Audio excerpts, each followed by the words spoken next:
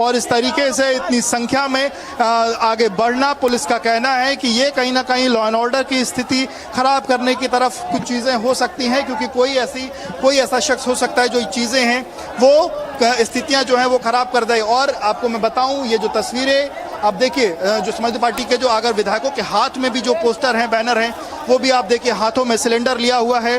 भ्रष्टाचारी भाजपा सरकार जनता पर कर रही है अत्याचार, इस तरीके के जो पोस्टर्स हैं वो लोगों ने अपने हाथों में लिए हुए हैं। पुलिस की तरफ जो विधायक हैं वो बढ़ रहे हैं। वो जो शॉट्स हैं हम आपको वो दिखा रहे हैं नेटवर्क पर, वो चीज़ें देखिए। पुलिस से जो लखनऊ सेंट्रल के जो डीसीपी हैं राजेश श्रीवास्तव, वो इस वक्त बात कर रहे हैं। अखिलेश यादव का कहना है कि उनको आगे की तरफ में बढ़ने दिया जाए, उनको आगे की तरफ में जाने दिया जाए, लेकिन लखनऊ सेंट्रल के जो डीसीपी हैं वो फिलहाल उनको मना कर रहे हैं और उनको आगे बढ़ने से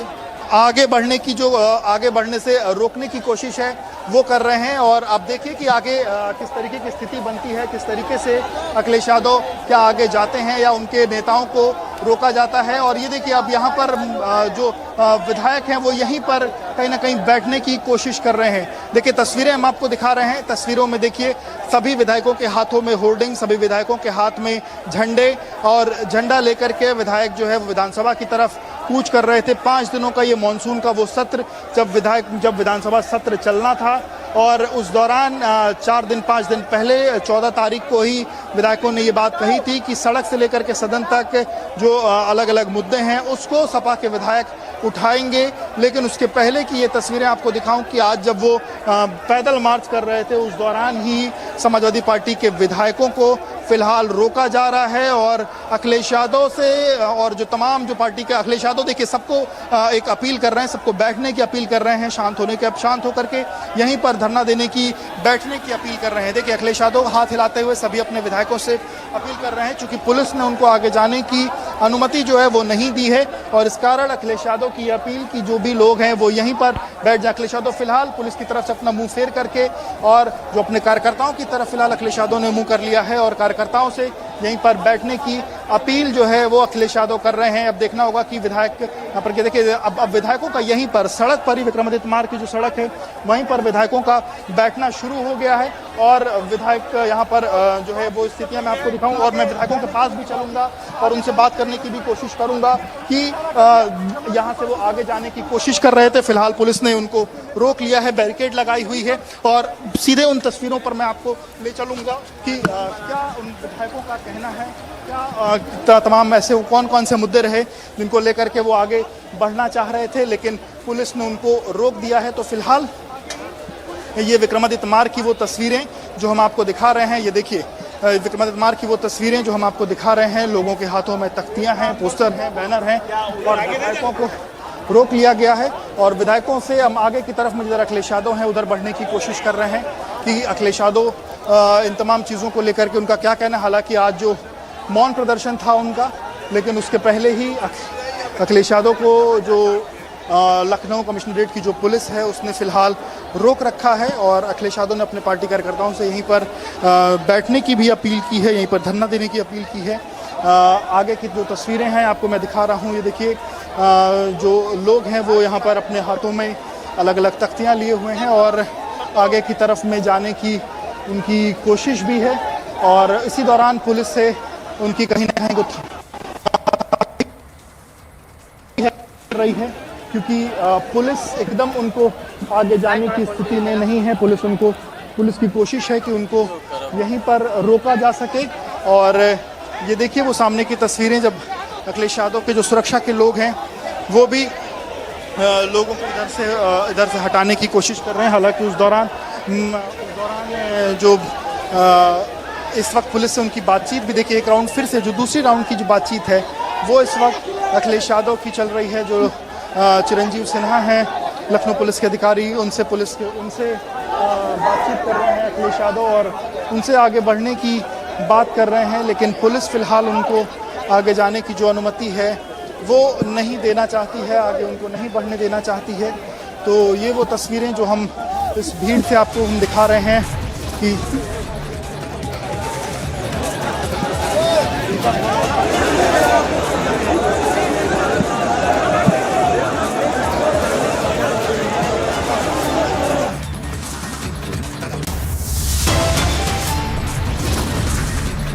And Queen Elizabeth II's funeral takes place today. India's President Draupadi Murmu is at the funeral.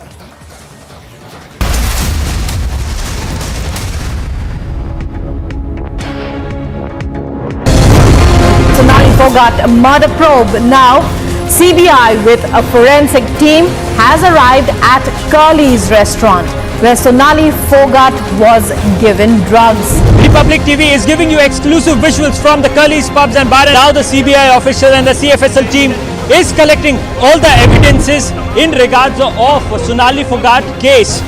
Each and every chemical evidences will be collected from the Curly's. Students in the Chandigarh University are staging protests. The Aam Aadmi Party MLA aides was seen assaulting ACP officials. Massive protest happened outside the girls' hostel in Chandigarh University.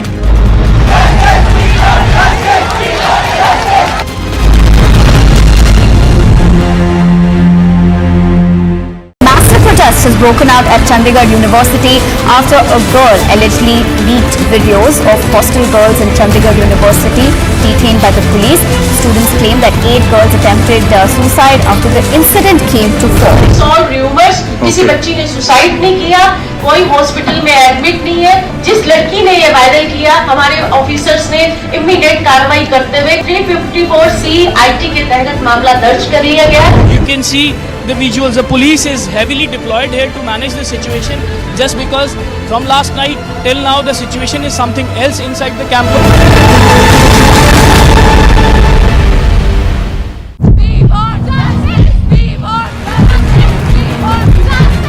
March is going on. These girls wearing the black t-shirts and marching on the roads inside the campus with the demand of the justice. After yesterday's incident, these students are not feeling secure inside the campus, and that is the reason they are continuously demanding justice from the administration.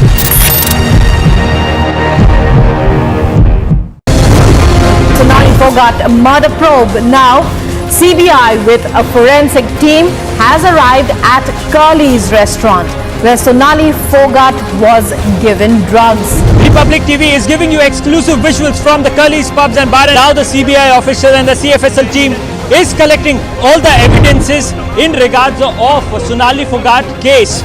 Each and every chemical evidences will be collected from the Curly's. Students in the Chandigarh University are staging protests. The Aam Aadmi Party MLA aides was seen assaulting ACP officials. Massive protest happened outside the girls' hostel in Chandigarh University.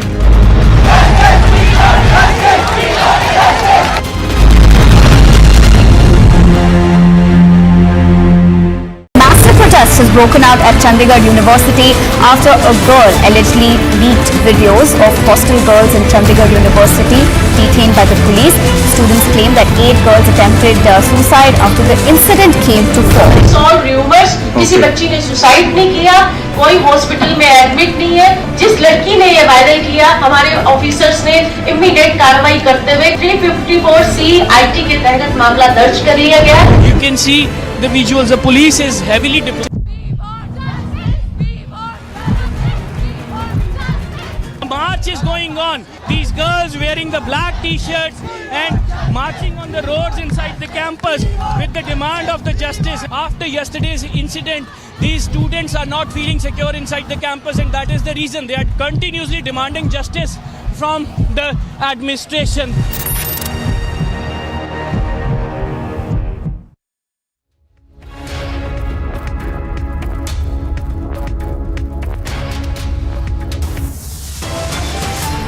Top headlines at 10:30. A storm over alleged girls' hostel video leak in Chandigarh University.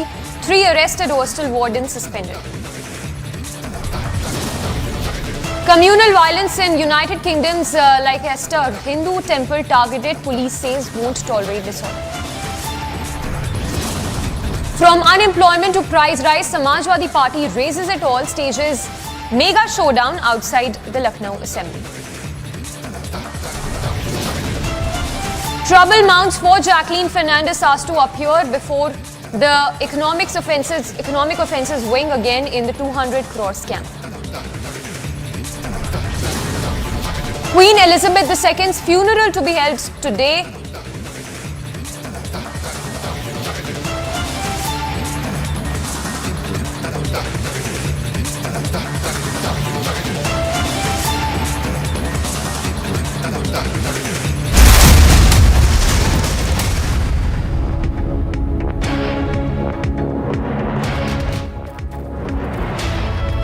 Thanks for tuning in this Monday morning. I'm Samiksha Srivastava. We are live and breaking straight up, starting with our top story coming in from Uttar Pradesh, where a showdown is taking place with the Samajwadi Party leading the march that is taking place towards the Vidhan Bhavan.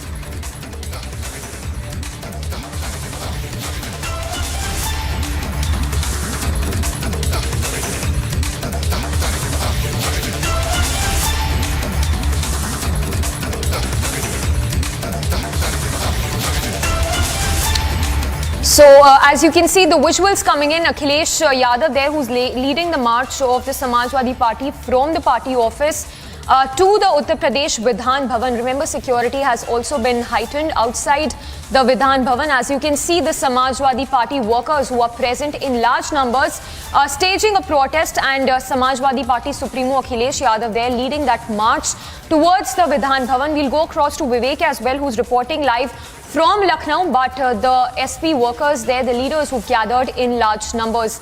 Now, during the march, the party MLAs as well as the MLCs will raise several issues, including unemployment, price rise, crime against women, and poor law and order situation in the state.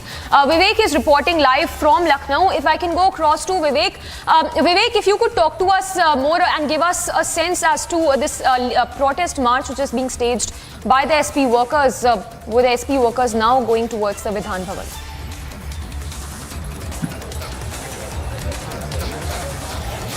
देखिए, बिल्कुल मैं आपको बता दूं कि आज से लखनऊ में उत्तर प्रदेश की विधानसभा का मानसून जो सत्र है वो शुरू हो रहा था, और सत्र की शुरुआत में ही आज की तारीख में समाजवादी पार्टी के जो विधायकों ने ये कहा था कि वो सड़क से लेकर के सदन तक जो है मार्च करेंगे। और ये वो आपको मैं तस्वीरें दिखाऊं, ये विक्रमादित्य मार्ग की वो तस्वीरें जिसको बैरिकेड कर दिया गया है। पुलिस को जैसे इस बात की सूचना लगी कि समाजवादी पार्टी के जो विधायक हैं वो पैदल मार्च करते हुए आगे बढ़ने वाले हैं, उसके बाद से ये बैरिकेड की स्थिति बना दी गई थी, बैरिकेडिंग कर दिया गया था।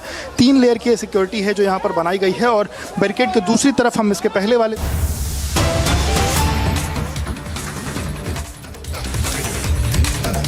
And on to more breaking news coming in, another AAP leader who is in the dock of the Enforcement Directorate. We are getting to know that AAP leader Durgesh Pathak was at Vijay Nair's residence in Mumbai when the searches were carried out.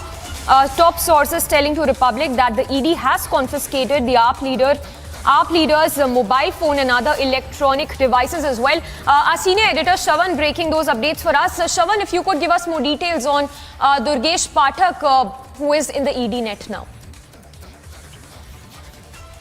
Well, in fact, Samiksha, more details now basically emerging as to why exactly Durgesh Pathak has been called. It turns out when the Enforcement Directorate was basically carrying out searches, this was the first set of searches that were basically carried out by the Enforcement Directorate. They found Durgesh Pathak was at the residence of Vijay Nair. In fact, the searches were being carried out at Vijay Nair's Mumbai residence when Durgesh Pathak was also present. At that point in time, the Enforcement Directorate had basically seized his mobile phones and other electronic devices. He was then asked to explain about his association with Vijay Nair. In fact, he was then handed out a summons, and he was then asked to appear before the Enforcement Directorate, where they would essentially question him about his association with Vijay Nair. How exactly does he know Vijay Nair? After all, Vijay Nair is one of the main accused in this particular case. And surprisingly, Aam Aadmi Party leader Durgesh Pathak was present at Vijay Nair's residence when the searches were being carried out. Also, Shravan, stay with us. We are getting to know that Durgesh has been asked to explain his links with Vijay Nair. If you could give us more details on that. Well, Samiksha, as I was just explaining it to you right now, the biggest, or rather the surprising element here is that Aam Aadmi Party leader Durgesh Pathak was present at Vijay Nair's residence when the searches were being carried out. Vijay Nair is not an Aam Aadmi Party leader. Neither, as far as his association with the party is concerned, that is basically under the scanner. And more importantly, Durgesh Pathak was there when the searches were being carried out. In fact, his mobile phones, his electronic devices were also confiscated. At that point in time, he was basically asked to explain his association with Durgesh Pathak, with Vijay Nair, and he was also asked to explain what exactly was he doing there. This is the important part, if I may say so, in terms of the investigation that is being carried out by the Enforcement Directorate, and he was then asked to appear before the Enforcement Directorate in the national capital, where his statement would now be recorded. Also, Shravan, if you could give us a better understanding that how is the line of questioning going to be like, because we understand that the ED has also confiscated the mobile phone of the AAP leader.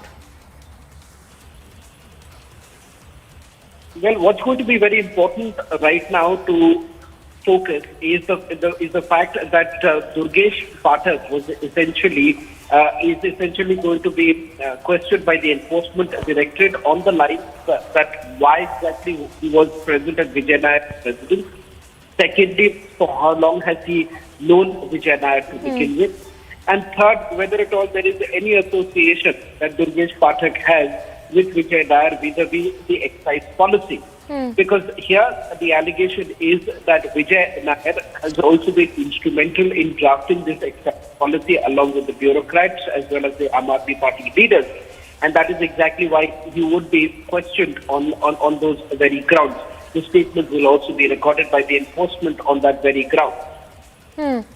Also, Shravan, if you could give us a better sense as to Durgesh Pathak's role when we talk about the liquor gate, the charges that Vijay Nair is facing at this point when we talk about his links with the AAP leader, which has come to light. Well, as far as Durgesh Pathak's role is concerned, the charges that are concerned, that is not known at this point in time, Samiksha. All that we know is that he's primarily being called in for questioning because he was present at Vijay Nair's residence in Mumbai when the searches were being carried out. Two sets of questioning that has already taken place in the liquor gate by the Enforcement Directorate. In the first set of searches that were basically carried out, it was carried out at multiple locations, over 30 to 40 locations. One of the locations happens to be Vijay Nair's residence in Mumbai. This was in Parel where the searches were being carried out. And when the searches were being carried out, they found out that Aam Aadmi Party leader Durgesh Pathak, who is basically in charge of the LCD elections here in the national capital, he was present at Vijay Nair's residence. And that is exactly why he was basically asked to explain what is his association right now. Whether at all he is involved in drafting the excise policy or anything else, that is not known at this point in time. We'll have to wait and watch as to what really happens. But the primary focus is about his association with Vijay Nair. Yes. Also, Shravan, just to put this into context, if you could once again just sum it all and give us more details that are known so far.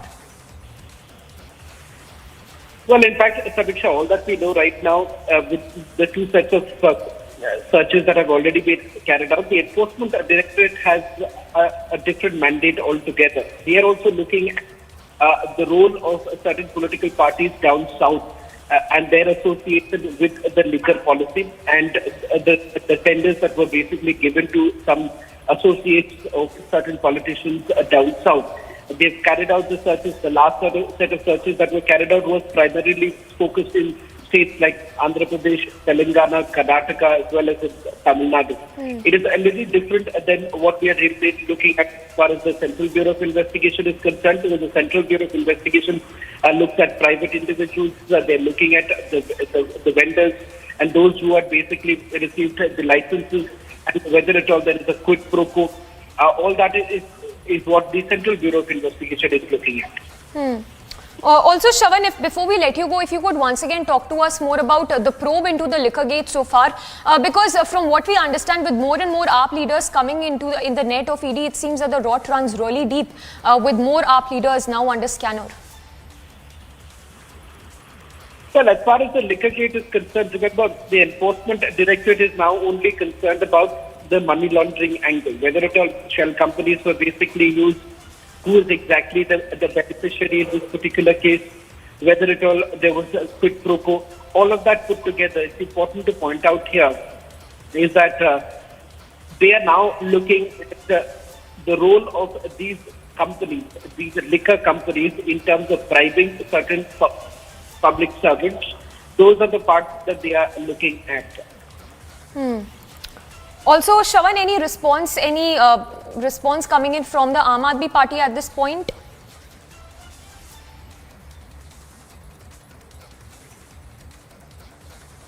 All right, we'll try and go across to Shravan again, but those are the first details coming in right now. Stunning lead that is coming in connection with the liquor gate. Anuj also reporting live. Anuj, if you could give us more details, the AAP leader who will now be quizzed by the Enforcement Directorate. Talk to us more about Vijay Nair as well as how is the line of questioning going to be like here on? Well, this is going to be another round of questioning by the Aam Aadmi Party leader, and Durgesh Pathak now has been called by the Enforcement Directorate. As we were just telling this to our viewers, that this is about the connection of Durgesh Pathak, the Aam Aadmi Party MLA, with Vijay Nair. Vijay Nair is one of the main accused in the FIR which has been registered by the CBI in the liquor scam. So what exactly is the role of Durgesh Pathak, and what exactly are the businesses of Durgesh Pathak and Vijay Nair? That is going to be something which is going to be the line of questioning if we talk about Durgesh Pathak questioning today by the Enforcement Directorate.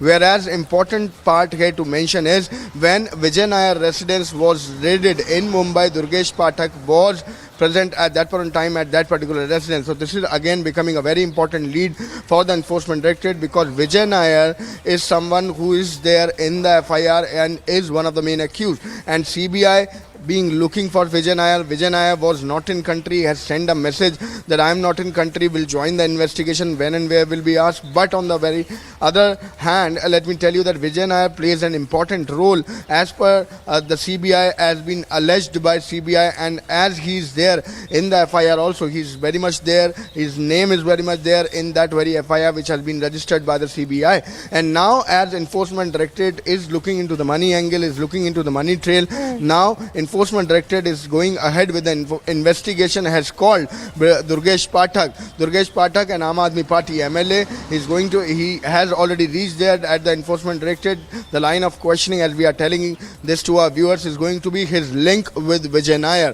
Vijay Nair is one of the accused, let me remind you again. On the other hand, if we talk about the political ramifications of the same, then we have seen the Aam Aadmi Party coming out with the reaction. This was none other but Manish Sisodia himself. Manish Sisodia, the Deputy Chief Minister of Delhi, Manish Sisodia, the main accused in that very FIR which has been registered by the CBI in the liquor scam, is coming out with a tweet, and there he has mentioned that what exactly Durgesh Pathak has to do in the liquor scam, because Durgesh Pathak, let me remind you, is the in charge of the election of the MCD. So there, now relating it with the MCD election, Aam Aadmi Party has taken again the line which has been taken earlier also, as Aam Aadmi Party again and again being calling it a political vendetta. And we have seen none other but Arvind Kejriwal, the Supremo of Aam Aadmi Party, the Chief Minister of Delhi, coming out with the same line, the Deputy Chief Minister coming out with the same line. Press conferences after press conferences we have seen. If we talk about the political ramifications of the same, then this is again going to be the same. We are waiting if there is going to be any media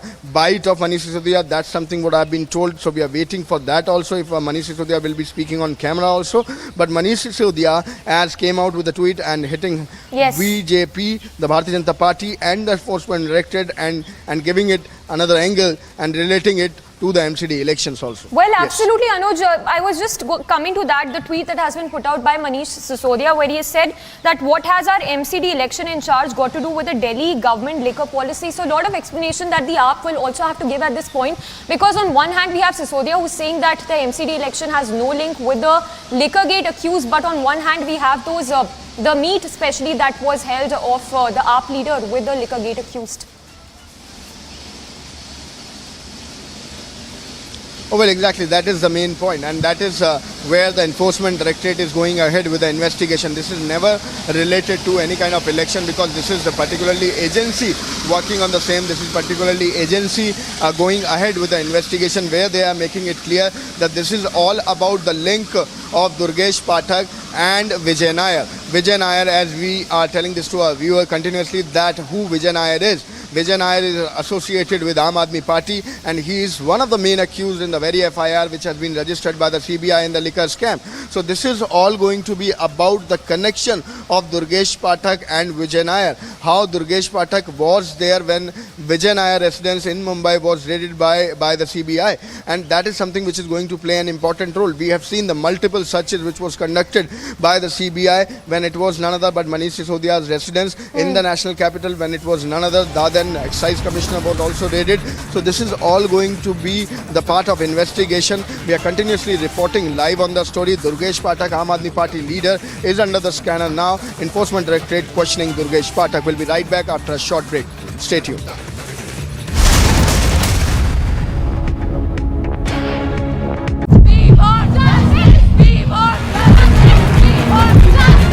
March is going on. These girls wearing the black t-shirts and marching on the roads inside the campus with the demand of the justice. After yesterday's incident, these students are not feeling secure inside the campus, and that is the reason they are continuously demanding justice from the administration.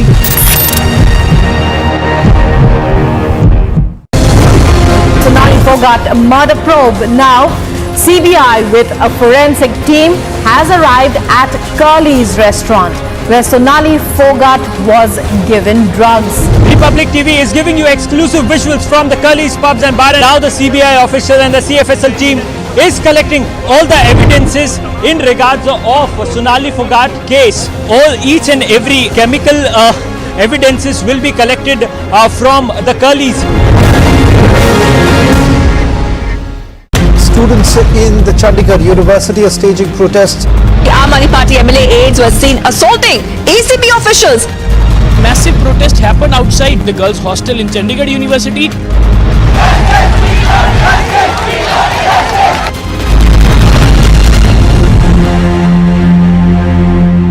Massive protest has broken out at Chandigarh University after a girl allegedly leaked videos of hostel girls in Chandigarh University detained by the police.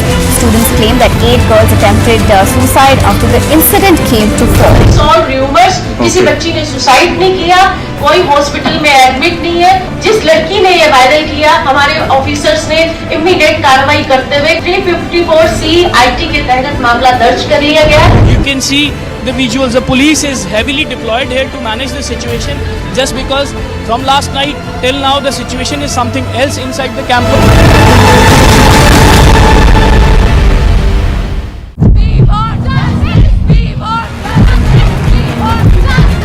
March is going on. These girls wearing the black t-shirts and marching on the roads inside the campus with the demand of the justice. After yesterday's incident, these students are not feeling secure inside the campus, and that is the reason they are continuously demanding justice from the administration.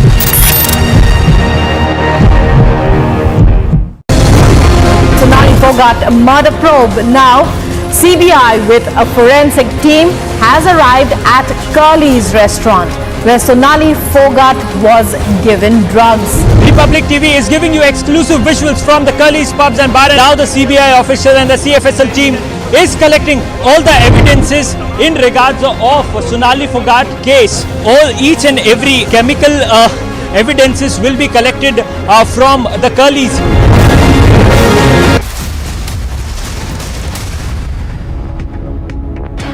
वो शख्स जो दिल्ली में MCD चुनाव का प्रभारी है, जो जब आबकारी नीति बनी तब विधायक भी नहीं था, सरकार का हिस्सा भी नहीं था, उसका तथाकथित इस शराब की पॉलिसी की जांच से क्या लेना देना?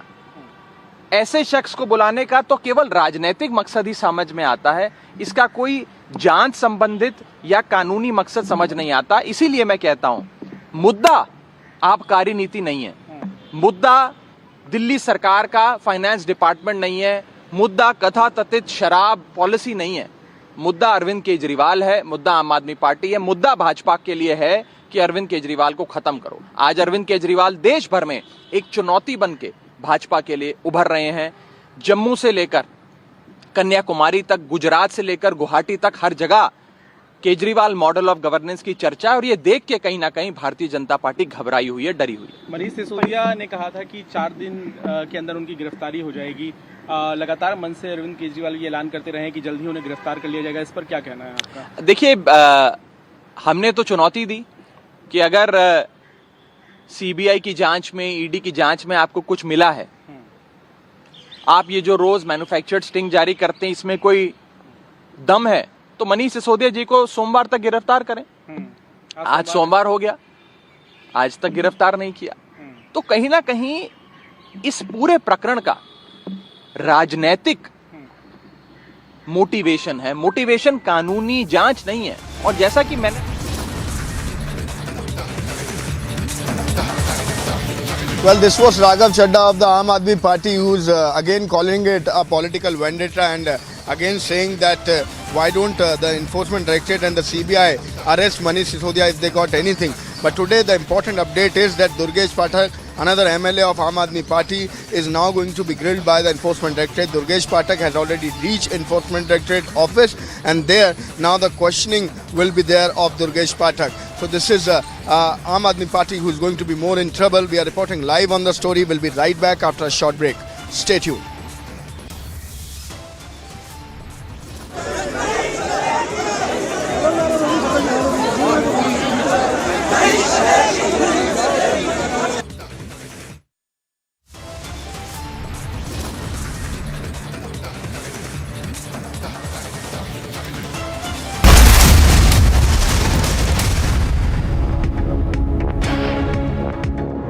Protest has broken out at Chandigarh University after a girl allegedly leaked videos of hostel girls in Chandigarh University detained by the police.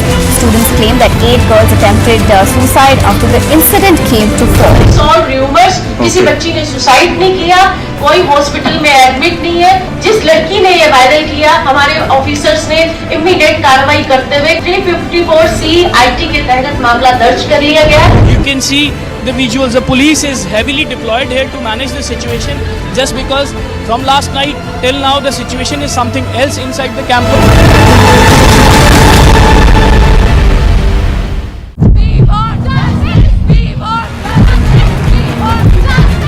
March is going on. These girls wearing the black t-shirts and marching on the roads inside the campus with the demand of the justice. After yesterday's incident, these students are not feeling secure inside the campus, and that is the reason they are continuously demanding justice from the administration.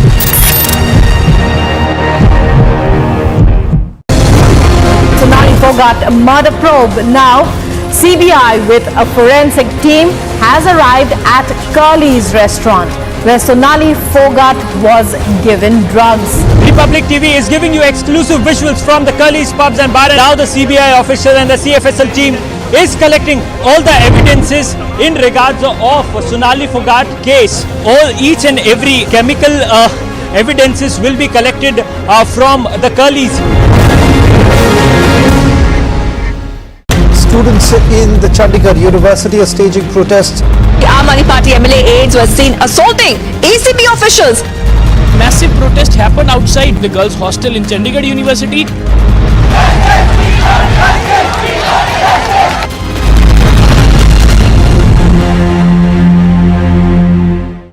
Protest has broken out at Chandigarh University after a girl allegedly leaked videos of hostel girls in Chandigarh University detained by the police.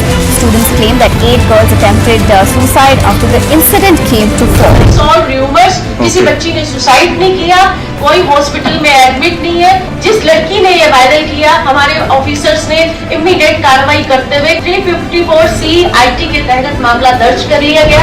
You can see the visuals. The police is heavily deployed here to manage the situation, just because from last night till now the situation is something else inside the campus.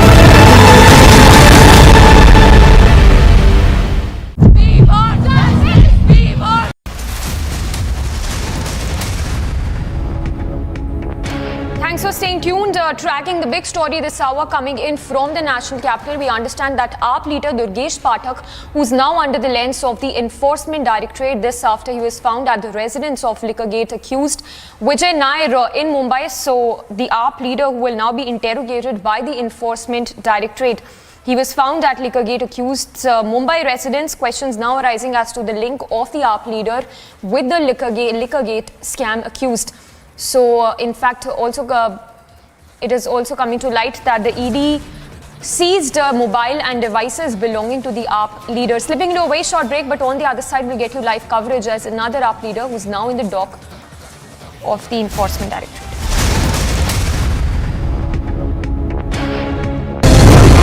Sonali Fogart murder probe. Now, CBI with a forensic team has arrived at Curly's restaurant, where Sonali Fogart was given drugs. Republic TV is giving you exclusive visuals from the Curly's pubs and bar. Now the CBI official and the CFSL team is collecting all the evidences in regards of Sonali Fogart case.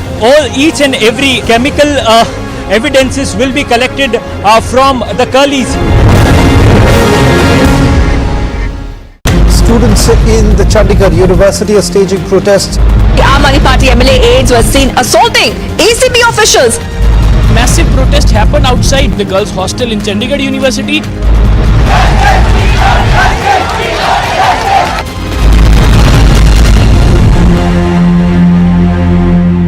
Massive protest has broken out at Chandigarh University after a girl allegedly leaked videos of hostel girls in Chandigarh University detained by the police.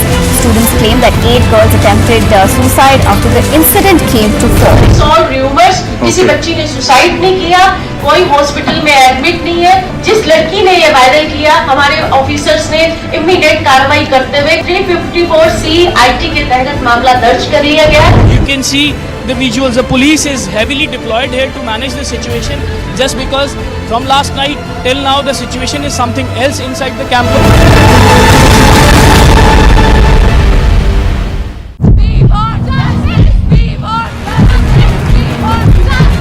March is going on. These girls wearing the black t-shirts and marching on the roads inside the campus with the demand of the justice. After yesterday's incident, these students are not feeling secure inside the campus, and that is the reason they are continuously demanding justice from the administration.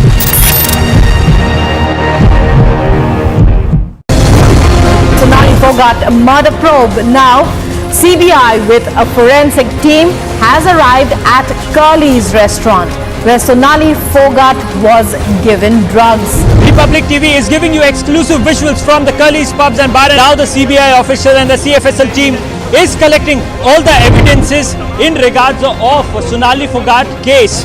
Each and every chemical evidences will be collected from the Curly's. Students in the Chandigarh University are staging protests. The Aam Aadmi Party MLA aides were seen assaulting ACB officials.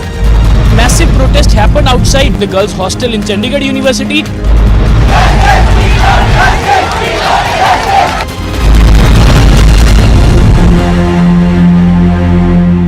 Massive protest has broken out at Chandigarh University after a girl allegedly leaked videos of hostel girls in Chandigarh University detained by the police. Students claim that 8 girls attempted suicide after the incident came to fore. It's all rumors.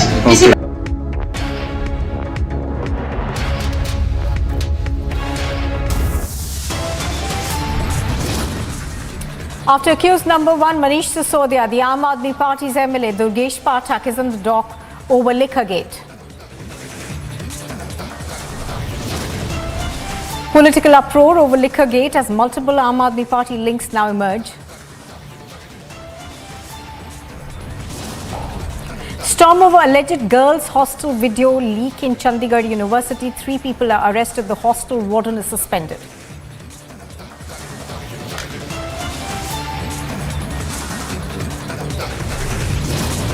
Communal violence in the United Kingdom's Leicestershire Hindu temple is targeted. Police says won't tolerate disorder.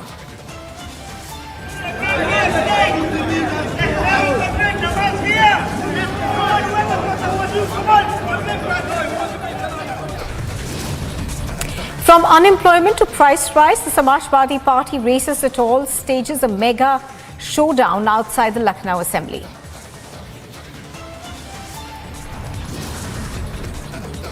And trouble mounts for Jacqueline Fernandez, asked to appear before the Economic Offences Wing of the Delhi Police again in the 200 crore rupees scam.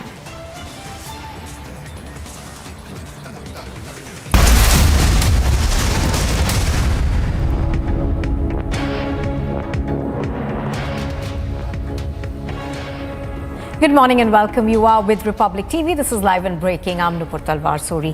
Now, sparking off a fresh row, Manish Sisodia has claimed that Durgesh Pathak, who has been summoned in Liquorgate, has no connection with the scam. Now, Sisodia has said on his Twitter account, and I quote, "Today, the Enforcement Directorate summoned the election in charge of the Aam Aadmi Party's MCD elections, Durgesh Pathak. What has our MCD election in charge got to do with the Delhi government's liquor policy? Is their target the liquor policy or the MCD polls?" So that's the tweet that's coming in from Manish Sisodia. Do remember that Manish Sisodia has been accused in the multi-crore Liquorgate scam and he has of course been questioned in it. His home has also been searched by the Enforcement Directorate in that particular case, but giving it a political angle, Manish Sisodia questioning why Durgesh Pathak has been summoned. Let's go across, I think, to Anuj. All right, first let's go across to Shavan Sen. Shavan, good morning. Shavan, give us more details over the summoning of Durgesh Pathak. We are given to understand that he has been summoned by the ED in a bid perhaps to narrow in on the money trail. Well, the matter concern here is that what exactly was Durgesh Pathak, an Aam Aadmi Party leader, doing at Vijay Nair's residence in Mumbai when the searches were basically being carried out. That's the bigger question that needs to be asked at this point in time, because it turns out when the first set of questionings was being done by the Enforcement Directorate at multiple locations, which also included Vijay Nair's Mumbai residence, when the team landed at Vijay Nair's residence, they found Durgesh Pathak was present. A preliminary questioning was actually done as far as his association and the fact that what was he doing at his residence to begin with. Now, that's the first thing that has been linked to. The second aspect that they're looking at is for how long has he known Vijay Nair? Because at the end of the day, we're talking about Vijay Nair, a man who was an accused in this particular case to begin with. And second, what's important to point out here is that the Enforcement Directorate had already taken into custody electronic devices of Durgesh Pathak. His mobile phone has already been taken by the Enforcement Directorate to begin the preliminary set of investigation. What we are being told right now that on the very day when the searches were carried out and they had got certain leads, they thereafter had issued a summon to Durgesh Pathak. He was asked to appear before the Enforcement Directorate's office here in the national capital, where his statement would be recorded. The primary focus would only be about his association with Vijay Nair and whether at all he was aware of the fact that Vijay Nair, an accused in this particular case, was also instrumental in the excise policy. That's the allegation that has also been leveled against Vijay Nair. Remember, he is also an accused in the FIR that has been registered by the Central Bureau of Investigation. When the CBI had carried out searches when the Liquorgate FIR was first registered. So what you're looking at right now is a direct link that is emerging, and that is exactly what the probe focus is going to be on. Absolutely. Shavan, do stay with us. I think we've also got Anuj live with us from New Delhi. All right, I don't think we've got Anuj yet, but Anuj earlier, of course, was tracking this investigation. And Shavan, coming back to you, obviously, you know, the Aam Aadmi Party is trying to draw as much political mileage as they can out of this. You know, that questioning by Manish Sisodia on Twitter is obviously one attempt that's being made. But so far, you know, Shavan, we haven't really seen any sort of direct answers coming as far as the scam itself is concerned. They have been making allegations against the investigative agencies, but nothing concrete on the allegations that they face. Well, That has been the strategy of the Aam Aadmi Party. From the time the case was registered by the Central Bureau of Investigation, several questions were basically raised. Question number one was about association of Deputy Chief Minister Manish Sisodia with 4 of his close associates, which the Central Bureau of Investigation essentially suspects are those who are direct beneficiaries of this excise policy. Windfall profits were basically made by certain liquor companies when they were granted the L1 licenses. And the Central Bureau of Investigation essentially suspected that there was a clear case of quid pro quo. And that is the reason why questions were being raised. Secondly, in an arbitrary manner, what was essentially happening is that they had changed the capping of those who could participate in the tendering process. Companies which had an annual turnover of over 150 crore rupees, which essentially would meant that the smaller players were eliminated from this entire process. These are certain questions that were basically asked. Then also questions were asked from the Aam Aadmi Party about a one-time waiver of about 143 crore rupees that was given to the L1 licensees. Secondly, another waiver of roughly about 53 crore rupees given to those who had applied for the tendering process at the airport zone. In fact, that essentially led to loss to the public exchequer, is what the Central Bureau of Investigation had alleged. Now, these are certain questions that were basically raised. These are preliminary questions, I would say.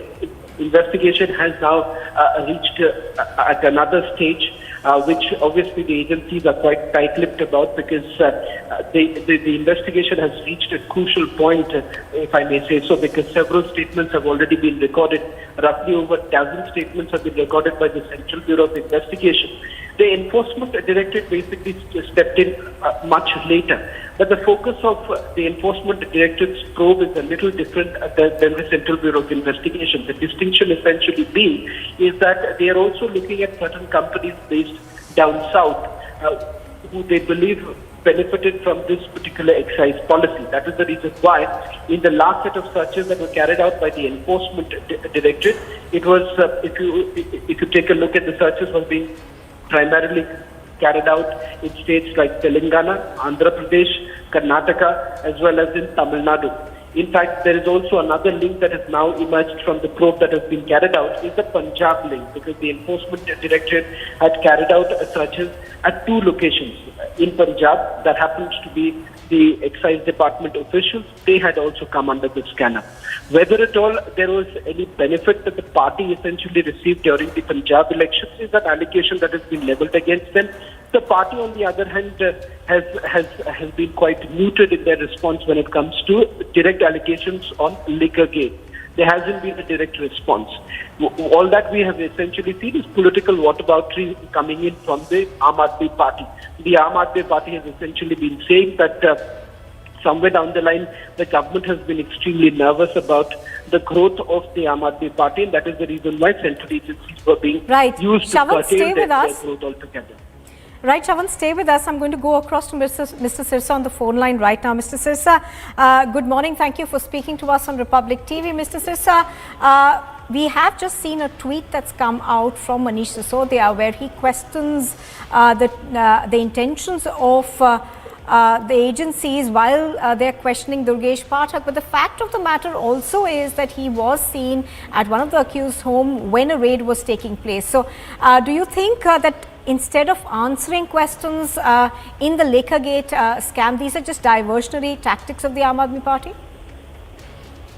Very true. Importantly, जो आम आदमी party के mister विजय नायर हैं, is the main kingpin.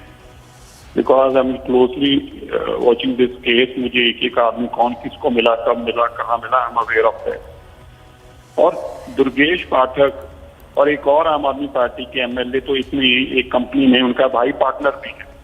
अब जब ये लोग questioning होती है, पैसे का लेन देन कैसे हुआ, साउथ के लोगों को कौन इन्वॉल्व करके लेके आया, किसने किसको पैसे दिए, तो ये एक ही बात कहते हैं जी आम आदमी पार्टी की ग्रोथ नहीं देख पा रहे. ये ठीक है, हम उनकी फाइनेंशियल ग्रोथ को तो हम जरूर चाहते हैं कि उसके ऊपर चेक हो. पॉलिटिकल ग्रोथ के लिए कोई जाए, पंजाब में भी इन्होंने चुनाव लड़ा, जीते, हरियाणा में लड़ा, हारे, यूपी में लड़ा, हारा, उत्तराखंड में लड़े, हारे. तो उसमें तो हमारा कोई लेना नहीं है। जहां जीत सकते हैं जीतेंगे, हर एक को अधिकार है चुनाव लड़ने का, पार्टी बनाने का। लेकिन उसके नाम पर लूटने का अधिकार आम आदमी पार्टी को किसने दिया? प्राइवेट लोगों को शराब के धंधे में लाने का अधिकार किसने दिया? सरकार की प्रॉफिटेबल कंपनी को बंद करके अपने दोस्तों को शराब का काम देना, एक एक आदमी से 100 करोड़ रुपया, 60 करोड़, 50 करोड़ लेना, जो शराब के ऊपर 165% ड्यूटी थी उसको 1% कर देना, जो शराब का धंधा सरकार कमा रही थी 6500 करोड़, वो अचानक से 3000 करोड़ रुपया आ जाए और 35 करोड़ का लॉस हो जाए, प्राइवेट लोगों को प्रॉफिट हो जाए। तो ये सब कुछ जो करने का, और उसके बाद कहीं कि हमारी ग्रोथ को बर्दाश्त नहीं कर रहे, तो ठीक कहा आपने, हम आपकी फाइनेंशियल ग्रोथ की चिंता कर रहे हैं, पॉलिटिकल ग्रोथ आपकी कहीं भी हो, हम उसको कैसे रोक सकते हैं? Right. Mr. Sirsa, appreciate your speaking to us on Republic TV. So that was the BJP leader over there questioning the comments that have been made by Manish Sisodia. I'm going to go back to Shravan now. Shravan, we have also seen the ED conduct searches at various locations. The ED, of course, has had on Friday, I think, launched operations at about 40 locations across the country that were linked to its money laundering probe in connection with the Delhi liquor policy. Searches were carried out in Bangalore, Hyderabad, Andhra Pradesh's Nellore, Chennai, as well as the Delhi NCR. All right, let's go across to Anuj right now. Anuj, we are given to understand that the questioning that is taking place of this Aam Aadmi Party leader has, of course, drawn political reactions from the Aam Aadmi Party. But tell us more on why he's being questioned. Well, if you talk about Durgesh Pathak, Aam Aadmi Party MLA, then at this point in time, first let me give you the sense from where I'm reporting. This is Enforcement Directorate. Give you the sense from where I'm reporting. This is Enforcement Directorate office. He is already inside. We have given the visual. And if you talk about this particular development, then let me remind you that this was the raid which was conducted by the CBI in the liquor scam. And when the residence of Vijay Nair was raided by the CBI and the agency, then Durgesh Pathak, Aam Aadmi Party MLA, was very much there. So there, the connection, the link between the duo is something which is the part of the investigation by the Enforcement Directorate. For that reason only now the Enforcement Directorate has summoned Durgesh Pathak, Aam Aadmi Party MLA, and there the line of questioning will be that what exactly is the link of Durgesh Pathak and Vijay Nair. If we are talking about Vijay Nair, then let me remind you, Vijay Nair is one of the main accused whose name is there in the FIR which has been filed, which has been registered by the CBI in the liquor scam. So this is again going to be the dots which is going to be connected by the Enforcement Directorate, that what exactly the link of Durgesh Pathak and Vijay Nair is. When we are talking about Vijay Nair, then let me remind you, his residence was also raided when we are talking about the liquor scam. He was not in India. There a notice was given, a notice was served that he's not in India, he's ready to join the investigation. If you talk about this particular liquor scam and the excise policy which was implemented by the Aam Aadmi Party government back in 2021 in November, then this is the policy has been rolled back now, but there are irregularities. That is something which has been alleged. That is the allegation if you talk about this particular liquor policy. And there the LG started the debate on the same. Thereafter, this was a request which was put in front of the CBI. CBI came in action. CBI doing the investigation and doing the inquiry, registered an FIR. Almost around 15 people are named in that very FIR. And if you talk about the main accused, that's none other but Manish Sisodia himself, the Deputy Chief Minister. So his residence was raided. Multiple places were raided. Other than this, Dadan Excise Commissioner residence was raided. The Deputy Commissioner was raided. So the people whosoever is linked with the excise policy and belonging to Aam Aadmi Party or anywhere related to this particular liquor policy was raided. And now this is going to be another step of investigation which was been taken ahead by the Enforcement Directorate. Enforcement Directorate today now questioning Durgesh Pathak. That's the Aam Aadmi Party MLA. We have seen the political ramification of the same. Manish Sisodia today early in the morning came out with a tweet and targeting Bharatiya Janata Party and Enforcement Directorate, relating it to the MCD election, because let me remind you that Durgesh Pathak is the election in charge of the MCD, and that's something what has been stated by Manish Sisodia in his very tweet. So we will wait and watch what exactly is going to be the next course of action by the Enforcement Directorate. But there they are looking into the angle and the connection of Vijay Nair, who is already named in FIR, and Durgesh Pathak, who is an MLA of Aam Aadmi Party. Yes, back to you. All right, Anuj, do stay with us. Mr. R.P. Singh also on the phone line with us. Mr. Singh, how do you see the statements that are coming from the Aam Aadmi Party, Manish Sisodia over there questioning why this Aam Aadmi Party MLA has been questioned and summoned by the ED in this particular case? Well, Durgesh Pathak has been missing from the constituency, and we've been told that he was there at Mr. Vijay Nair's house. Vijay Nair is one of the key accused in the whole of this case. Even the sting operation which has happened indicates to Vijay Nair. So, if there is something which ED wants to investigate, he should answer that. I don't see any reason why, if ED calls me or to you, anyone for that regard, tomorrow, and for some questions or investigation, one should participate and answer those if there's nothing wrong. But if ED finds something hanky-panky, then they will prosecute the person accordingly. We are going by the rule of the constitution and rule of the law. All right, Mr. Singh, appreciate your speaking to us on Republic TV. Thank you for joining us. So there you have it. The latest that's coming in on Liquorgate is that another Aam Aadmi Party MLA, Durgesh Pathak, has been summoned. Pictures on your screen are of the summoning that's taking place. He's made himself available at the ED's office in New Delhi.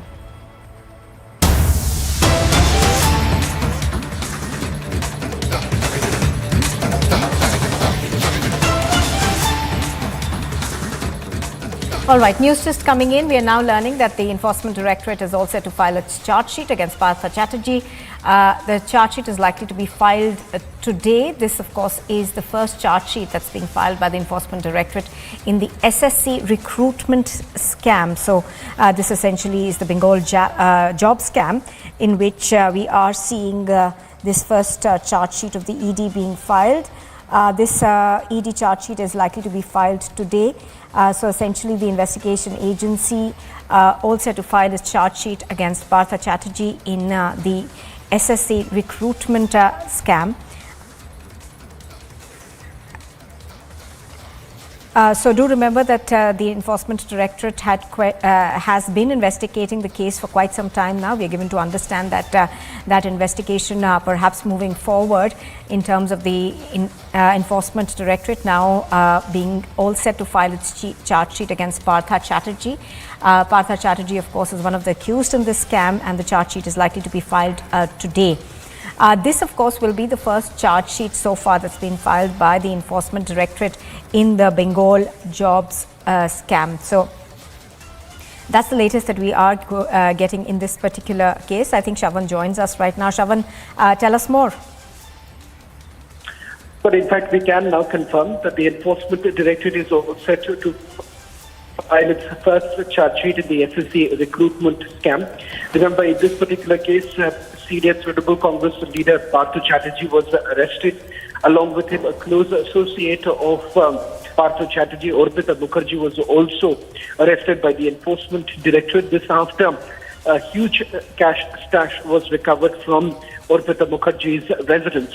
The focus essentially of this particular charge sheet being the link between Partha Chatterjee and Orpita Mukherjee, and the fact that Orpita Mukherjee essentially acted as a conduit in this particular SSC recruitment scam.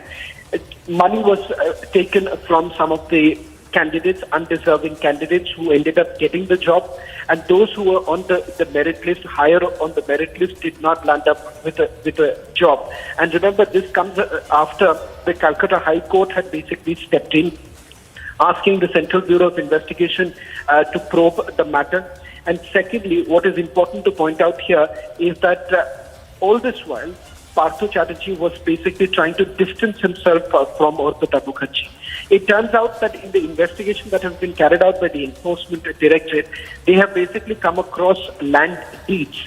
These deeds which indicated that they were joint properties of Orpita Mukherjee and Partha Chatterjee. And not just that, also certain other deeds that the Enforcement Directorate has come across, which they believe is nothing but the proceeds of crime that was basically being diverted by the senior Trinamool Congress leader. All that basically figuring in the charge sheet that is going to be filed by the Enforcement Directorate. In fact, we're given to understand that ED officers have already reached the court in Kolkata. And in a short while from now, the charge sheet would be filed. Cognizance of it would be taken at a later date, a date that would be set by the court.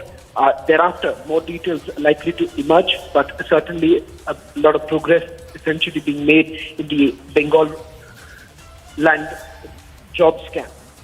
All right, Shravan Sen, our senior editor, joining us there. Thank you for the moment. Let's also go across to Kishale, who's reporting from a Bangla newsroom. He has more details. Kishale, tell us more about what you're expecting today. Of course, the ED set to file its charge sheet in the job scam.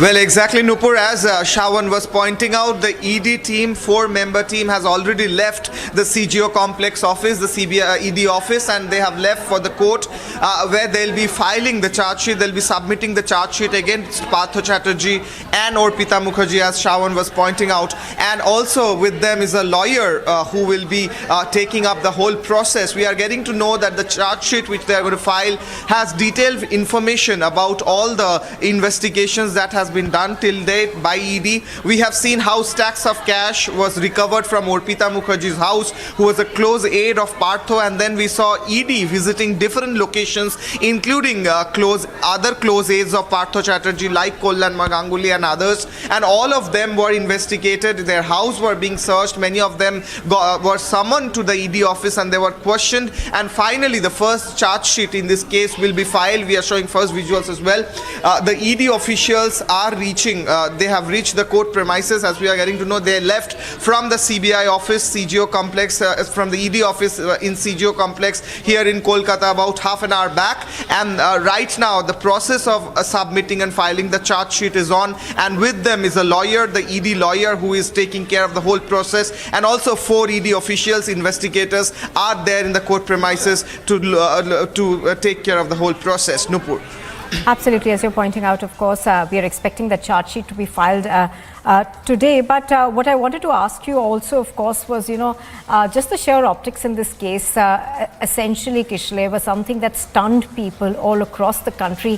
The stashes of cash that were found and the linkages and the property documents, those optics nobody can forget.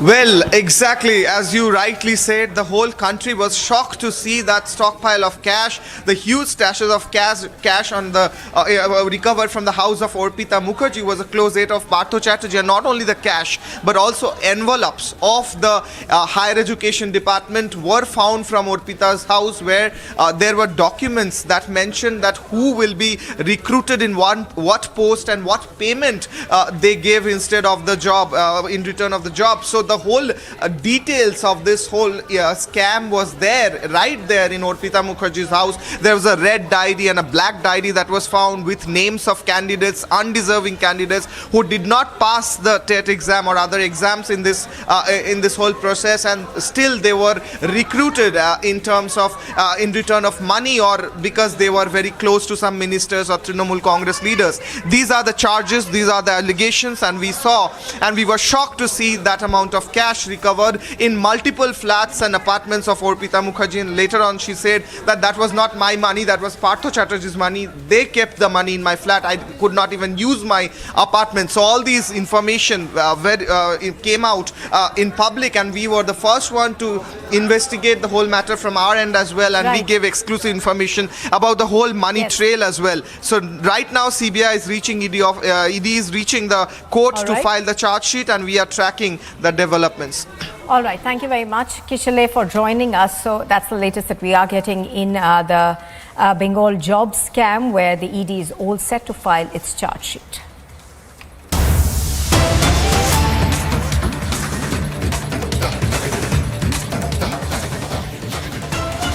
Well, the Supreme Court has refused to hear a plea that demanded an SIT probe into the Kashmiri Pandit Tika Lal Taplu's murder case. The petitioner has now withdrawn the petition.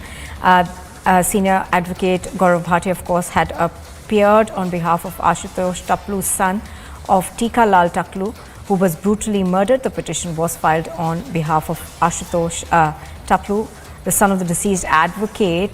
Tika Lal was brutally murdered by terrorists in 1989. So the Supreme Court has refused to hear that plea.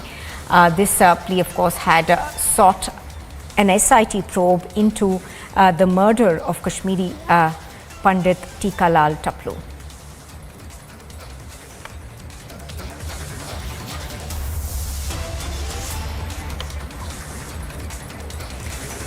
So essentially, the latest that we are hearing on this is that the Supreme Court has refused to hear a plea in the murder of Tikalal Taplu. Now, the petitioner has withdrawn the petition. Senior advocate Gaurav Bhatia had appeared on behalf of Ashutosh Taplu. He is the son of Tikalal Taplu ji, who was brutally murdered. The petition was filed on behalf of Ashutosh Taplu. Rhythm are now joining us for more details on this. Rhythm, tell us more. Well, the Supreme Court has today said they are not inclined.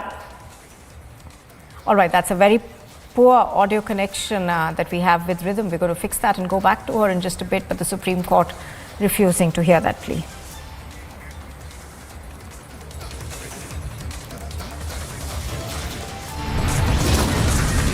You are watching Republic TV. Visuals on your screen are of Captain Amrinder Singh meeting JP Nadda.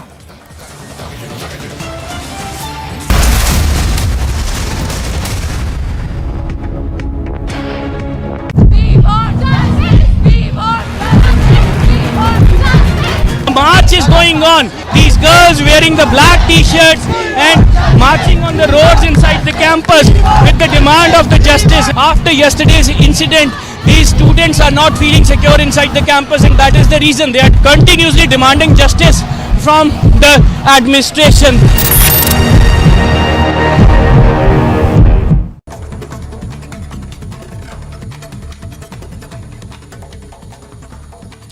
And in other top stories, Delhi Police's Economic Offences Wing has summoned actor Jacqueline Fernandez to appear before it at 11 this morning for questioning in the 200 crore rupees scam.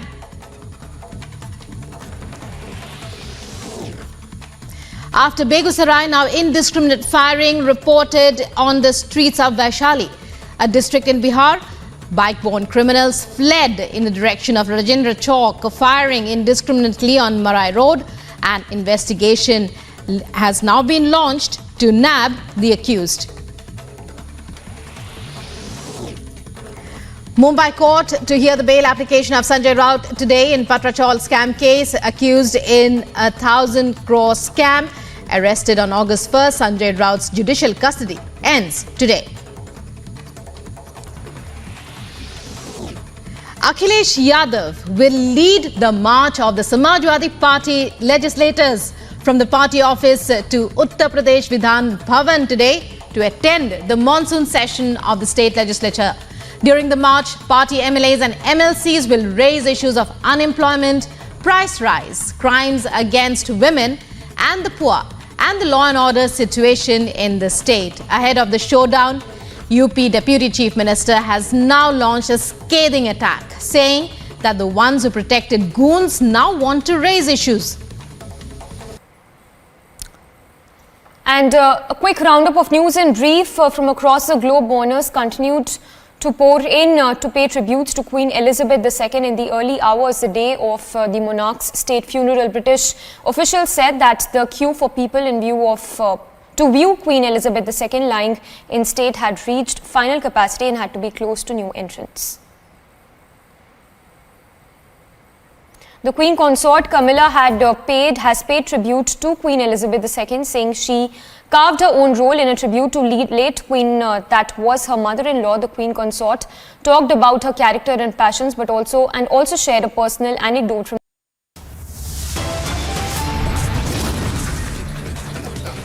The headlines at this hour: after accused number 1 Sisodia, AAP MLA Durgesh Pathak in the dock for Liquorgate.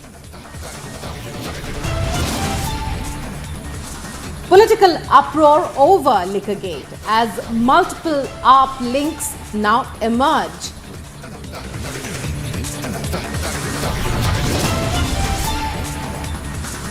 Big lead in Bengal job scam. ED News Titans likely to file charge sheet against Partho and Arpita.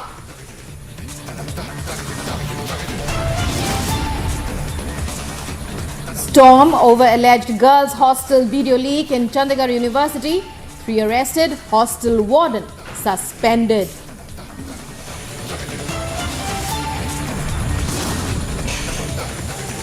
Communal violence in United Kingdom's Leicester Hindu temple targeted. Police say will not tolerate disorder.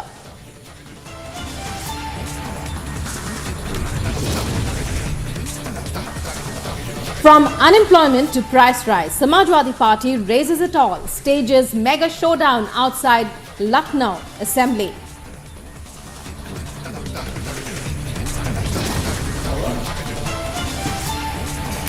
Hello and welcome. You're watching live and breaking, and well, trouble mounts for Jacqueline Fernandez as she is asked to appear before EOW again in the 200 crore rupees scam.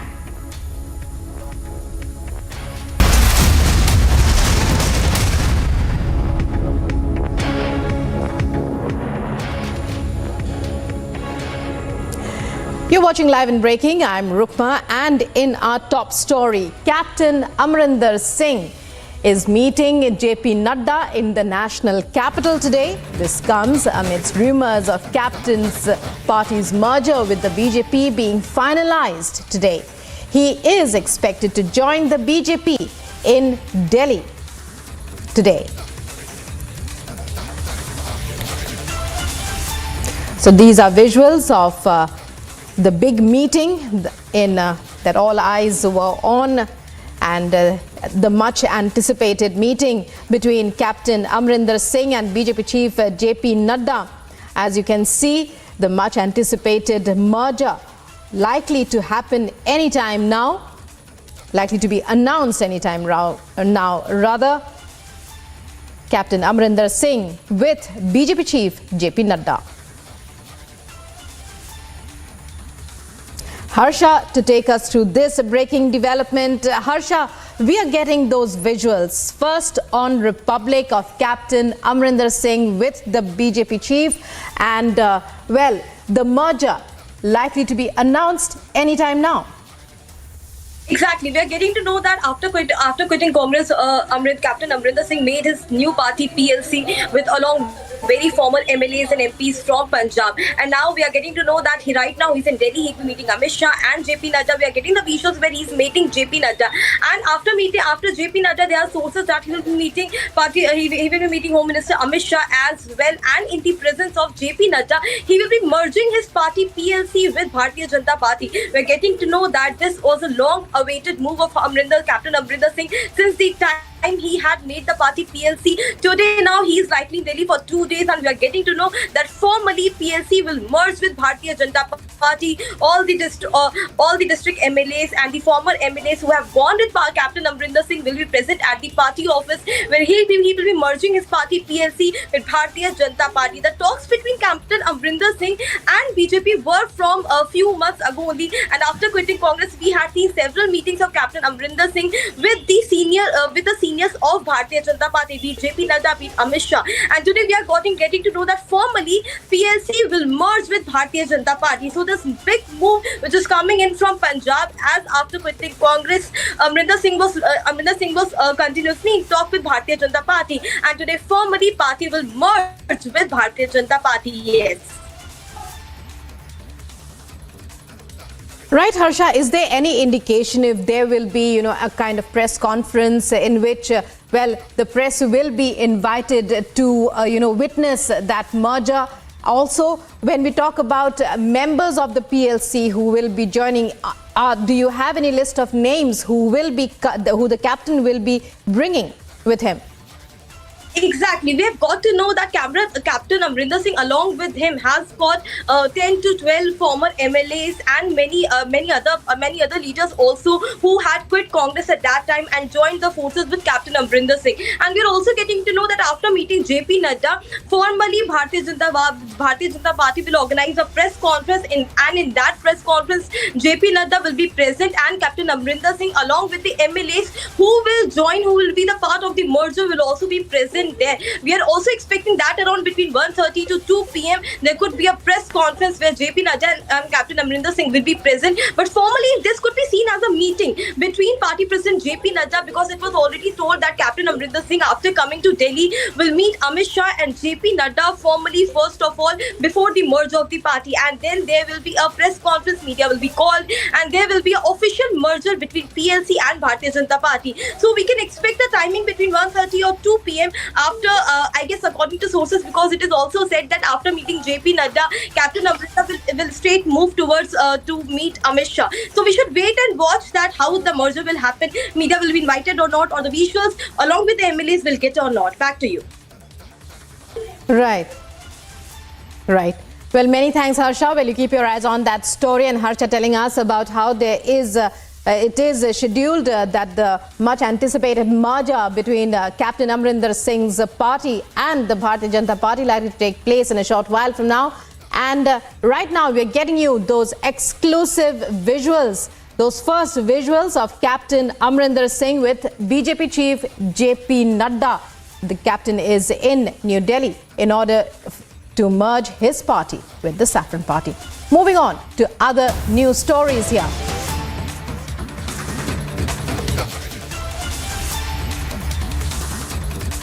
Breaking news coming in, an update now in the Chandigarh video scandal case.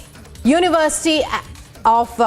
university in question has now constituted a 7-member committee to probe into the matter.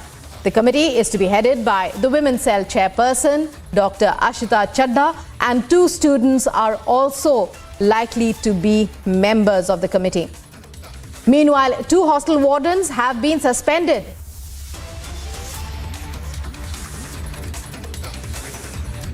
It's over to Amandeep, bringing in Amandeep now, our correspondent who's been covering this story and who in fact broke it when it first happened. Amandeep, well, major developments now, even as students are mostly headed home, as the university has declared an extension of the 2 days holiday. Tell us about these latest developments, the university taking some steps to believe that a committee now is to be formed. Well, absolutely, Rukma. The point is that university have launched the internal probe and constituted a 7-member committee that was headed by the Women's Cell chairperson Ashita Chadha, and in fact 2 hostel students are also the part of that committee, and even that committee will probe the entire incident, how it happened and what are the loopholes inside the hostels and why the girls are not feeling secure, and in fact they will also probe that why this entire incident happened and how that girl is being connected with that boy and who are all involved into this entire nexus. And in fact this is the internal probe of the university, and that status report will be handed over to the VC for the further action. And in fact all the allegations and all the counter allegations by the students, they will be taken into the consideration, and this committee will launch an extensive probe inside the campus only. And meanwhile police have also investigating the matter of the criminal angle as well, just because 2 incidents happened. One is posting the video through the WhatsApp to the other guys who were presently in the custody of Mohali police, and in fact other is that putting that video on the social media as well. So these are the 2 angles that are being investigated by the police, but university has already launched the probe, constituting a committee and suspending 2 wardens on the allegations of the students. And in fact now the further report will be prepared, a detailed report in fact will be prepared by this committee and will be handed over to the Vice Chancellor about this entire incident, just because 2 nights continuously the protest happened inside the campus, and even students have made several allegations against the administration as well. So everything put in place and everything will put on record, and this report will be prepared and detailed report will be handed over to the Vice Chancellor for the further action, and accordingly the administration will act on this. Yes, Rukma. Well, many thanks Amandeep for joining us there. But even as we speak, Amandeep, many questions still remain, but thank you very much for that update. So an internal probe has now been ordered, mostly into how and why protests erupted on the day before yesterday in the campus of this particular university in Mohali. Let's move on now to other national stories that we are tracking at this hour. Delhi police have summoned actor Jacqueline Fernandez to appear before the Economic Offences Wing at 11 this morning for questioning in the 200 crore rupees scam in which she is accused. After Begusarai, now indiscriminate firing reported on the streets of Vaishali, a district in Bihar, bike-borne criminals fled in the direction of Rajendra Chowk, firing indiscriminately on Marai Road. An investigation has now been launched to nab the accused.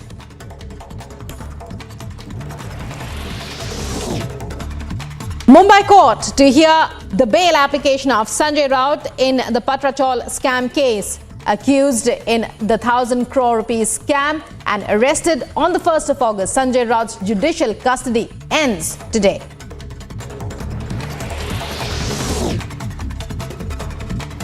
Akhilesh Yadav to lead march of Samajwadi Party legislators from the party office to Uttar Pradesh Vidhan Bhavan to attend the monsoon session of the state legislature. During the march, party MLAs and MLCs will raise issues of unemployment, price rise, crimes against women and poor law and order situation in the state ahead of the showdown. Uttar Pradesh Deputy Chief Minister now launches a scathing attack, saying those who protected goons once now want to raise issues. Reports suggest Captain Amrinder Singh to join the BJP today, merging his party, the Punjab Lok Congress, with the Saffron Party. Captain recently met Prime Minister Narendra Modi and Union Home Minister Amit Shah in New Delhi amid reports that he is likely to play a key role in the BJP after his joining.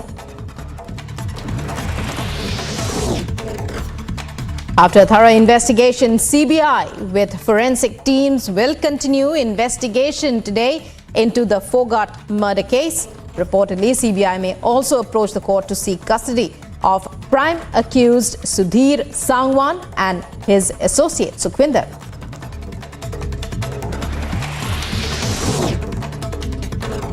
In a massive update in the Chandigarh video scandal case, 3 have been detained and are in custody of Mohali police. Meanwhile, protesting students have called off their protest. This happened around 2 in the morning today after the intervention of the DIG, the DC and the University DSW.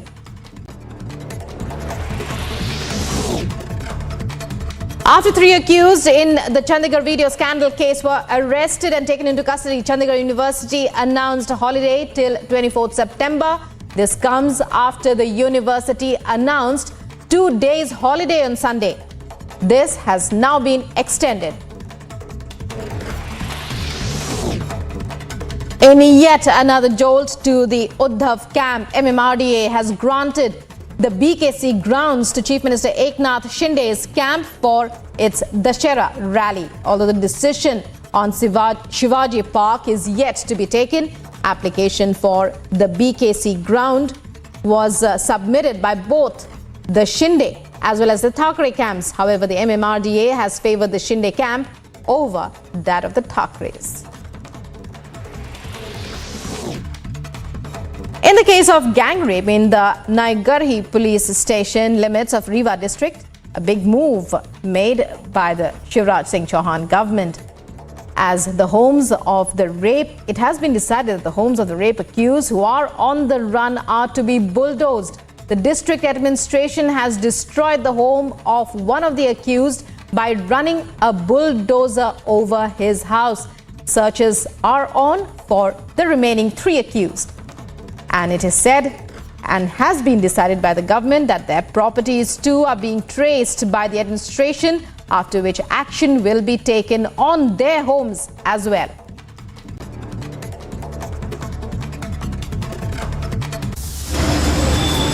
Bollywood actress Jacqueline Fernandez has once again been summoned by Economic Offences Wing of Delhi Police in connection with the investigation into Sukesh Chandrasekhar's extortion case. After this very short break, we will be getting more details as Jacqueline Fernandez is all set to appear in a short while before the EOW Wing of Delhi Police. Stay tuned for more updates.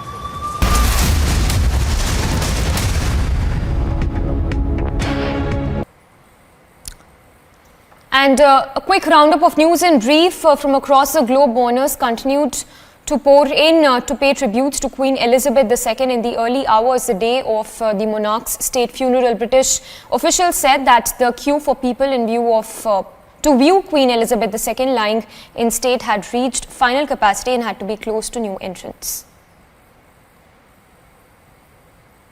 The Queen Consort Camilla has paid tribute to Queen Elizabeth II, saying she carved her own role in a tribute to late Queen that was her mother-in-law. The Queen Consort talked about her character and passions, but also shared a personal anecdote from the day of their wedding. She also said Queen Elizabeth II had an unforgettable smile.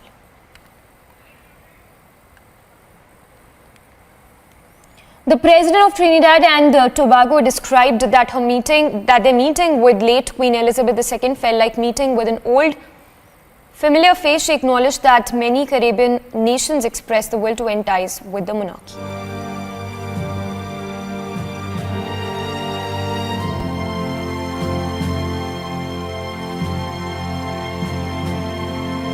British officials said that the queue for people to view Queen Elizabeth II lying in state had reached the final capacity and had to be closed to new entrants. Hundreds of thousands of people have waited up for 12 hours or so in queues to pay their tributes to Queen Elizabeth II.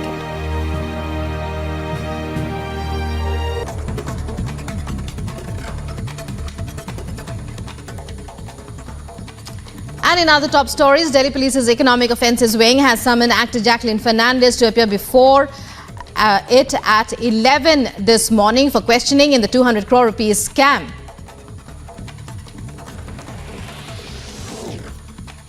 After Begusarai, now indiscriminate firing reported on the streets of Vaishali, a district in Bihar. Bike-borne criminals fled in the direction of Rajendra Chowk, firing indiscriminately on Marai Road. An investigation has now been launched to nab the accused. Mumbai court to hear the bail application of Sanjay Raut today in Patrachal scam case. Accused in a 1,000 crore scam, arrested on August 1st, Sanjay Raut's judicial custody ends today. Akhilesh Yadav will lead the march of the Samajwadi Party legislators from the party office to Uttar Pradesh Vidhan Bhavan today to attend the monsoon session of the state legislature. During the march, party MLAs and MLCs will raise issues of unemployment, price rise, crimes against women and the poor, and the law and order situation in the state. Ahead of the showdown, UP Deputy Chief Minister has now launched a scathing attack, saying that the ones who protected goons now want to raise issues. And a quick roundup of news in brief from across the globe. Mourners continued to pour in to pay tributes to Queen Elizabeth II in the early hours the day of the monarch's state funeral. British officials said that the queue for people in view of to view Queen Elizabeth II lying in state had reached final capacity and had to be closed to new entrants. The Queen Consort Camilla has paid tribute to Queen Elizabeth II, saying she carved her own role in a tribute to late Queen that was her mother-in-law. The Queen Consort. The Samajwadi Party leader Akhilesh Yadav has called for a large number of his MLAs to march towards the Vidhan Sabha. They are protesting against various issues like price rise, unemployment figures. The Samajwadi Party had decided to hold these protests from their office to the Vidhan Sabha.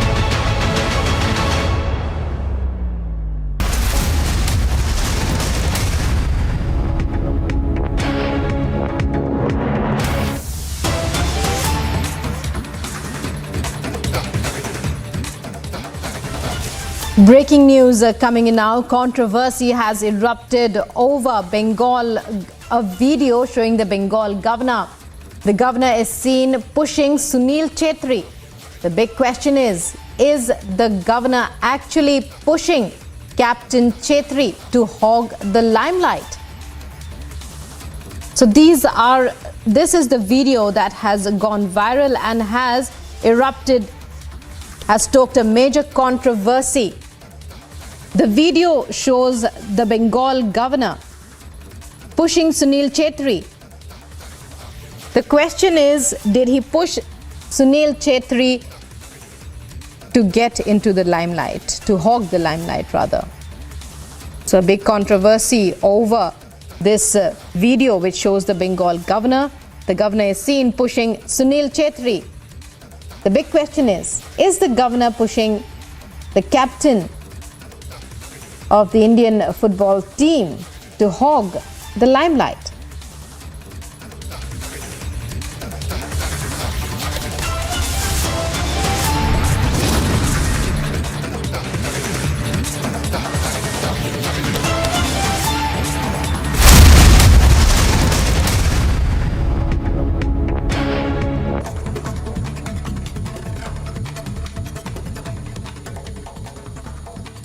And in other top stories, Delhi Police's Economic Offences Wing has summoned actor Jacqueline Fernandez to appear before it at 11 this morning for questioning in the 200 crore rupees scam.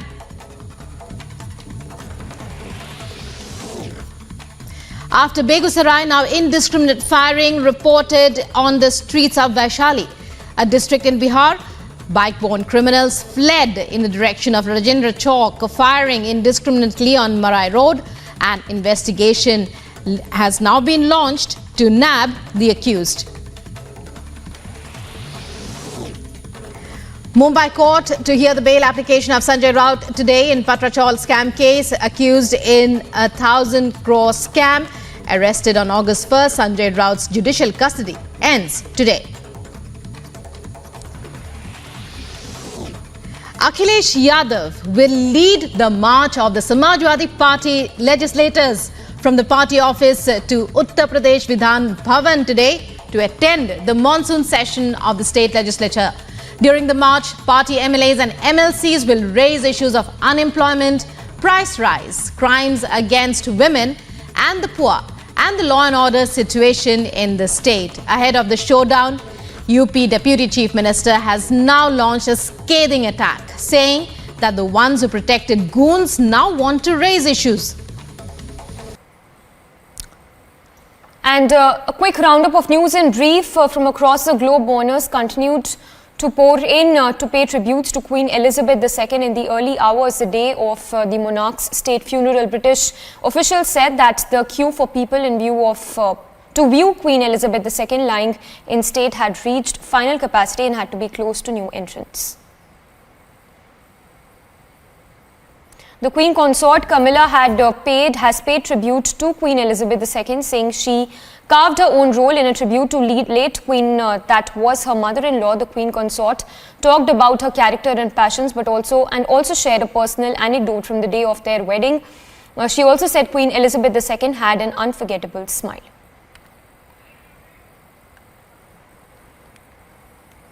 The President of Trinidad and Tobago described that their meeting with late Queen Elizabeth II felt like meeting with an old, familiar face. She acknowledged that many Caribbean nations expressed the will to end ties with the monarchy.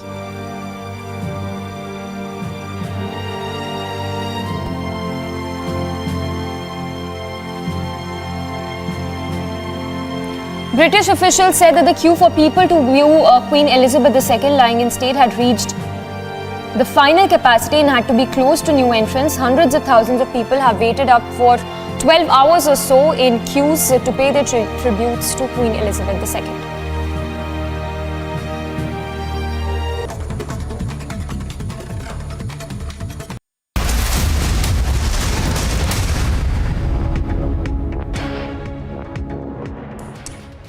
You're watching Live and Breaking, and as we were telling you before going into that short break, this is a video that has stoked a major controversy.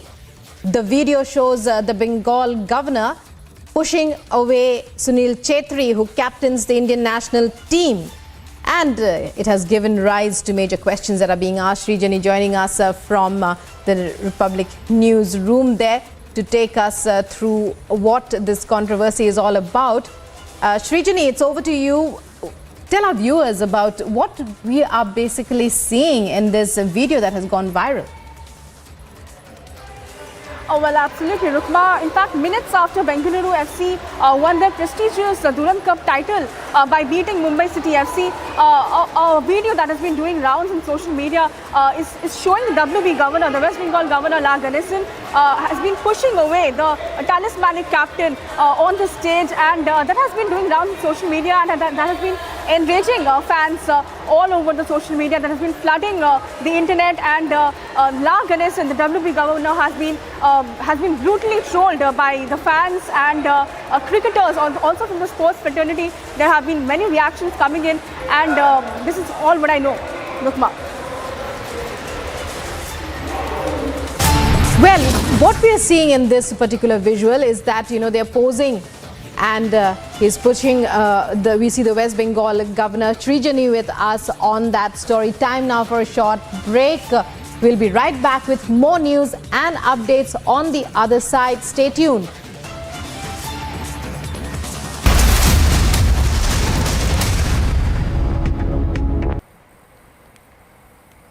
The president of Trinidad and Tobago described that their meeting with late Queen Elizabeth II felt like meeting with an old familiar face. She acknowledged that many Caribbean nations expressed the will to end ties with the monarchy.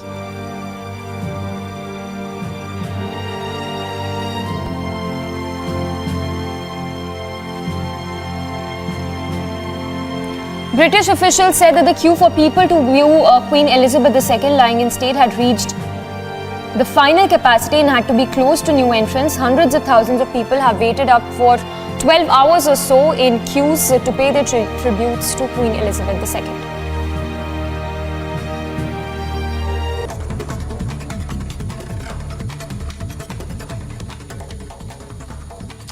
And in other top stories, Delhi Police's Economic Offences Wing has summoned actor Jacqueline Fernandez to appear before it at 11 this morning for questioning in the 200 crore rupees scam.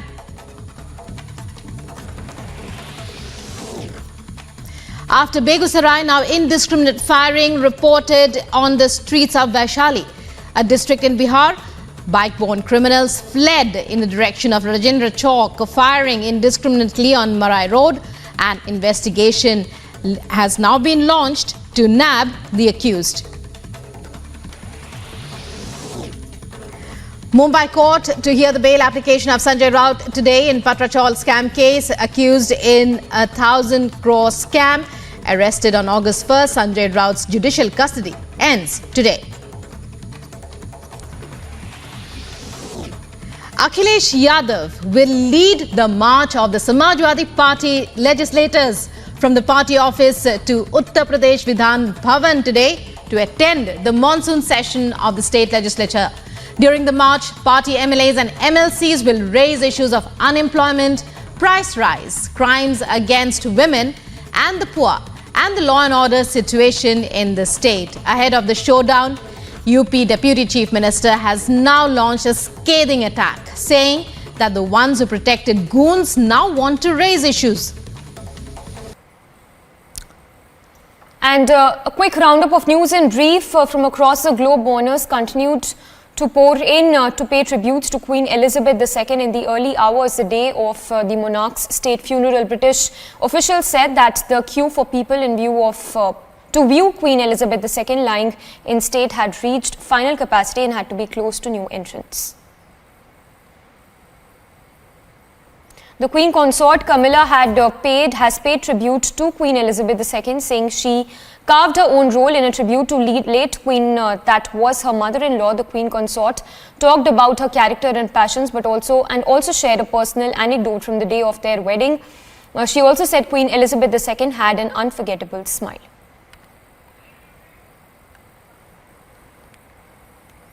The president of Trinidad and Tobago described that their meeting with late Queen Elizabeth.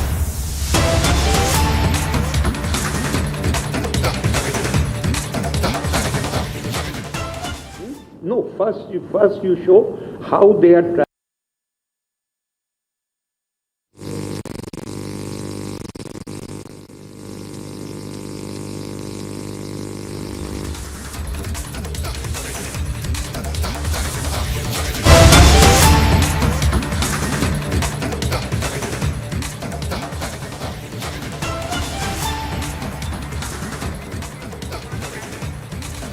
All right, pictures on your screen right now are of DK Shivakumar at the Enforcement Directorate's office.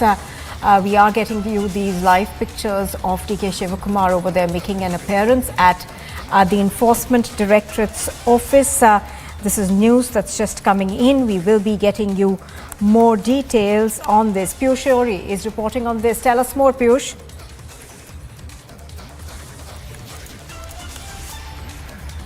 Piyush, can you hear us? To go to the ED office for interrogation, and he is being summoned for the money laundering case. He had received the summons on 15th of September, following which today he has come to the ED office for questioning. Now, this is for the second, this is the second case which he is being investigated for by the Enforcement Directorate. He has been sent to the jail earlier because of the case that was registered against him by the Enforcement Directorate. So this is the second case that is also being investigated by the Enforcement Directorate, for which he has been summoned. Now, he, being a veteran Congress leader, has said that this is all a false vendetta. This is a vendetta against him, and this is all being done in order to weaken the Congress party, which is on resurgence in Karnataka. And he will not deter, he will not waver, and he will go to the Enforcement Directorate and take forward all the questions. But there are chances that he will be grilled again. He will be grilled again by the Enforcement Directorate over his case over his role in the money laundering case. And it will be interesting to see that what actually happens at the end of the day. Back to you in the studio. Absolutely. As Piyush is pointing out, the Enforcement Directorate, of course, has summoned the Karnataka Congress President DK Shivakumar in connection with the 74.93 crore disproportionate assets case. So pictures on your screen are of DK Shivakumar making his way to the ED office. He will be questioned by the Enforcement Directorate. I think we've got Piyush with us right now. Now, Piyush, the case had been taken up by the ED after the CBI had filed a case against Shivakumar in 2020. Give us more details about this particular case. So you rightly pointed out that the case was actually transferred to to ED after CBI conducted several raids at his offices and residences in Bangalore, Mumbai and Delhi, and following which CBI had recovered some cash, about 57 lakhs. So after this, the case was transferred to Enforcement Directorate, following which DK Shivakumar has today now been summoned by Enforcement Directorate for seeking his role in the case of money laundering. Now remember, he has already been arrested once by the Enforcement Directorate over his role in money laundering, and he has been given a bail for that. So this is the second case which has been transferred to ED after the raids were conducted by CBI, and this is the first summon this is being given to him by the Enforcement Directorate over his role in money laundering. So yes, tough times there for DK Shivakumar. Back to you in the studio. All right, stay with us. Mr. S. Prakash on the phone line with us. Mr. Prakash, good morning. Good afternoon rather. Thank you for speaking to us on Republic TV. How do you see these summons? The Congress, of course, says that this is political conspiracy and another attempt being made by the BJP to use agencies. No, this is a standard allegation Congress party is making. He is facing several serious charges for economic offence and in DA cases. And it is the ED has summoned him. It is his responsibility to appear before them, clarify his stance. Instead of fighting the case and coming out clean, making counter allegation against the BJP will only expose his vulnerability. Right now also, Mr. Prakash, do you think that his summoning in this particular case is going to be a blow to the Bharat Jodo Yatra? No, I don't think so. Bharat Jodo Yatra has nothing to do with the summoning of DK Shivakumar by ED. I don't think he will remain there for till 30th. The Bharat Jodo Yatra is still far off in Karnataka. And he can always appear today or tomorrow and come back to Bangalore. He can resume his normal activities. Linking that to is only because of political reasons. All right, Mr. Prakash, appreciate your speaking to us on Republic TV. I'm going to head back to Piyush Ori, who's reporting on this. Piyush, but trouble will be mounting for DK Shivakumar because this is not the only case that is being investigated. There is another case that the Income Tax Department is also investigating, and he is likely to attend another summon of the Income Tax Department, this time on the 27th of September, I think. So yes, you rightly pointed out that troubles are mounting for DK Shivakumar, and in fact on 27th he would be going for a court hearing in which he has been given a bail by the case which was registered against him by the Enforcement Directorate, for which he was also sent to jail. And now the live visuals, as you can see, he has just reached the Enforcement Directorate office. He has just entered into the Enforcement Directorate office after completing all the formalities, and now he will be questioned by the officials of Enforcement Directorate by his for his role in the money laundering case. So yes, you rightly pointed out, Nupur, that tough times are there for DK Shivakumar. Now he is the president of Karnataka Congress, and for him this is all but nothing a political vendetta over the resurgence of Congress party in Karnataka, a state which is going to now go also into the polls. So yes, it is going to be interesting to see that what happens at the end of the day. What action would the officials of Enforcement Directorate now going to take for the summons which they have sent to him over his role in the questioning? Back to you in the studio. No, also it does come at a time. When the Bharat Jodo Yatra is currently on, and DK Shivakumar, of course, has said that he has essentially questioned the timing of the ED questioning. Let's just quickly dip in and look at what's happening.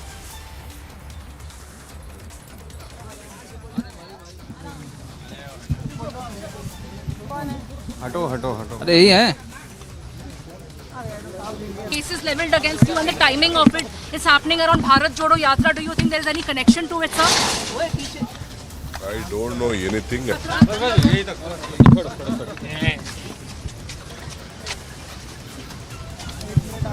So very brief comment there coming in from DK Shivakumar over there, not wanting to speak before he's interrogated by the Enforcement Directorate. Piyush Ori continues to be with us. He's tracking all the developments from outside the ED's office in New Delhi.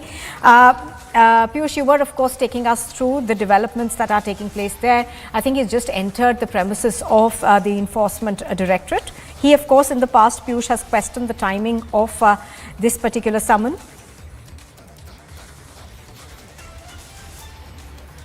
Piyush, if you're there with us, I was saying that earlier, of course, DK Shivakumar has questioned the timing of these summons. He said that this comes at a time when Karnataka elections are around the corner, also going on to say that this is harassment. So tell us more about what his comments have been so far. So, as a leader of a political party, Congress, and of a state which is going into polls, he will definitely say that all these are tactics by the investigating agencies to harass him, to trouble him, and to break him. So he has already said that, there are no chances, or there are no points of him being given summons now by the Enforcement Directorate. And all these are tactics used by the investigating agencies to harass him and in turn weaken the Congress party. So he has made political statements of it, but at the end of the day, what is more important is that, yes, he has been accused of several cases of money laundering. Cases are going against him. He is not being investigated only by Enforcement Directorate, but also by income tax authorities and CBI, and for which he's being questioned. So technical aspects of it, that he's being questioned by the Enforcement Directorate over his role in money laundering, but political part of it is that he's saying that he's being targeted for it, for making the Congress party stronger in the state of Karnataka. Back to you in the studio. Right now,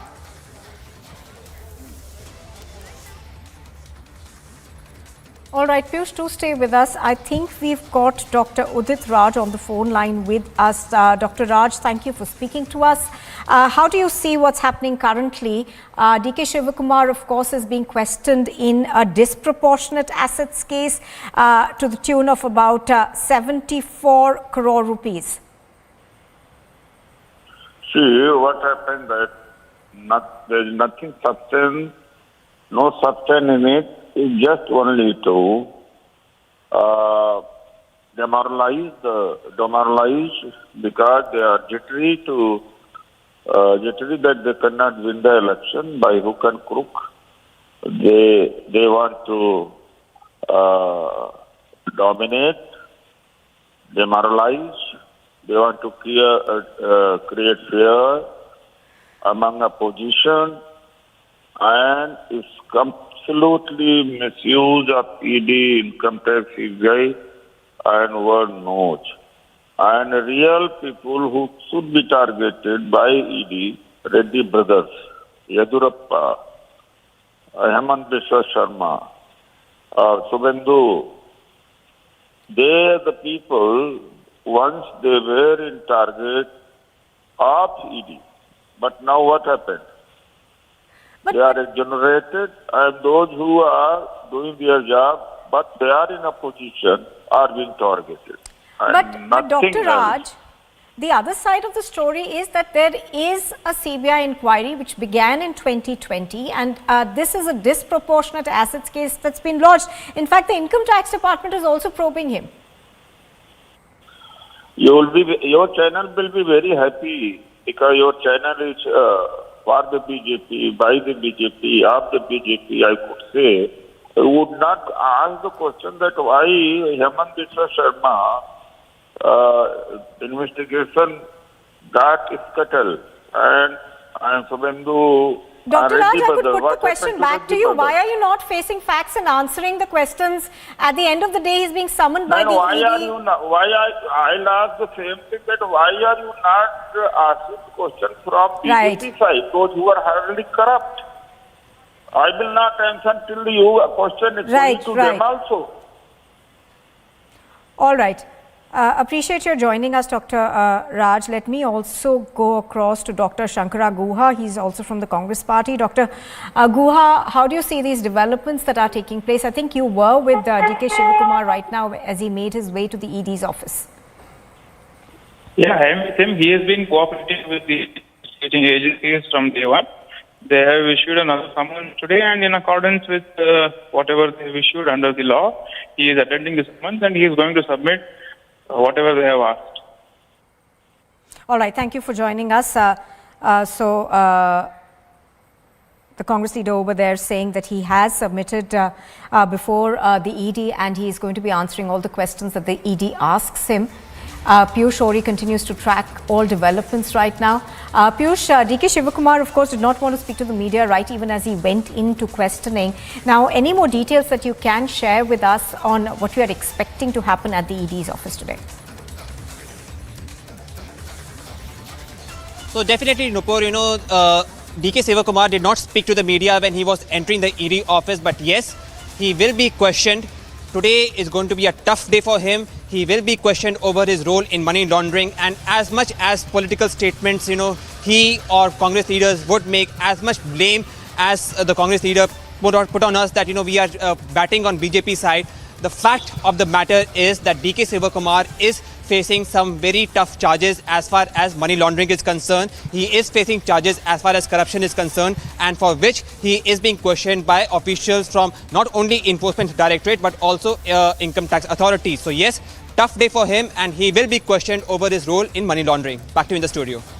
Absolutely. As Piyush is pointing out, of course, this is a case that was filed by the CBI in 2020. The ED now taking up this case. He's been summoned by the Enforcement Directorate. DK Shivakumar, of course, has made his way to the Enforcement Directorate's office in the national capital to answer those questions. Now, way back in 2020, I think that the CBI had raided about 14 locations in Bengaluru and other places.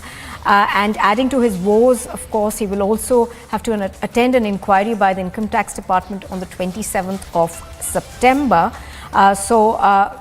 Trouble mounting for him. There are cases that have been filed by the ED, and also, of course, there is another probe that he will have to face as far that is from the Income Tax Department. Now, Piyush, the Congress, of course, so far continues to maintain that this is political vendetta, but they're not really answering on the specifics of the case. The case that the ED is probing is of disproportionate assets.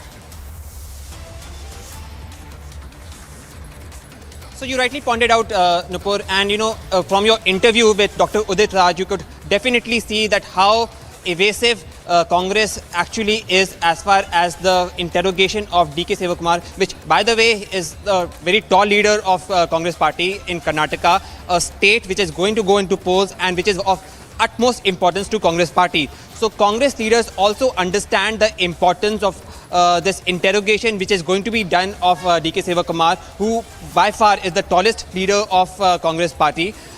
So they are going to be evasive, they are going to be aggressive, and they are going to put blame on anyone who are going to ask them questions on the facts of why Enforcement Directorate and other investigative agencies is questioning D.K. Sivakumar over his role of disproportionate assets. And that is being done by us also over here at Republic. And right now he's being questioned by Enforcement Directorate. And at the end of the day, it is going to be interesting to see that what happens. Absolutely. As you're pointing out, of course, we have to wait and watch out for how that questioning really progresses. D.K. Sivakumar did not want to speak to the media right before he went in.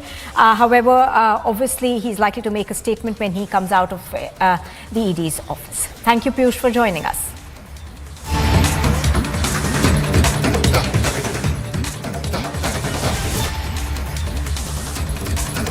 Now, the Chandigarh University has constituted a 7-member committee to probe the matter of the leaked videos.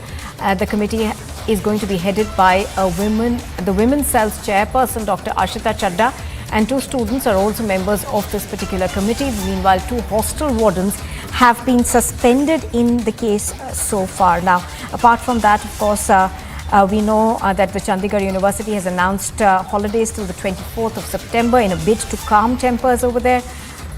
We have, of course, seen how the situation flared up after news of videos of girls was leaked. Of course, 3 arrests have been made so far in this case.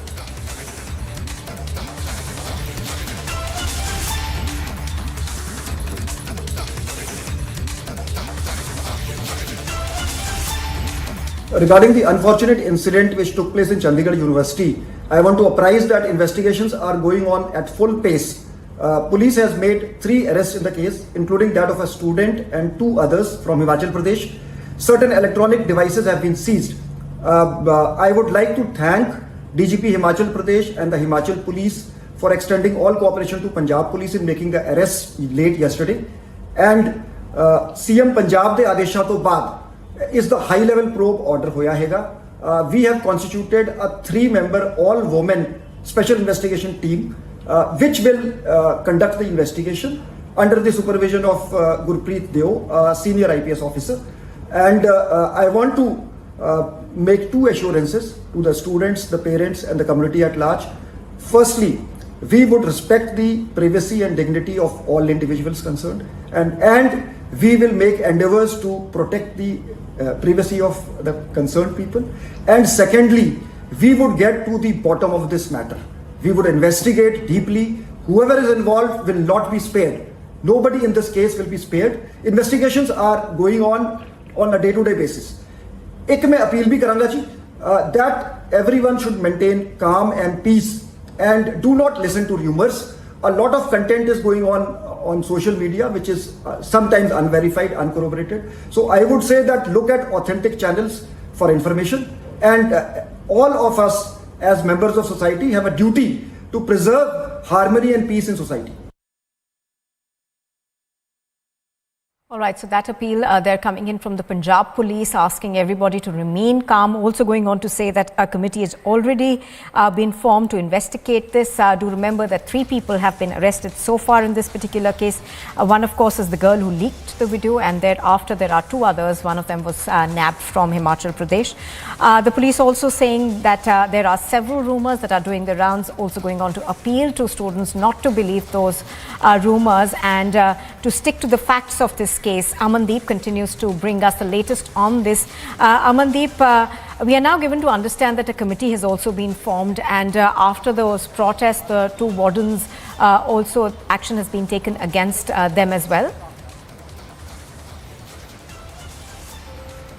Well, absolutely, Nupur. Now, Punjab Police has also constituted an SIT, Special Investigation Team, including all female officers. And this SIT will be headed by ADGP Gurpreet Deo, the same lady officer who yesterday visited the campus and in fact took stock of the situation, had the communication with the girls and even tried to manage the situation as well. But now she is the one who's leading the investigation into this entire case, just because the sensitivity of the case is very high. And even meanwhile, the university administration has also constituted a committee to launch internal probes. So two teams are probing this entire incident. One is police SIT, another is a committee that was constituted by Chandigarh University. And now in few minutes from now, Nupur, the police will produce both the accused before the Kharad court where I am standing now, and I can show you the visuals. The security has been beefed up here, and even while taking no stone unturned, Punjab Police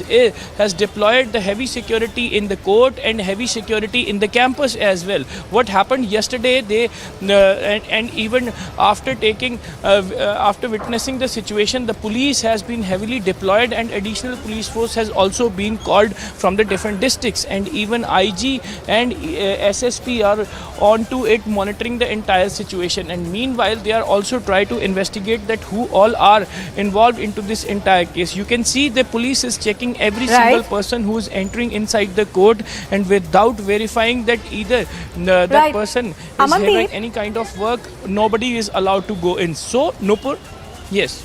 Amandeep, what has the response of the students been so far? Do they feel that their concerns have been answered by the university as well as the police? Because several of those girl students were extremely worried.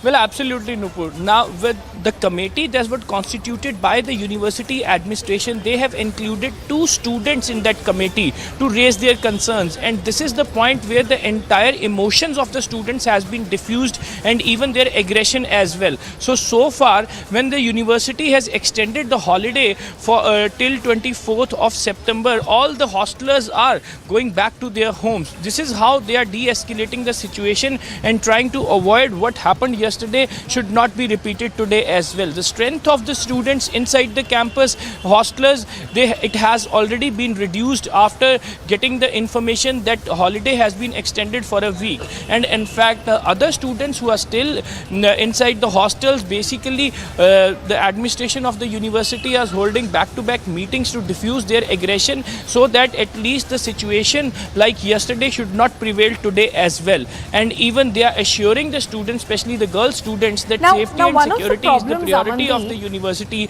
and administration is taking. Now, one of the problems, Amandeep, is that the administration as well as the police have not been able to stem all the rumours that have been coming in from the university. Are there any steps or measures that are being taken specifically to address those rumours and the fact that students are not willing to listen to authorities at this point in time?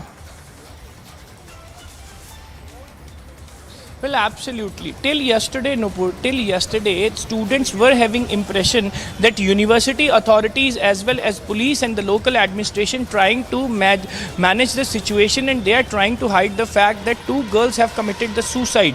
But police as well as university authorities has given them the physical proofs that they are not trying to manage the situation, neither they are trying to hide any kind of incident that is very sensitive. And even meanwhile, another demand of the students that there were 60 videos that has been sent by that accused girl to the other accused of Shimla, and even the police and authorities now, they have already constituted the member to diffuse this fact also and to get it so on Amandeep, as you're pointing out, it's not just the police at the moment but also university authorities which are trying to make sure that things can be calmed down and investigations are carried out properly. Thank you very much for joining us. In fact, let's now take a look at what else is making news this afternoon. In a major lead after Manish Sisodia's claim that the Aam Aadmi Party's election in charge, Durgesh Pathak, was summoned. The Aam Aadmi Party leader was seen at Vijay Nayar's residence, who is a Liquorgate accused. During the AAP leader, Durgesh Pathak was present at Nayar's residence during ED raids. Sparking a fresh row, Manish Sisodia has claimed that Durgesh Pathak had been summoned. Taking to Twitter, Sisodia said that the ED has now summoned the election in charge of the Aam Aadmi Party's MCD, Durgesh Pathak. He also questioned the connection between their MCD election in charge and the Delhi government's liquor policy.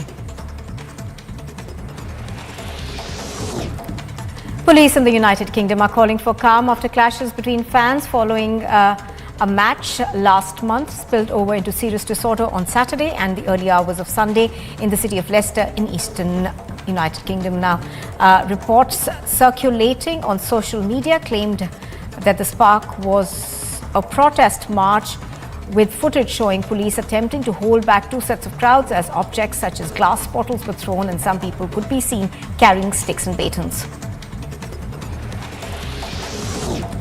Akhilesh Yadav led the march of the Samajwadi Party legislators from the party's office to Uttar Pradesh's Vidhan Bhavan to attend the monsoon session of the state legislature. The Samajwadi Party staged a mega showdown outside the Lucknow assembly. In an update in the Chandigarh video scandal case, Chandigarh University, girls claim that they are receiving threatening calls from international phone numbers. The hostel's warden has been suspended after students mounted pressure on the university. After the three accused in the Chandigarh video scandal case were arrested and taken into custody, the Chandigarh University has announced a holiday till the 24th of September. This comes after university announced two-day holiday on Sunday that has now been extended. Indiscriminate firing has been witnessed in Vaishali in Bihar days after a similar incident took place at Begusarai. One woman was injured after being shot at in the incident. In a case of gang rape that's being reported from Naigari police station limits in Rewa district, the Shivraj Singh Chauhan government has announced that houses of rape accused who are on the run will be bulldozed. The district administration destroyed the house of the accused by running a bulldozer in the house. A few people were feared trapped under a portion of the double-story building that collapsed near the district of Deoria in Uttar Pradesh, with rescue operations initiated to recover those trapped under the debris.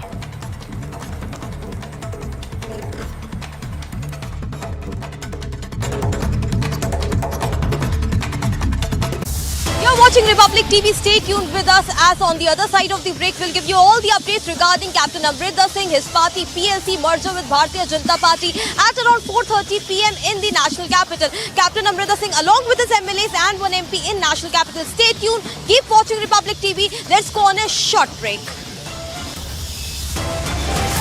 You are watching Republic TV, and still to come, the Queen Elizabeth II funeral takes place today in the United Kingdom.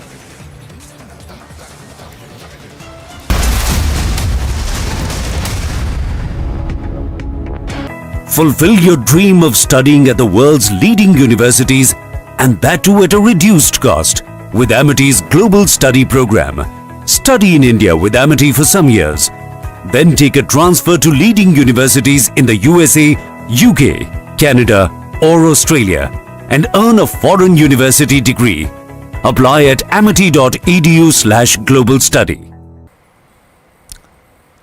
And a quick roundup of news in brief from across the globe. Mourners continued to pour in to pay tributes to Queen Elizabeth II in the early hours, the day of the monarch's state funeral. British officials said that the queue for people in view of to view Queen Elizabeth II lying in state had reached final capacity and had to be closed to new entrants. The Queen Consort Camilla has paid tribute to Queen Elizabeth II, saying she carved her own role in a tribute to late Queen that was her mother-in-law. The Queen Consort talked about her character and passions, but also shared a personal anecdote from the day of their wedding. She also said Queen Elizabeth II had an unforgettable smile.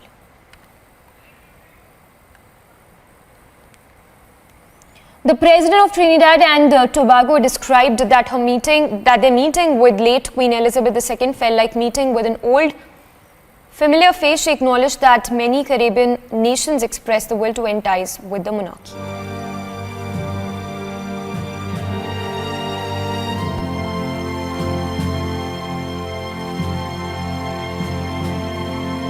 British officials said that the queue for people to view Queen Elizabeth II lying in state had reached the final capacity and had to be closed to new entrants. Hundreds of thousands of people have waited up for 12 hours or so in queues to pay their tributes to Queen Elizabeth II.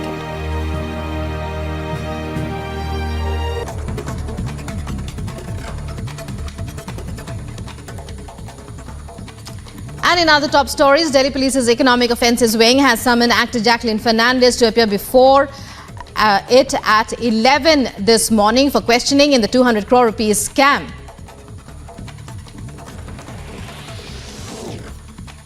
After Begusarai, now indiscriminate firing reported on the streets of Vaishali, a district in Bihar. Bike-borne criminals fled in the direction of Rajendra Chowk, firing indiscriminately on Marai Road. An investigation has now been launched to nab the accused. Mumbai court to hear the bail application of Sanjay Raut today in Patrachal scam case, accused in a 1,000 crore scam. Arrested on August 1st, Sanjay Raut's judicial custody ends today. Akhilesh Yadav will lead the march of the Samajwadi Party legislators from the party office to Uttar Pradesh Vidhan Bhavan today to attend the monsoon session of the state legislature. During the march, party MLAs and MLCs will raise issues of unemployment, price rise.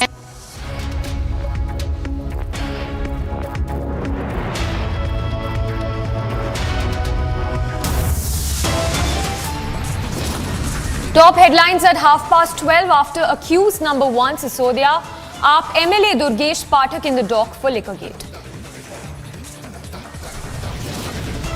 Political uproar over Liquorgate as multiple AAP links now emerge.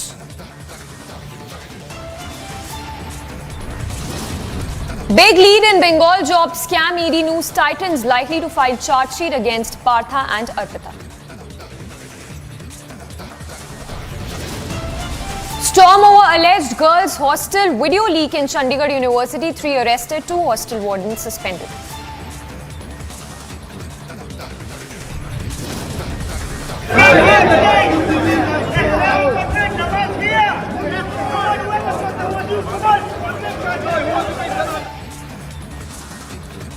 Communal violence in UK Hindu temple targeted. Police says won't tolerate disorder.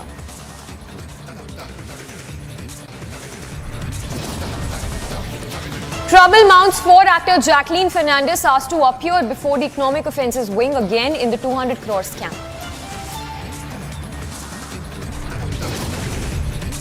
Captain Amrinder in the national capital meets JP Nadda, merger with the BJP next.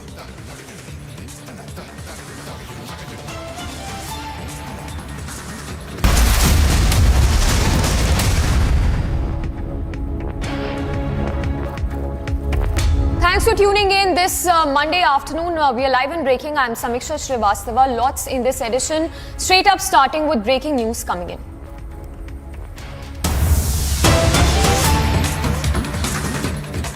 Captain Amrinder Singh with 7 former MLAs and 1 MP are all set to join the BJP at 4:30 p.m. at the party office.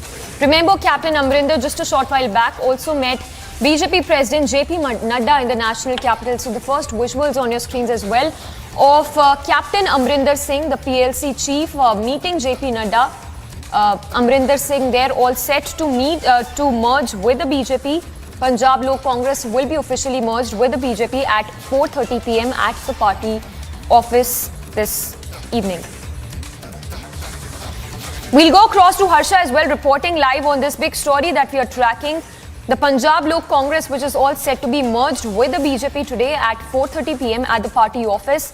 The visuals on your screens of Captain Amrinder meeting JP Nadda, and this, of course, as Amrinder Singh has arrived in the national capital where he met JP Nadda. We have Harsha there joining us. Harsha, if you could give us more details. We understand that Captain, along with 7 former MLAs and 1 MPs, will be joining the BJP at 4:30 p.m. today.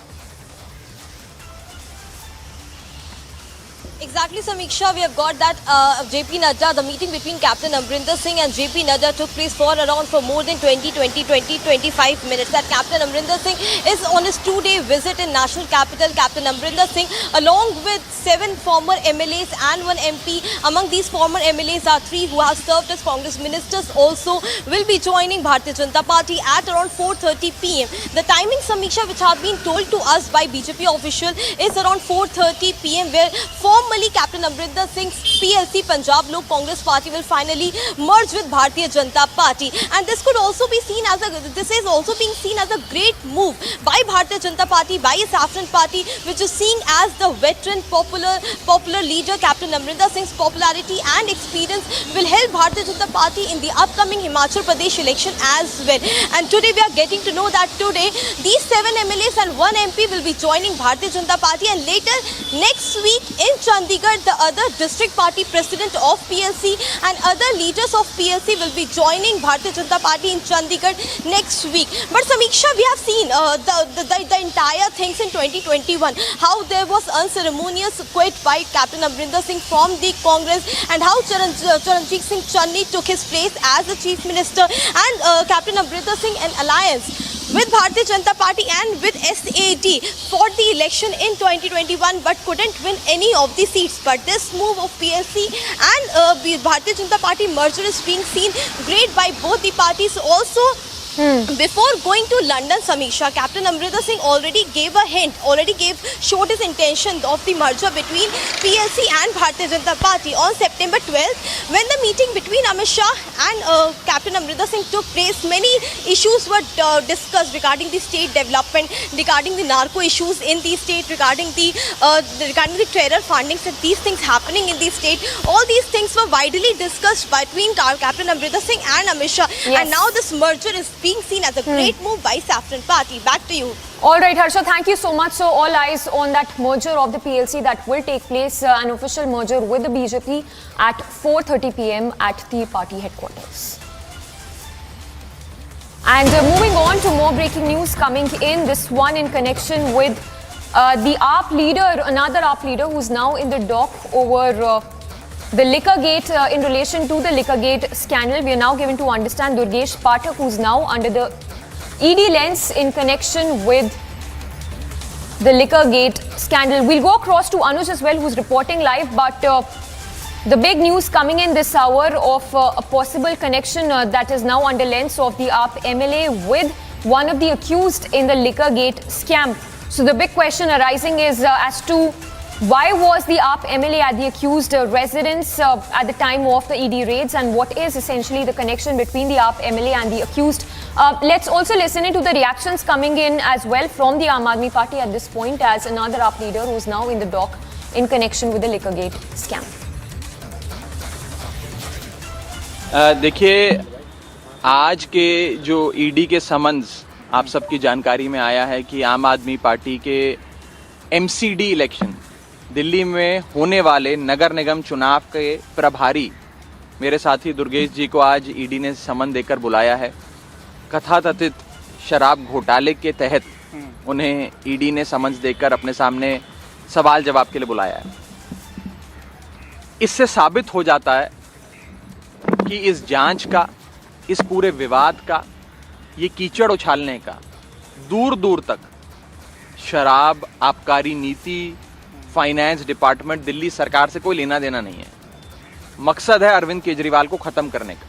इसीलिए आज अरविंद केजरीवाल जी के तमाम साथियों को एक एक करके चिन्हित करके तमाम एजेंसियां, सीबीआई हो, ईडी हो, अन्य एजेंसियों से समन कराया जा रहा है। मकसद एक है, आम आदमी पार्टी को तोड़ो, आम आदमी पार्टी को खत्म करो, अरविंद केजरीवाल जी को खत्म करो। अब आप मुझे बताएं कि वो शख्स जो दिल्ली में एमसीडी चुनाव का प्रभारी है, जो जब आबकारी नीति बनी तब विधायक भी नहीं था, सरकार का हिस्सा भी नहीं था, उसका तथाकथित इस शराब की पॉलिसी की जांच से क्या लेना देना? ऐसे शख्स को बुलाना। And Anuj, reporting live on this big story that we are tracking. Anuj, the big question here arising is that AAP on one hand claiming that the AAP leader has no connection with the Liquorgate scam, but the big question being that when the ED raids were essentially happening, what was the AAP leader doing at the residence of the Liquorgate scam accused residents? Well, that is the bigger question at this point in time, and that is something which has been taken by the Enforcement Directorate. If you talk about the line of investigation and the line of questioning, that is the same. Because let me tell you, at the time of raid, when it was the raid which was conducted by the agency, the Aam Aadmi Party MLA Durgesh Pathak, who is at this point in time is at the Enforcement Directorate office, was very much there at the residence of one of the accused. So that is something which is being put up by the Enforcement Directorate. And if we talk about the dots which has been connected by the Enforcement Directorate, or the investigation where it is going is on the same line, that what exactly he was doing at the residence of one of the accused residents when the raid was conducted. And let me remind you that one of the accused whom we are talking about is very much listed there. His name is there in the FIR which has been registered by the CBI. So this is becoming more crucial when we are talking about the investigation. And if we talk about the liquor scam, and when we talk about the line which has been taken by the Aam Aadmi Party, then since from the day one we are seeing the same. They are calling it a political vendetta. They are calling it a witch hunt, and that's something what we have been seeing it from today also. Today morning also, this was none other but Manish Sisodia himself, the main accused in the FIR, the main accused who is there in that very FIR which has been registered by the CBI, came out with the tweet, and the Deputy Chief Minister himself came out with the tweet where he stated and giving it another angle, linking it with the MCD elections also, because let me remind you that Durgesh Pathak is in charge of the MCD election, I beg your pardon, in the national capital also. So that is something which has been taken by the Aam Aadmi Party, but this is going to be more interesting when we are talking about the investigation. Then this is on at this point in time. I am reporting from the Enforcement Directorate office in the national capital, and Durgesh Pathak at this point in time is being questioned by the Enforcement Directorate. We are waiting for update what exactly is going to be happen next, and whether there is going to be any link which is coming out. But Enforcement Directorate at this point in time is connecting the dots and working on the same, and the investigation is on. Yes. Also, Anuj, if you could talk to us a little more about Vijay Nair, who's an accused in the Liquorgate scam, the charges that Vijay Nair is facing at this point vis-a-vis the AAP leader who's now under the scanner of the ED.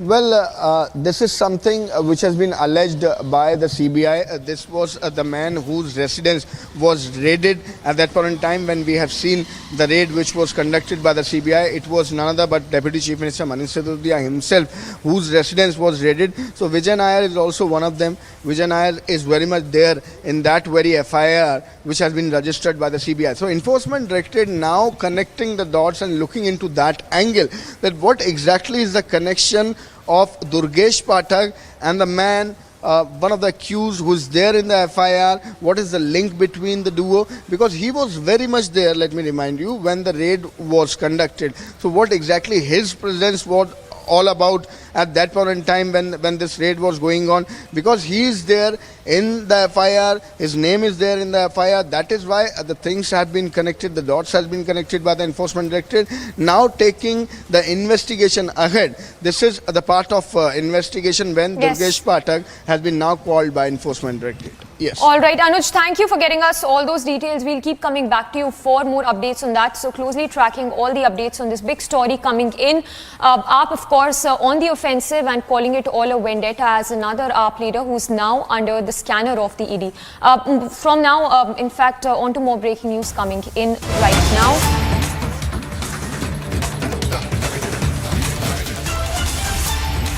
And it's Bengal government versus the centre in the state of Bengal as a chief whip from the government side.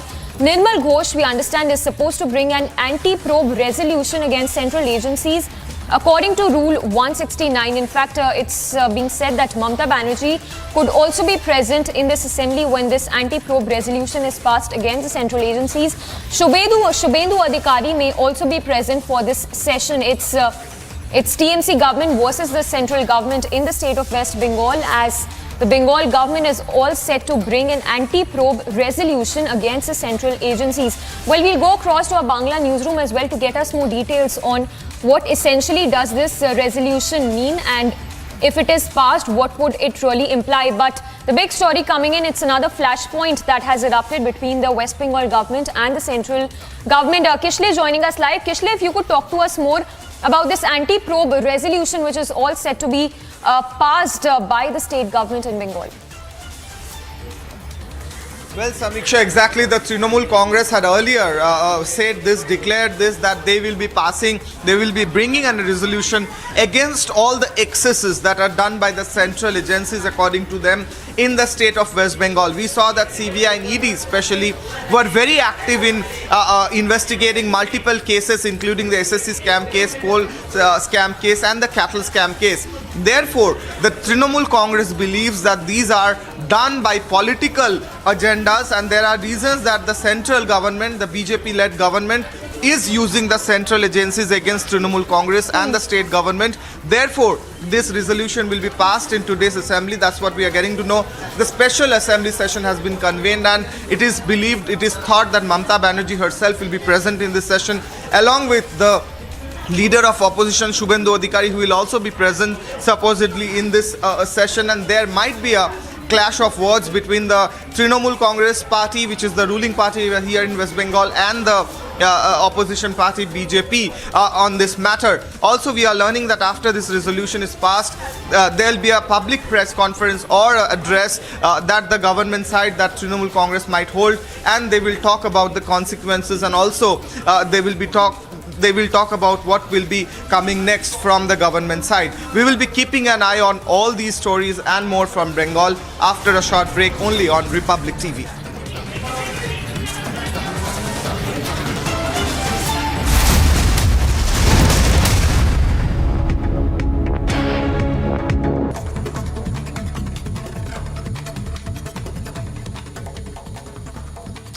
And in other top stories, Delhi Police's Economic Offences Wing has summoned actor Jacqueline Fernandez to appear before it at 11 this morning for questioning in the 200 crore rupees scam.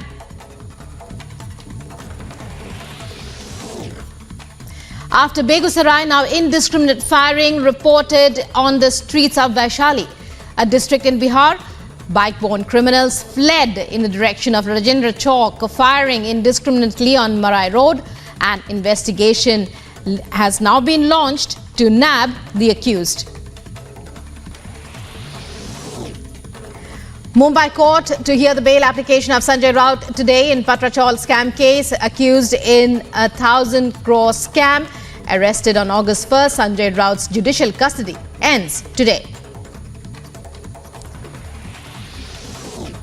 Akhilesh Yadav will lead the march of the Samajwadi Party legislators from the party office to Uttar Pradesh Vidhan Bhavan today to attend the monsoon session of the state legislature.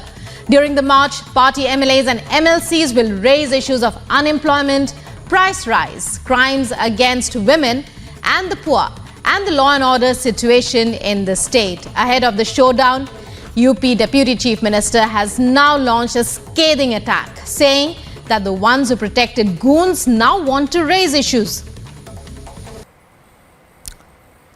And a quick roundup of news in brief from across the globe. Mourners continued to pour in to pay tributes to Queen Elizabeth II in the early hours, the day of the monarch's state funeral. British officials said that the queue for people in view of to view Queen Elizabeth II lying in state had reached final capacity and had to be closed to new entrants. The Queen Consort Camilla has paid tribute to Queen Elizabeth II, saying she carved her own role in a tribute to late Queen that was her mother-in-law. The Queen Consort talked about her character and passions, but also shared a personal anecdote from the day of their wedding. She also said Queen Elizabeth II had an unforgettable smile.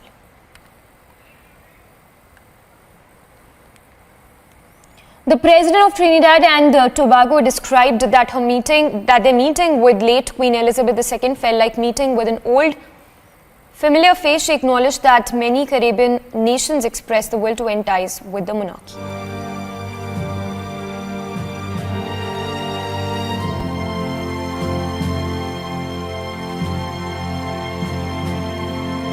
British officials said that the queue for people to view Queen Elizabeth II lying in state had reached the final capacity and had to be closed to new entrants. Hundreds of thousands of people have waited up for 12 hours or so in queues to pay their tributes to Queen Elizabeth II.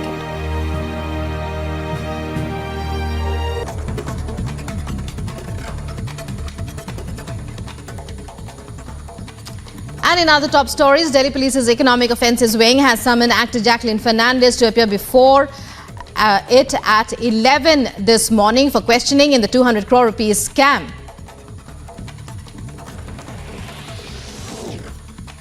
After Begusarai, now indiscriminate firing reported on the streets of Vaishali, a district in Bihar. Bike-borne criminals fled in the direction of Rajendra Chowk, firing indiscriminately on Marai Road. An investigation has now been launched to nab the accused. Mumbai court to hear the bail application of Sanjay Raut today in Patrachal.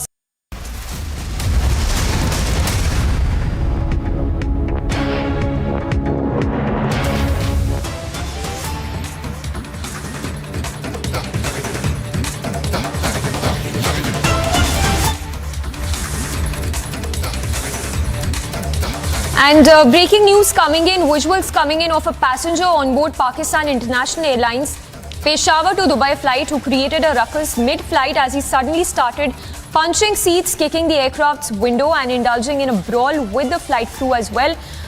The whole incident started when the passenger started indulging himself in a brawl with the crew on the flight, and the latest what we are given to understand is the passenger has been blacklisted by the Pakistan Airlines after he created ruckus mid-flight. Niranjan, our executive editor, is joining us for more details. Niranjan, if you could get us more details on the visuals that are now coming in of a Pakistan passenger who we understand has been blacklisted by the Pak Airlines. Well, a bizarre, incident being reported. The video is pretty dramatic, and this is a passenger on board a Pakistan flight. This is the Pakistan International Airlines, the PIA flight, and the flight was operating between Peshawar and Dubai as per news agency PTI. And he created a ruckus mid-flight. When the flight was in the air, as he suddenly started punching seats, etc. And these are details coming in. He started punching his seats and then laid down on the floor with his face down. He was violent on the flight, and in a bid to contain the situation, the flight attendants had to intervene, and then he attacked them as well. He attacked the flight attendants as well. So complete chaos on this PIA flight, and there was an emergency kind of a situation, and he was frequently violent, and later the flight attendants had to sort of intervene, and to avoid any escalation, the passenger was later tied to his seat. He was later tied to his seat in accordance to aviation law. Aviation law allows you to do that. He was tied down to his seat, and as per protocols, the captain of the flight also contacted the air traffic controller of Dubai and sought security. And upon landing at the Dubai airport, the passenger was taken into custody by security officials.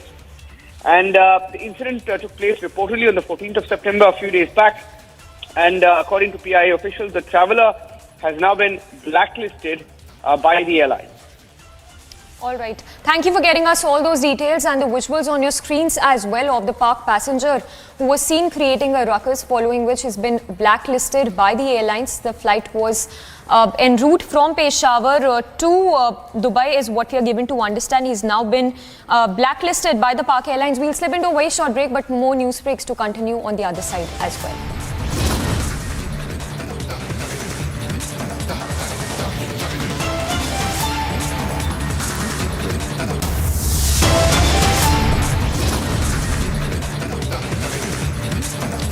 And Queen Elizabeth II's funeral today, world leaders continue to pour in to offer their tributes.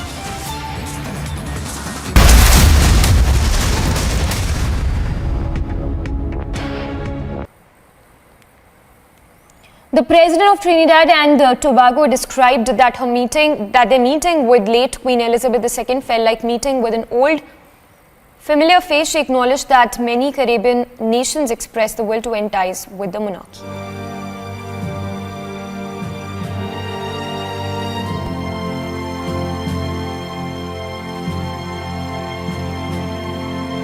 British officials said that the queue for people to view Queen Elizabeth II lying in state had reached the final capacity and had to be closed to new entrants. Hundreds of thousands of people have waited up for 12 hours or so in queues to pay their tributes to Queen Elizabeth II.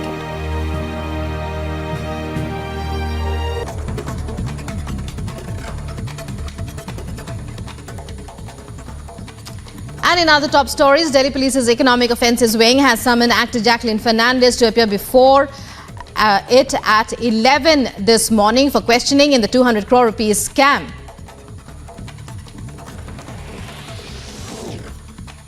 After Begusarai, now indiscriminate firing reported on the streets of Vaishali, a district in Bihar.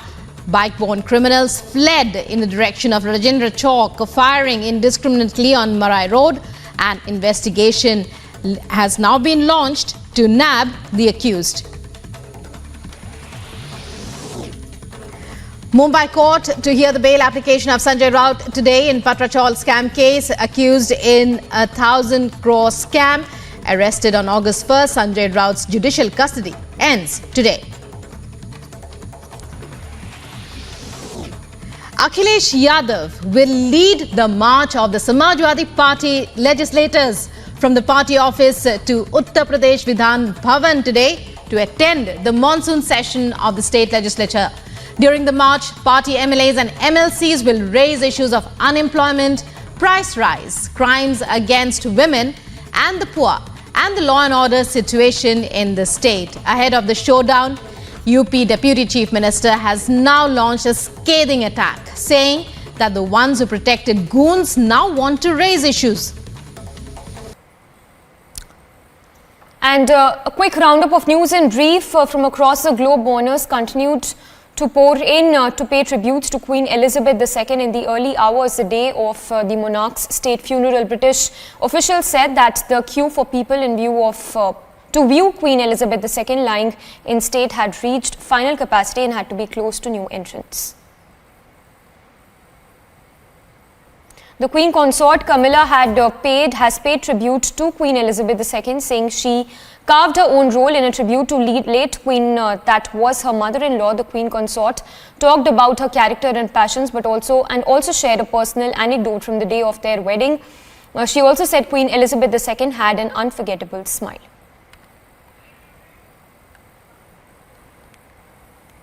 The President of Trinidad and Tobago described that their meeting with late Queen Elizabeth II felt like meeting with an old, familiar face. She acknowledged that many crave.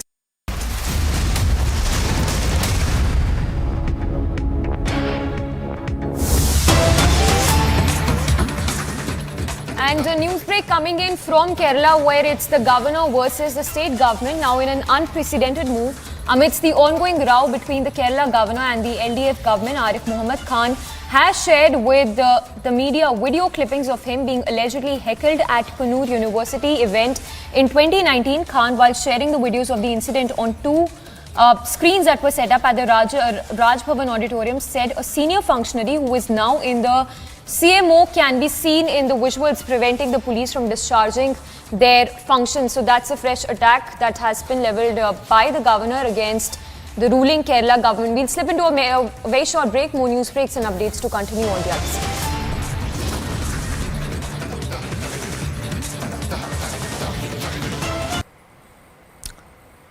And a quick roundup of news in brief from across the globe. Mourners continued to pour in to pay tributes to Queen Elizabeth II in the early hours the day of the monarch's state funeral. British officials said that the queue for people in view of to view Queen Elizabeth II lying in state had reached final capacity and had to be closed to new entrants. The Queen Consort Camilla has paid tribute to Queen Elizabeth II, saying she carved her own role in a tribute to late Queen that was her mother-in-law. The Queen Consort talked about her character and passions, but also shared a personal anecdote from the day of their wedding. She also said Queen Elizabeth II had an unforgettable smile.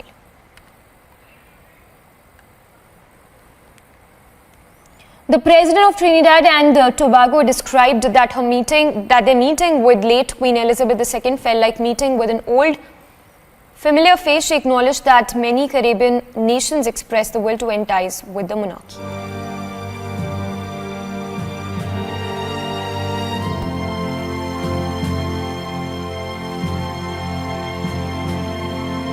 British officials said that the queue for people to view Queen Elizabeth II lying in state had reached the final capacity and had to be closed to new entrants. Hundreds of thousands of people have waited up for 12 hours or so in queues to pay their tributes to Queen Elizabeth II.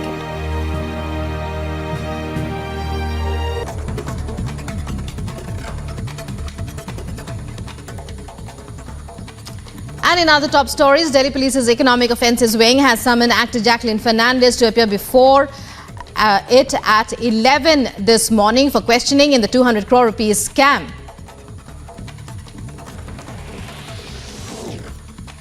After Begusarai, now indiscriminate firing reported on the streets of Vaishali, a district in Bihar. Bike-borne criminals fled in the direction of Rajendra Chowk, firing indiscriminately on Marai Road. An investigation has now been launched to nab the accused. Mumbai court to hear the bail application of Sanjay Raut today in Patrachal scam case. Accused in a 1,000 crore scam, arrested on August 1st, Sanjay Raut's judicial custody ends today. Akhilesh Yadav will lead the march of the Samajwadi Party legislators from the party office to Uttar Pradesh Vidhan Bhavan today to attend the monsoon session of the state legislature. During the march, top headlines at 1 p.m. after accused number 1 Sisodia AAP MLA Durgesh Pathak in the dock over Liquorgate scam case. Political uproar over Liquorgate as multiple AAP links now emerge. Big lead in Bengal job scam. ED News Titans likely to file charge sheet against Partha and Arpita. Storm over alleged girls' hostel video leak in Chandigarh University. 3 arrested, 2 hostel wardens suspended as well.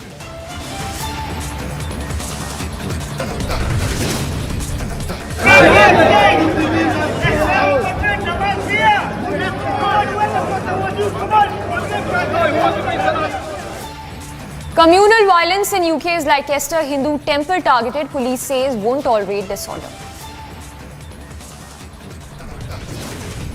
Trouble mounts for Jacqueline Fernandez asked to appear before the Economic Offences Wing again in the 200 crore scam.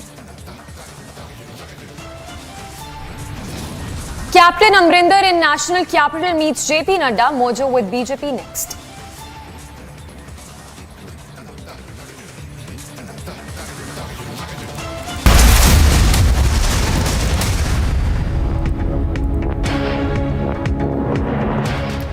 Thanks for tuning in this Monday afternoon. We are live and breaking. I'm Samiksha Srivastava. Let's get started with breaking news coming in from Kerala.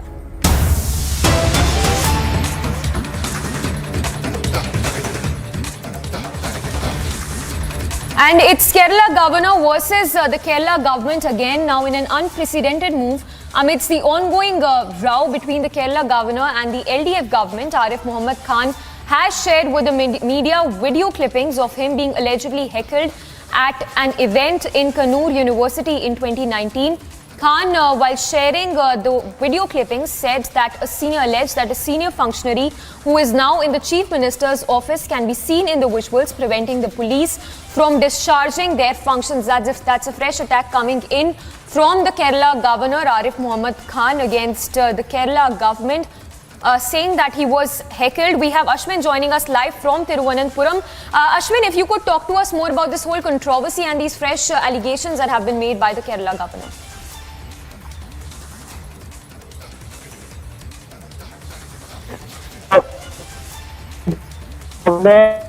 So Kerala has reached the highest tipping point where for the first time in the history of Kerala governor taking charge, he has called a press conference in such a detailed manner. He has spoken to the press, stating that there has been a conspiracy to harm him personally in an event that was held at Kannur, the home district of Chief Minister Pinarayi Vijayan.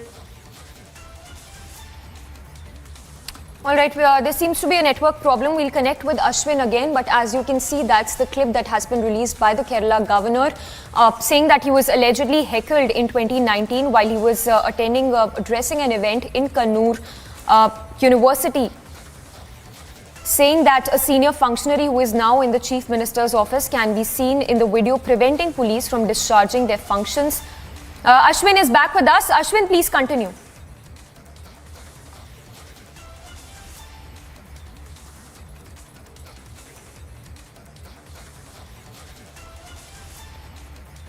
Ashwin, if you can hear us, if you could get us some more details on this fresh attack that has been made by the Kerala governor against the Kerala government. Samiksha, this is the highest tipping point between the Chief Minister and the Kerala Governor, because for the first time we are seeing the Kerala Governor has organized a press conference in an elaborate fashion and come out with video evidences as well as documents which suggest that, one, there has been no action taken against those people who tried to harm him, physically assault him during an event held in Kannur 3 years ago. He has leveled grievous charges before, but this is the first time he has come out with this evidence where we can clearly see as the footages that he has released, stating, which shows that KK Ragesh, one of the CPM strongest leader, had in fact allowed the protesters to go towards the governor, even telling the police not to do their duty. This is what the first allegation which Kerala governor has come out with, and he has also substantiated with the evidence.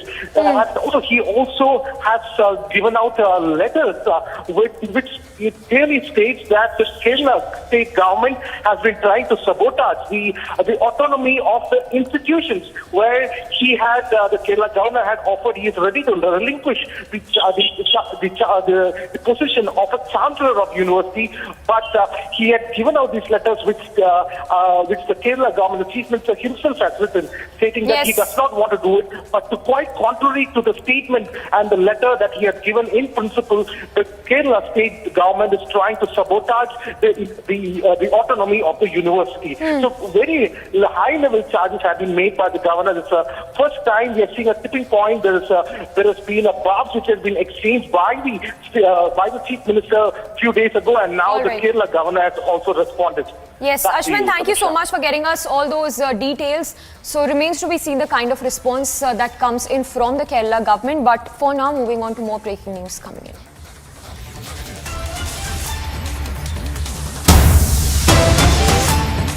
And update on the video scandal probe. What we're given to understand is that the university has now constituted a 7-member committee to probe the matter. The committee will be headed by Women's Cell chairperson and 2 students who are also the member of the committee. Meanwhile, 2 hostel wardens, remember, have been suspended as well. We'll go across to Amandeep as well, who's present at that very location. Remember, situation still remains tense. The students have been making several demands as well. Amandeep is with us. Amandeep, if you could get us more details, the latest that you're learning, as well as the police statements coming in as of now when we talk about this whole controversy, saying that there were no videos circulated for that matter. Yeah, absolutely. From yesterday till now, the police is sticking to their statement that no videos has been circulated, and girl has recorded her own video instead of the statement that there are several videos of the different girls has been recorded. So now the police have constituted a SIT special investigation team of all the female officers that is headed by ADGP Gurpreet Deo, and the same lady officer yesterday visited the campus and took stock of the situation, and even had also addressed the girl students, in fact, who were staying in the hostel from where the accused girls has been arrested. And meanwhile, the university authorities has also launched their own inside probe and even constituted a 7-member committee and include 2 students also to raise their concerns. And now the 2 parallel investigations will be held. One is inside the campus and another is police investigation. And police investigation is heading towards to break down the nexus, just because 3 accused are already in the custody, and they will be soon presented in the court and sought their remand, and will reveal the details at what all is happening in the course of investigation. Just because the police is also claiming there had been certain kind of electronic device recovered from the possession of the accused, and now they are analyzing though the phone that has been recovered from the girl had already sent to the forensic lab, just because there are certain videos that has been deleted from that phone, and police is trying to recover that video, and those are the videos which can actually reveal the exact truth of this entire nexus of video leak. Either those videos are recorded by that girl of herself, or those videos are recorded of some other girls. Yes, all Samiksha. right. Amandeep, thank you for getting us all those details. We'll keep coming back to you. So, remember, important to note here that the students have also been making several demands as well at this point, saying that there needs to be more security that needs to be kept in place, and also demanding relaxation in hostel entry timings. Moving on to more news break coming in.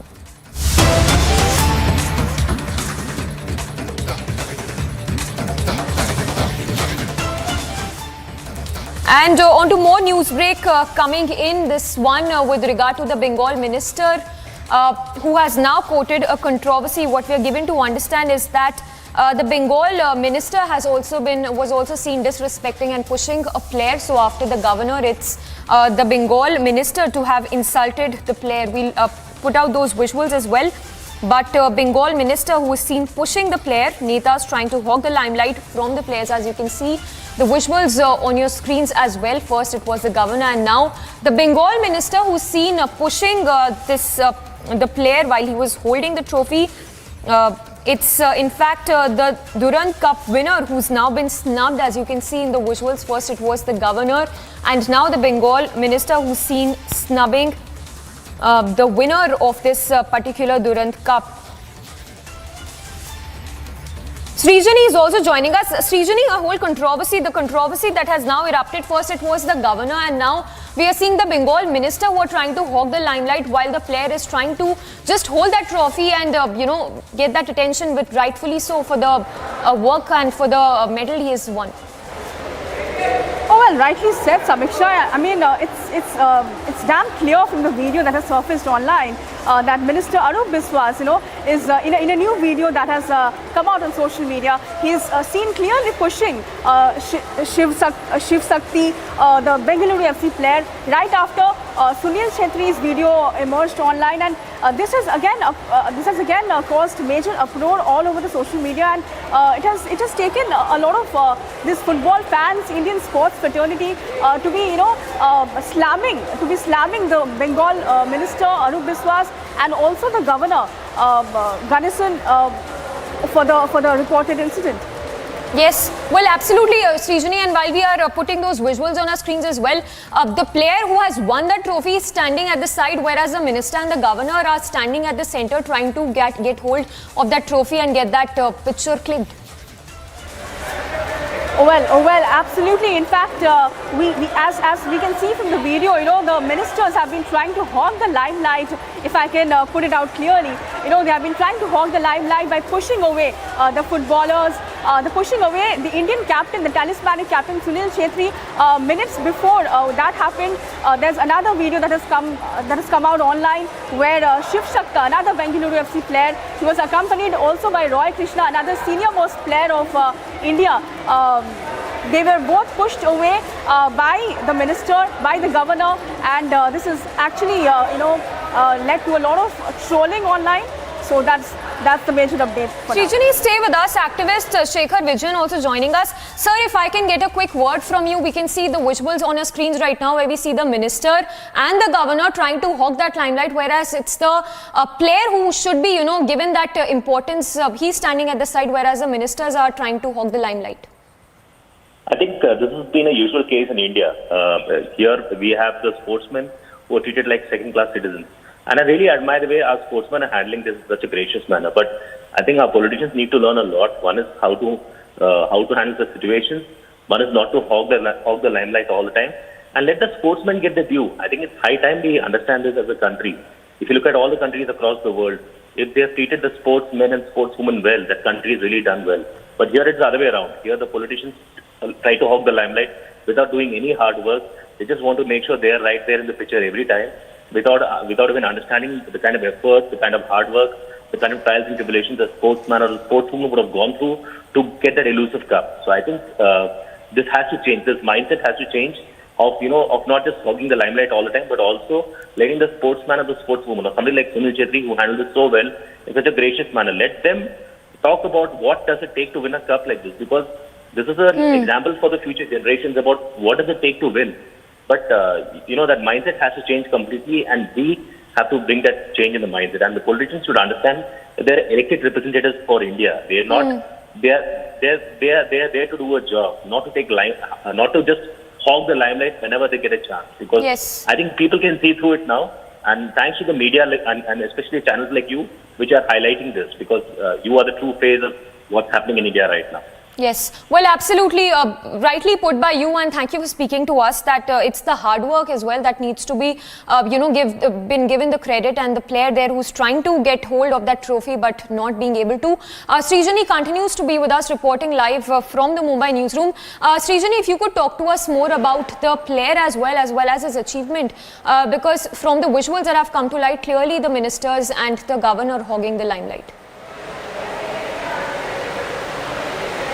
Well, as rightly put down by you, the players of that caliber, Sunil Chetri needs no introduction of himself, and also Shiv Shakti, the Bengaluru FC player, the talented Bengaluru FC player, who also scored a goal from yesterday's win over Mumbai City FC. I think both the players need no introduction, and the way the videos have been surfacing online, where the ministers Anup Biswas and West Bengal Governor Ganesan ji, also the way they pushed away the players just to hog the limelight on stage is utterly disgraceful, is what most people online have been telling. And this is actually a big eye opener, I must say, Samiksha, a big eye opener in this sporting arena of India. I mean, when will our players be respected is what most fans have asked on Twitter.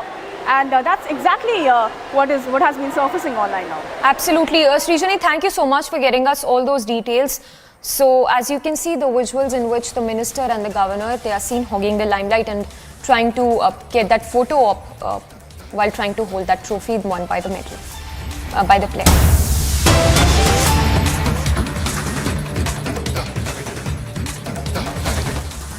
And on to more breaking news coming in, on to an update on the Patra Chaul scam case. Shiv Sena MP Sanjay Raut has been produced before the court. Sanjay Raut's bail plea hearing is currently underway as we speak. In fact, remember, the court will be has taken in fact the cognizance of the charge sheet that was filed by the Enforcement Directorate. Alicia there reporting live from outside the court. The proceedings have started. Sanjay Raut's bail plea hearing is currently underway. Our senior editor Shravan Sen also joining us for more details. Shravan, if you could give us more details on the charge sheet filed by the ED, of which the court seems to have taken cognizance of.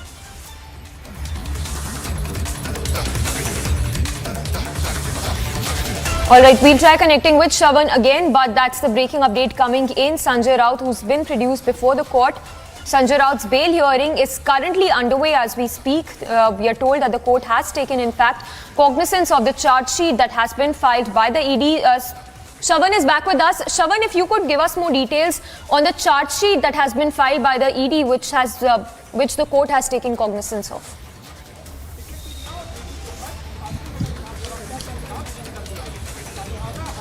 Well, in fact, the latest details that we are picking up right now is that the court has taken cognizance of the charge sheet that was filed by the Enforcement Directorate in the Patra Chaul redevelopment scam, with which Shiv Sena leader Sanjay Raut was placed under arrest. Now, as far as this particular charge sheet goes, it basically details the role that has been played by Sanjay Raut in terms of the fact that there are certain witnesses who have come forward and their statements have been recorded by the Enforcement Directorate, who have come on record to basically say that some properties that were basically bought in places like Alibag, land parcels that were bought in Alibag, that was through the proceeds of crime. In fact, essentially one of the witnesses has come on record to say the cash was basically provided by Sanjay Raut, and he was given specific instruction that the land would be in the name of Sanjay Raut's wife. That has also been documented in the charge sheet that has been filed. Apart from that, the proceeds of crime, basically in terms of the fact that the kingpin in this Patrachal redevelopment scam, that is Praveen Raut, had given a large amount of cash to Sanjay Raut's family members, essentially going into Varsha Raut's accounts, and thereafter this was the money that was perhaps sent back. Varsha Raut essentially claimed that this was some sort of a loan that was given to them, which was returned to Praveen Raut. Having said that, the Enforcement Directorate has looked into it during their investigation, that whether at all this was in the form of a loan. It turns out that this is not exactly the loan, but the money that Praveen Raut had actually got from HDIL as some sort of a support. It was basically shown as some profit that was made by HDIL, and it was given to Praveen Raut. Part of it was diverted and it was given to Varsha Raut and others, which obviously Varsha Raut wanted to make it look like some sort of a loan that was given, but there was no interest that was paid for that, for the so-called loan. And secondly, the money that was returned by Varsha Raut back to Praveen Raut was only after the Enforcement Directorate had filed a case, and that is the reason why the Enforcement Directorate still maintains that these are proceeds of crime that were actually given, and it has now been documented in the charge sheet that has been filed by the Enforcement Directorate. All right, Shravan, we'll keep coming back to you. Thank you for breaking it down for us. So, Shravan, they're reporting live as the hearing is underway in the court. Sanjay Raut, who's now presented before the court. More details are just coming in that the ED has failed to furnish a copy of the charge sheet to Sanjay Raut, to which the court has asked ED to furnish a copy. Alicia breaking those updates for us. We'll try and go across to Alicia as well, but for now, that's the breaking update. ED failing to furnish a copy of the charge sheet to Sanjay Raut, to which court has asked ED to furnish a copy. Till that time, court will take a day-to-day hearing in the matter.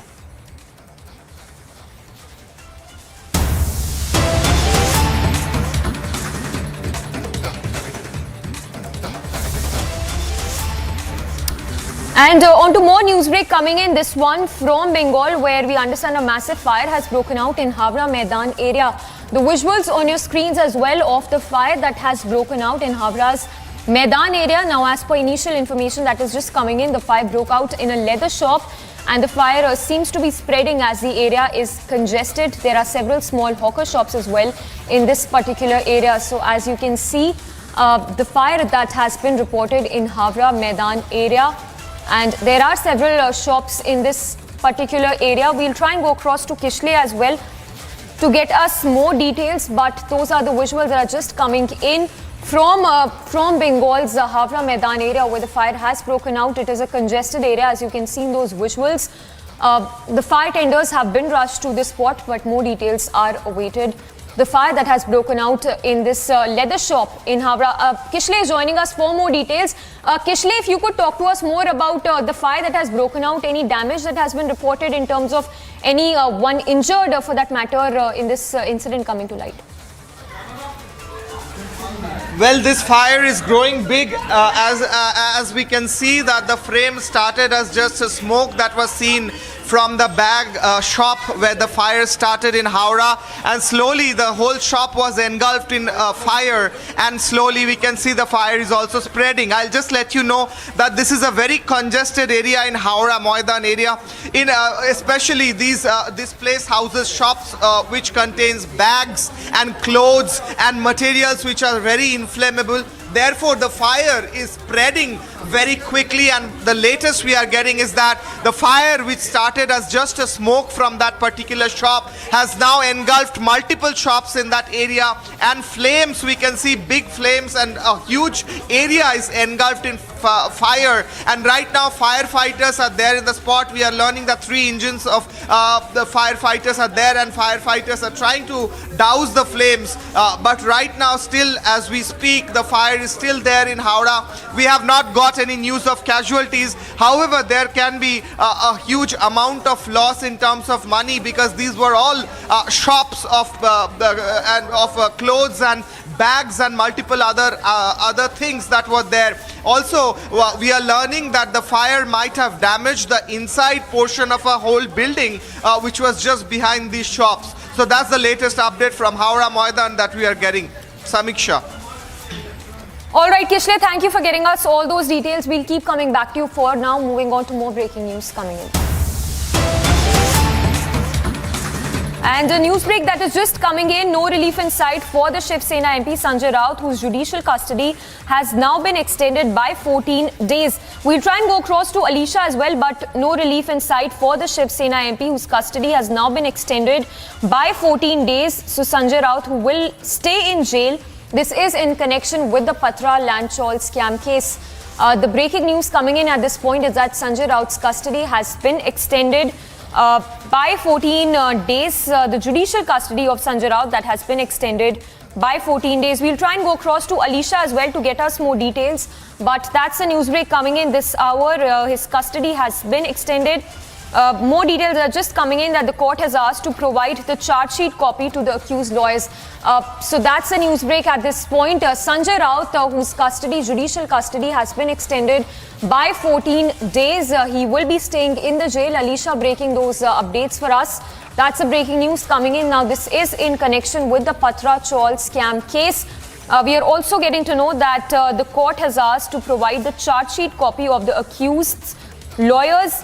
And Sanjay Raut's advocate there saying that how can they argue for bail without knowing the charges in the charge sheet. Alisha on the phone line. Alisha, if you could give us more details on what has really happened in the court, Sanjay Raut's custody that has been extended by 14 days.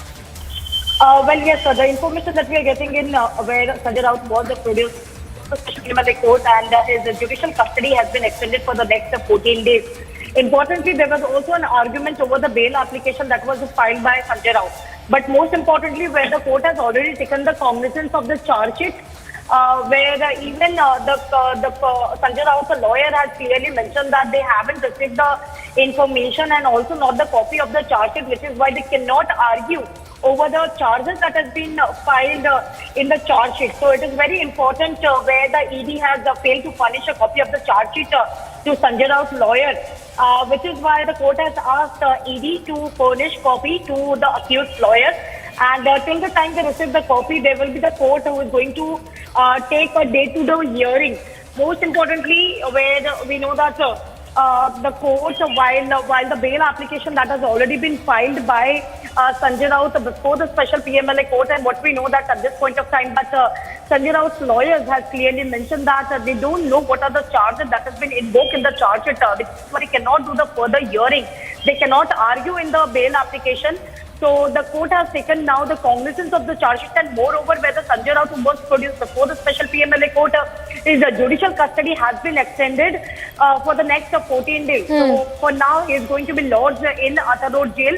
But moreover, in the bail application as well, where the charge sheet will be given to the accused lawyer, and later where the hearing is going to take place, because court has clearly mentioned that there will be a day-to-day hearing. There will be a day-to-day hearing till the time the accused lawyer gets the charge sheet where the cognizance has already been taken in the Patra chawl case. Continuously rolling on this big story. We'll be back after a short break. Stay tuned.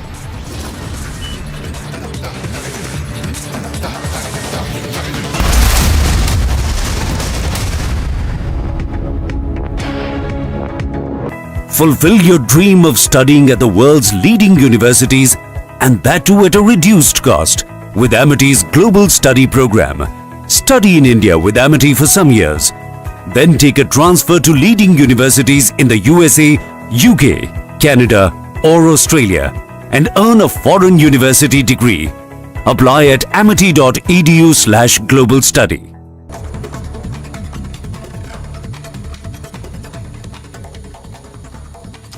And in other top stories, Delhi Police's Economic Offences Wing has summoned actor Jacqueline Fernandez to appear before it at 11 this morning for questioning in the 200 crore rupees scam.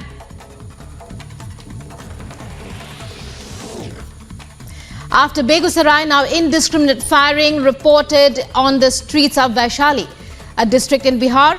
Bike-borne criminals fled in the direction of Rajendra Chowk, firing indiscriminately on Marai Road. An investigation has now been launched to nab the accused. Mumbai court to hear the bail application of Sanjay Raut today in Patra chawl scam case, accused in a 1,000 crore scam. arrested on August 1st, Sanjay Raut's judicial custody ends today. Akhilesh Yadav will lead the march of the Samajwadi Party legislators from the party office to Uttar Pradesh Vidhan Bhavan today to attend the monsoon session of the state legislature. During the march, party MLAs and MLCs will raise issues of unemployment, price rise, crimes against women and the poor, and the law and order situation in the state. Ahead of the showdown, UP Deputy Chief Minister has now launched a scathing attack, saying that the ones who protected goons now want to raise issues. And a quick roundup of news in brief from across the globe. Mourners continued to pour in to pay tributes to Queen Elizabeth II in the early hours, the day of the monarch's state funeral. British officials said that the queue for people in view of to view Queen Elizabeth II lying in state had reached final capacity and had to be closed to new entrants. The Queen Consort Camilla has paid tribute to Queen Elizabeth II, saying she carved her own role in a tribute to late Queen that was her mother-in-law. The Queen Consort talked about her character and passions, but also shared a personal anecdote from the day of their wedding. She also said Queen Elizabeth II had an unforgettable smile.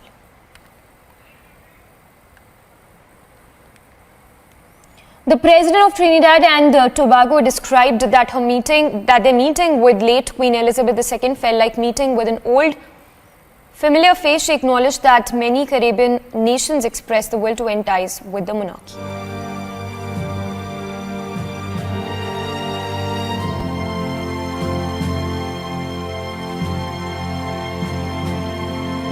British officials said that the queue for people to view Queen Elizabeth II lying in state had reached the final capacity and had to be closed to new entrants. Hundreds of thousands of people have waited up for 12 hours or so in queues to pay their tributes to Queen Elizabeth II.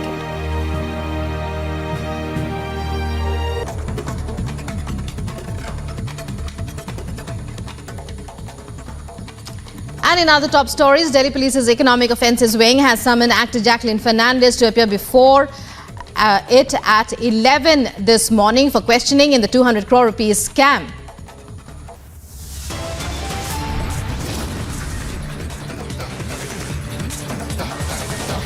Viewers, time for the top headlines right now after accused number 1, Sisodia Aam Aadmi Party MLA Durgesh Pathak in the dock for Liquorgate.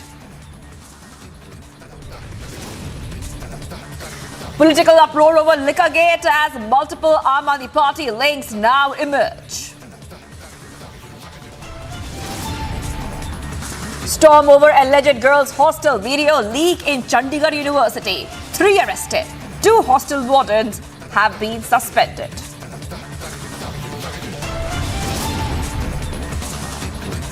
Trouble mounts for Jacqueline Fernandez, asked to appear before Economic Offences Wing again in the 200 crore scam.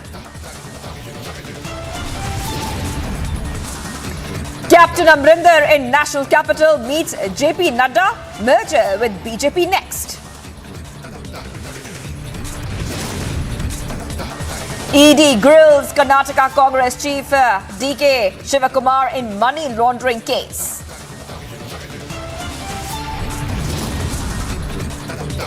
It's the biggest insult for our sports heroes. Players bag glory for country, but netas try to hog the limelight. No relief for Sanjay Raut. Custody extended for 14 days now.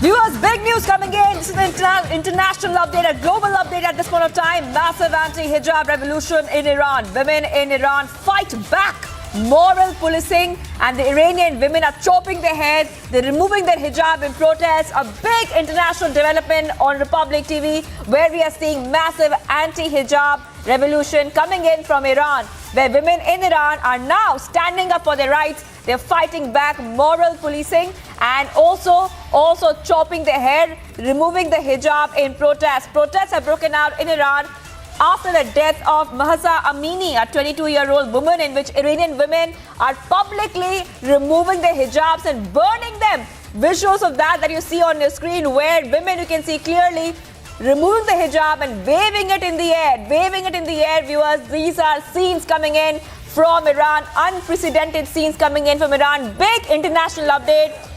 Now Mahsa Amini, the 22-year-old, was arrested by Iran's so-called morality police for improperly, well, that's what they're calling it, donning the hijab because she had not completely covered her hair.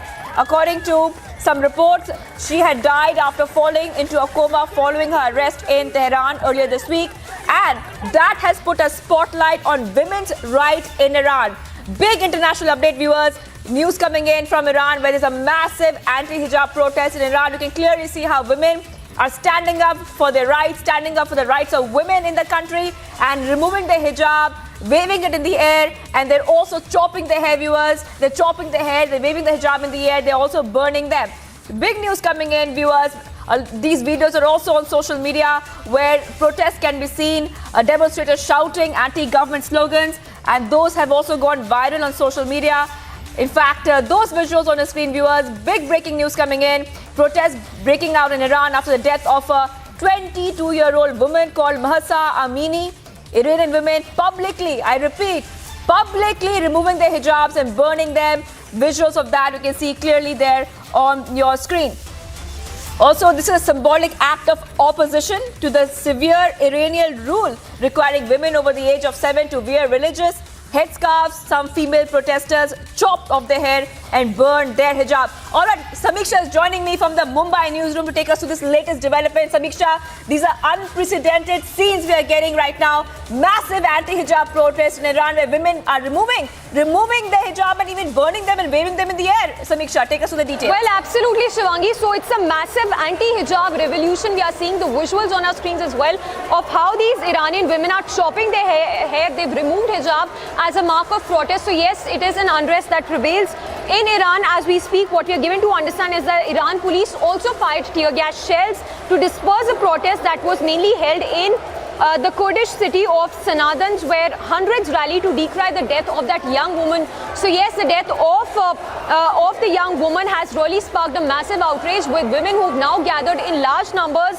to protest. And really, this is an anti-hijab protest that is unraveling in Iran. Women in Iran are seen fighting back the moral policing by the government. They are seen chopping off their hair, removing hijab as a mark of protest. Now remember the case of the 22-year-old Mahsa Amini, who was detained last Tuesday after Iran's so-called morality police found fault with her headscarf, had set off a public outcry in the country, mainly on social media. In fact, the police said that she died of a heart attack and have denied any allegations of torture and abuse. I will be coming back to you.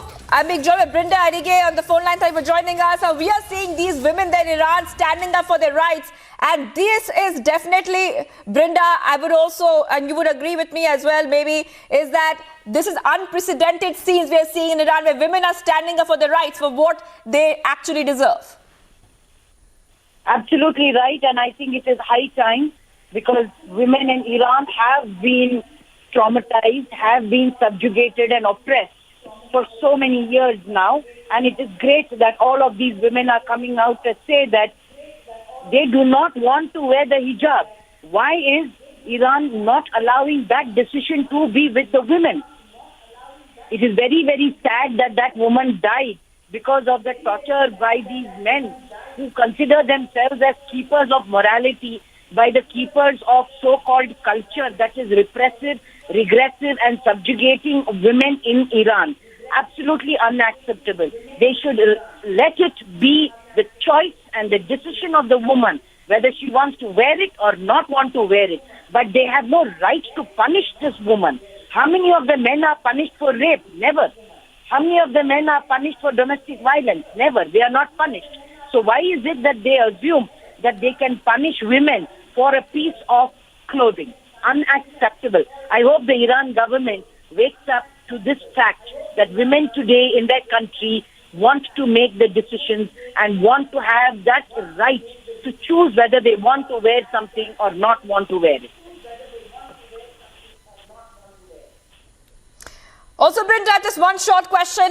Of course, they are standing up for their rights. Do you think that this show of protest by these women would amount to something? Because it's very clear the women in Iran are tired from the age of 7. I repeat, from the age of 7, they have to cover their hair or they cannot even go to school.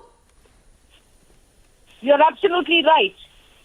There are even places where tourists have to cover their hair, and this is unacceptable.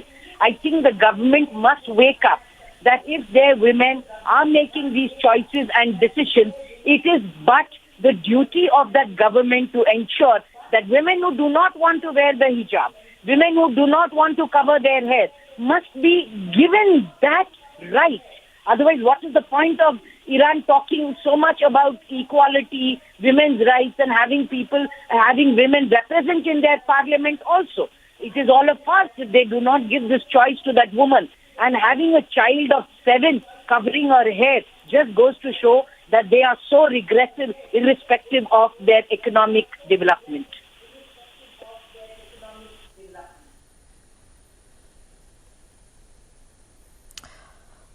All right, thank you, Brinda Adige, activist, for joining us here. We're tracking this big story, Republic TV. It's an international story where we are seeing unprecedented scenes, viewers, where you can clearly see on your screen how women in Iran are removing their hijab.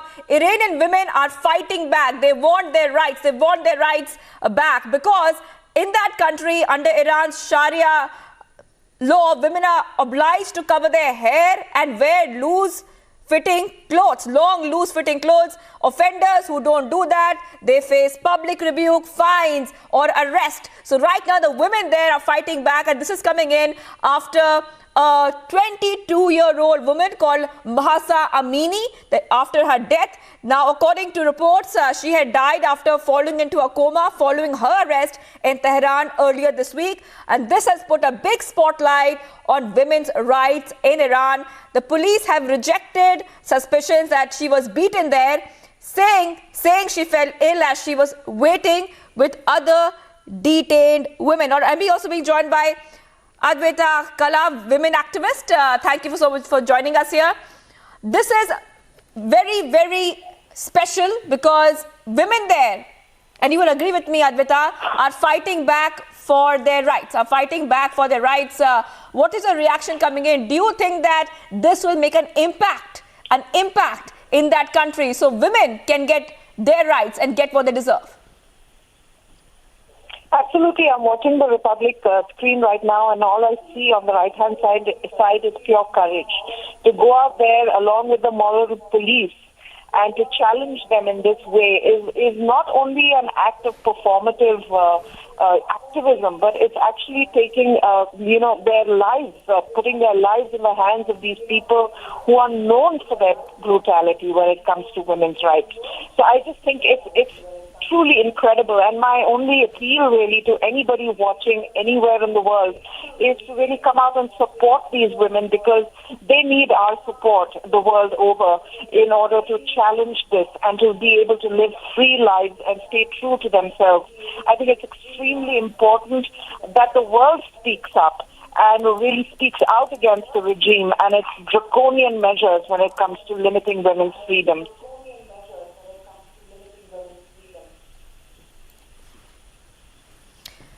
Also, Advaita, could you just take us through exactly, do you think that this is going to make an impact? Will this make an impact in the coming days in Iran? Or do you think that the government will listen to the women of Iran?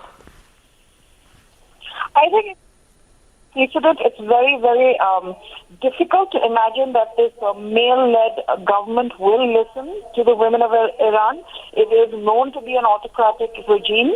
So it's very difficult to say that, they will listen to them. I think these women are taking enormous personal risk with their life, body, limb. Their families are also at risk.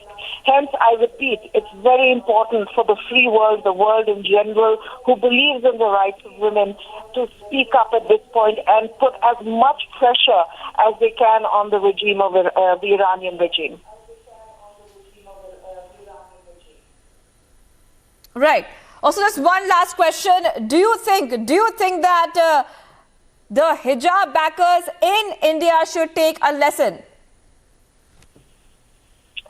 You know, I mean, the thing with the hijab battle in India was that it was given the shade of being about women's empowerment. Well, no one really was buying that story. You may choose to wear the hijab or choose not to, but it certainly is not a sign of women's empowerment. I mean, the reality is there on your screen as we speak. The fact that women do not have a choice when it comes to a hijab is really the reality of the hijab. And it's extremely important that we recognize that and not try and celebrate it as some sort of symbol of empowerment, because it isn't that. It may be a choice and a way that people want to express their devotion or whatever they think is, in tune with their own personal values. But it's certainly not a symbol of empowerment.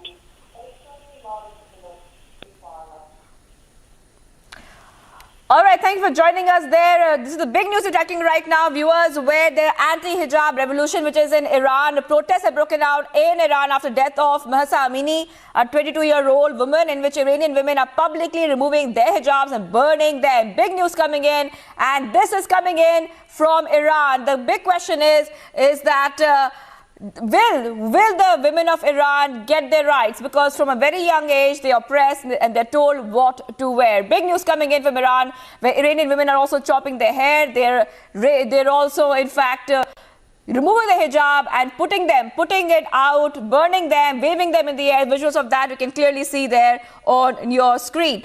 All right, I'm also being joined by Kirti Bharati, Sarthi Trust MD. Thank you for joining us, Kirti Bharati. Big news coming in right now, and this also raises a big question on the moral policing when it comes to women, not just in Iran, but also globally and even in India. या बिल्कुल, मुझे ऐसा लगता है कि ये जो moral policing है ये हर जगह पे है, चाहे सिर्फ विश्व का एक पार्ट नहीं है. आप इंडिया में भी देख लीजिए, हर जगह आपको ये बताया जाता है कि आपको ये करना है, ये नहीं करना है.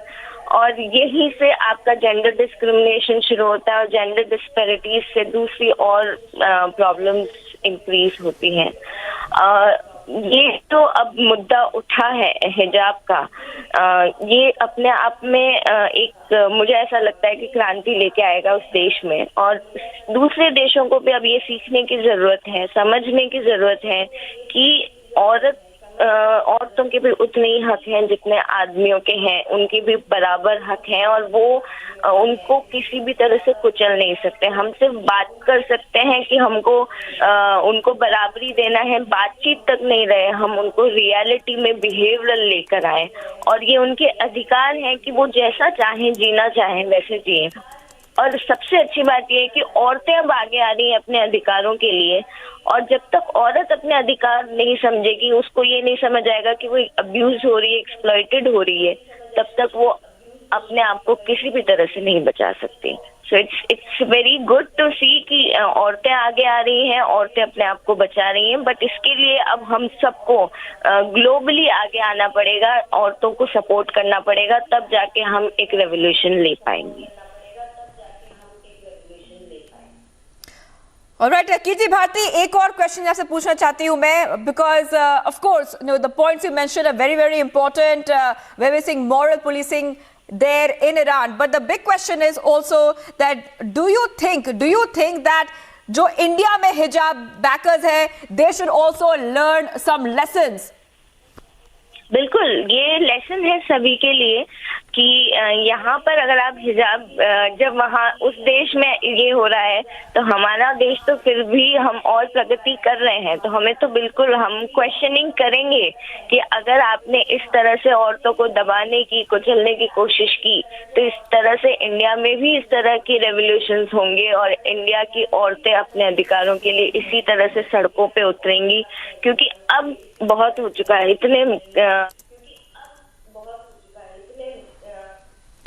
All right, Zina Shaukat is also joining me on the phone line. Thank you for joining us here. These are big updates we're getting, and a revolution of unprecedented kind there coming in from Iran. What is your first reaction? Because the messaging is obviously coming in from that country that moral policing of women's body is wrong. Absolutely, it is deplorable. What has happened to this poor girl is absolutely condemnable and absolutely deplorable, and it is raising an international voice among women and among all the right-thinking people, and I think that is absolutely correct. There can be no moral policing. There is, unfortunately, the way hijab has been interpreted today in certain kind of atmospheres and countries is very far. Islam, first of all, never introduced this question of the veil.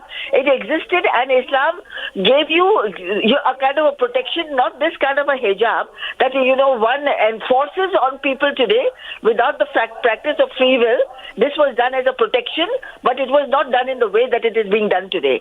So I think that this entire approach, and there are many interpreters of Islam like Razi, like Zamakhshari, who have written about this, and they have said that this is, a dress has to be culturally acceptable and decent. The idea is to be modest and decent, and not to be. This poor girl was, her hair was a little short, and the moral police took her, and within, she was found dead. Hello?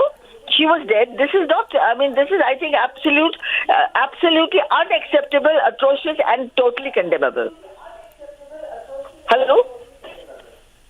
All right, thank you, Zina Shaukat Ali, for joining us, activist, for joining us here. We are tracking this story very, very closely. It's an anti-hijab revolution. Visual of that you can see on your screen, where we saw cases of hijab, moral policing, and right now, Iran women are fighting back.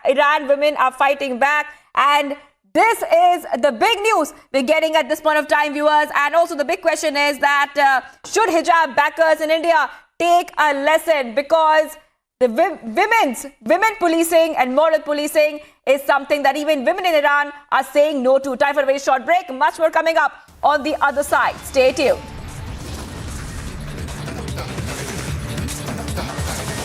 Queen Elizabeth II's funeral today. President Murmu to represent Indian government. Stay tuned.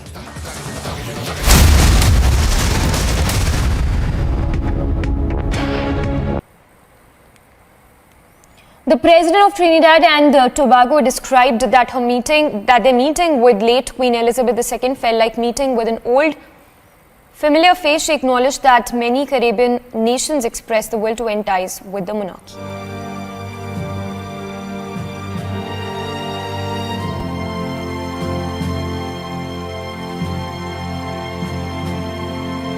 British officials said that the queue for people to view Queen Elizabeth II lying in state had reached the final capacity and had to be closed to new entrants. Hundreds of thousands of people have waited up for 12 hours or so in queues to pay their tributes to Queen Elizabeth II.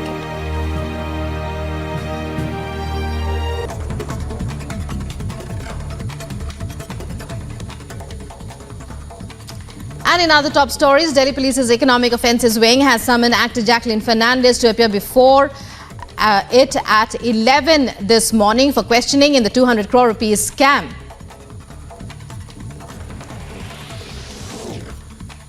After Begusarai, now indiscriminate firing reported on the streets of Vaishali, a district in Bihar.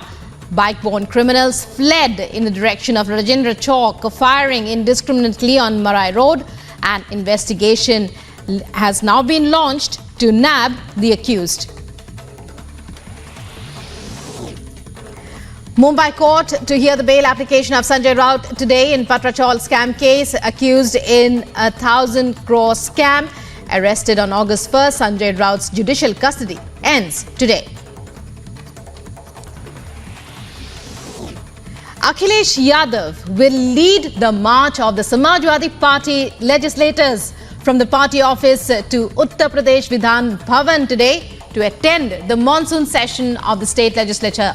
During the march, party MLAs and MLCs will raise issues of unemployment, price rise, crimes against women and the poor, and the law and order situation in the state. Ahead of the showdown, UP Deputy Chief Minister has now launched a scathing attack, saying that the ones who protected goons now want to raise issues. And a quick roundup of news in brief from across the globe. Mourners continued to pour in to pay tributes to Queen Elizabeth II in the early hours, the day of the monarch's state funeral. British officials said that the queue for people in view of to view Queen Elizabeth II lying in state had reached final capacity and had to be closed to new entrants. The Queen Consort Camilla has paid tribute to Queen Elizabeth II, saying she carved her own role in a tribute to late Queen that was her mother-in-law. The Queen Consort talked about her character and passions, but also shared a personal anecdote from the day of their wedding. She also said Queen Elizabeth II had an unforgettable smile.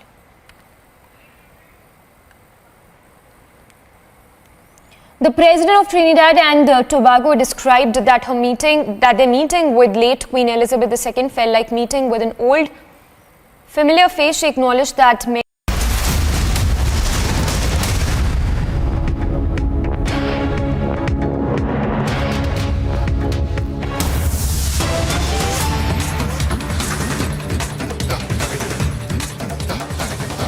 Alright, here's a some visuals coming in this point of time where we're getting in visuals of the Prime Minister meeting the Sikh delegation.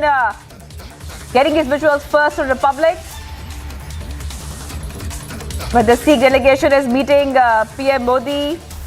In fact, these meetings happen time to time where the Prime Minister has met delegations of various communities. At this point of time, we're getting visuals of PM Modi there with the Sikh delegation. Abhishek, Senior Executive Editor, is joining me on the phone line.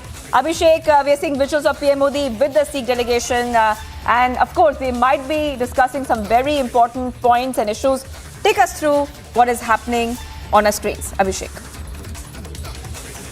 Well, basically, this was to mark Prime Minister's birthday. The Sikh Sangat in Delhi had organized an Akhand Path, and on completion of that, they have come to wish the Prime Minister, the Sikh community in Delhi, Shivangi, and this is essentially a reciprocation of sort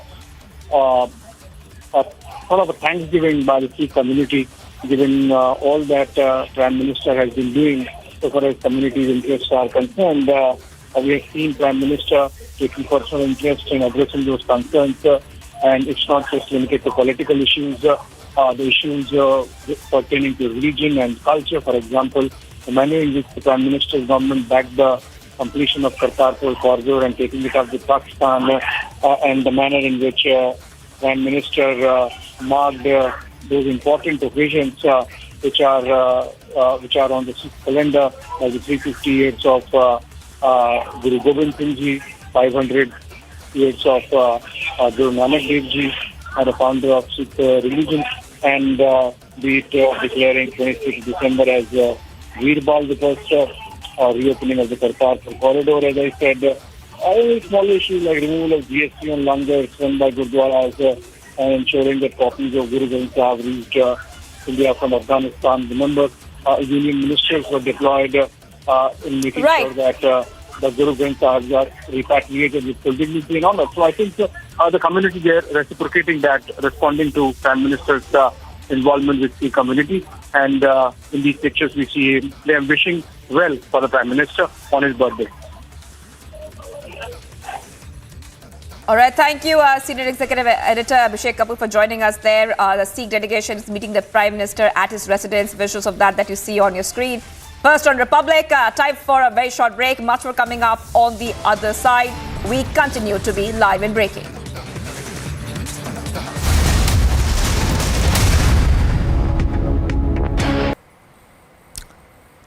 And a quick roundup of news in brief from across the globe. Mourners continued to pour in to pay tributes to Queen Elizabeth II in the early hours, the day of the monarch's state funeral. British officials said that the queue for people in view of to view Queen Elizabeth II lying in state had reached final capacity and had to be closed to new entrants.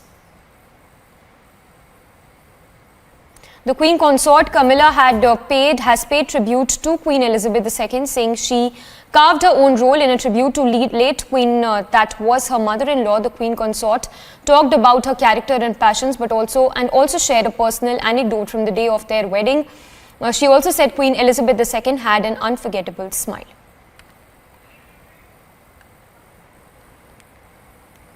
The President of Trinidad and Tobago described that their meeting with late Queen Elizabeth II felt like meeting with an old familiar face. She acknowledged that many Caribbean nations expressed the will to end ties with the monarchy.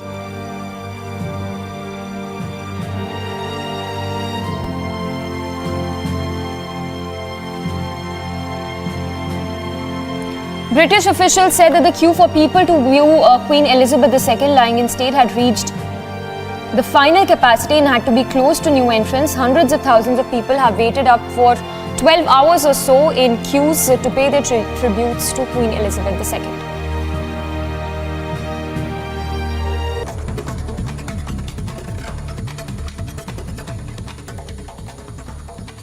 And in other top stories, Delhi Police's Economic Offences Wing has summoned actor Jacqueline Fernandez to appear before it at 11 this morning for questioning in the 200 crore rupees scam.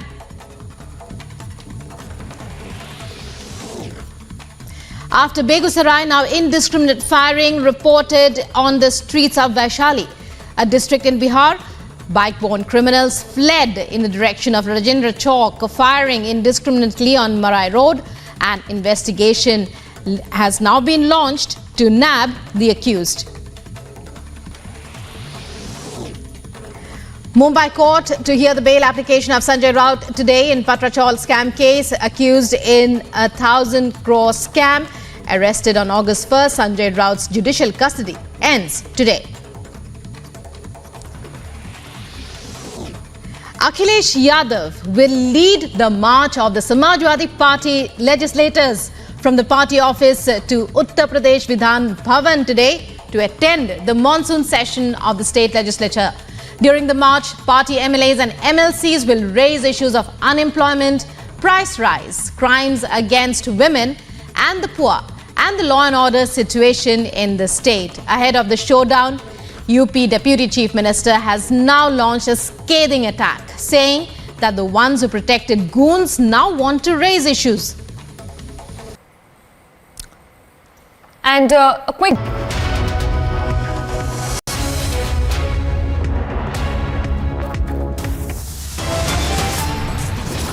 Political uproar over Liquorgate after accused number 1 Sisodia AAP MLA Durgesh Pathak in the dock for Liquorgate. Storm over alleged girls' hostel video leak in Chandigarh University. 3 arrested, 2 hostel wardens suspended. Trouble mounts for actor Jacqueline Fernandez, asked to appear before the Economic Offences Wing again in the 200 crore scam. Captain Amrinder in the national capital meets JP Nadda, merger with the BJP next.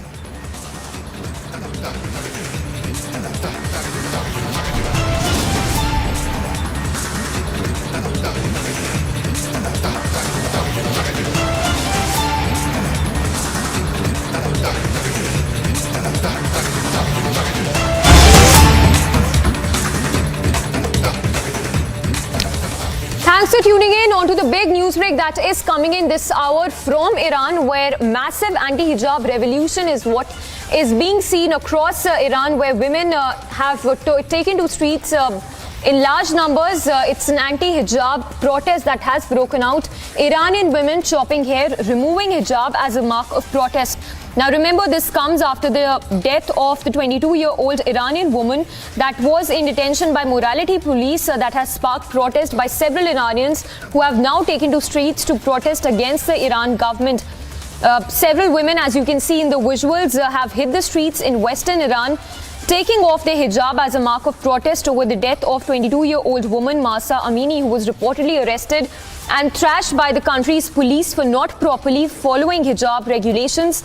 In fact, visuals that have also surfaced gone viral on social media showing women protesters removing their hijabs, which is a punishable crime in Iran, and chanting "Death to Dictator" during the protest in Amini's hometown in Saghez. We'll try and go across and get some reactions as well, but as you can see, the women there were fighting back hijab, and this in wake of the hijab moral policing. Iranian women fighting back and removing their hijab as a mark of protest against the death of a young woman in detention.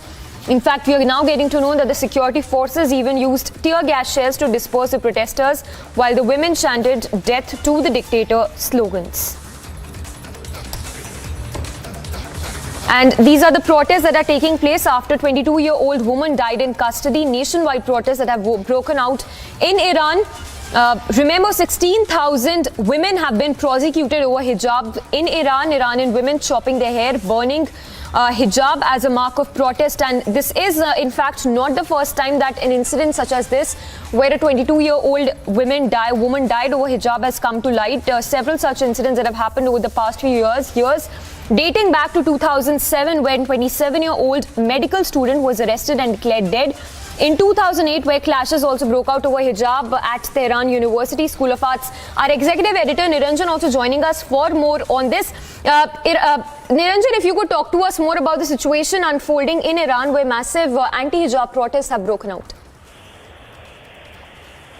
Well, this has been ongoing for some time now, and there are some very, very disturbing videos that are coming in from different parts of Iran, of how women were picked up.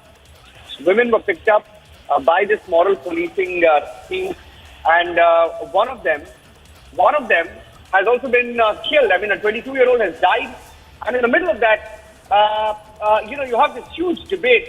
I mean, women on the streets of Iran, coming out, cutting their hair, removing their hijab to send a message.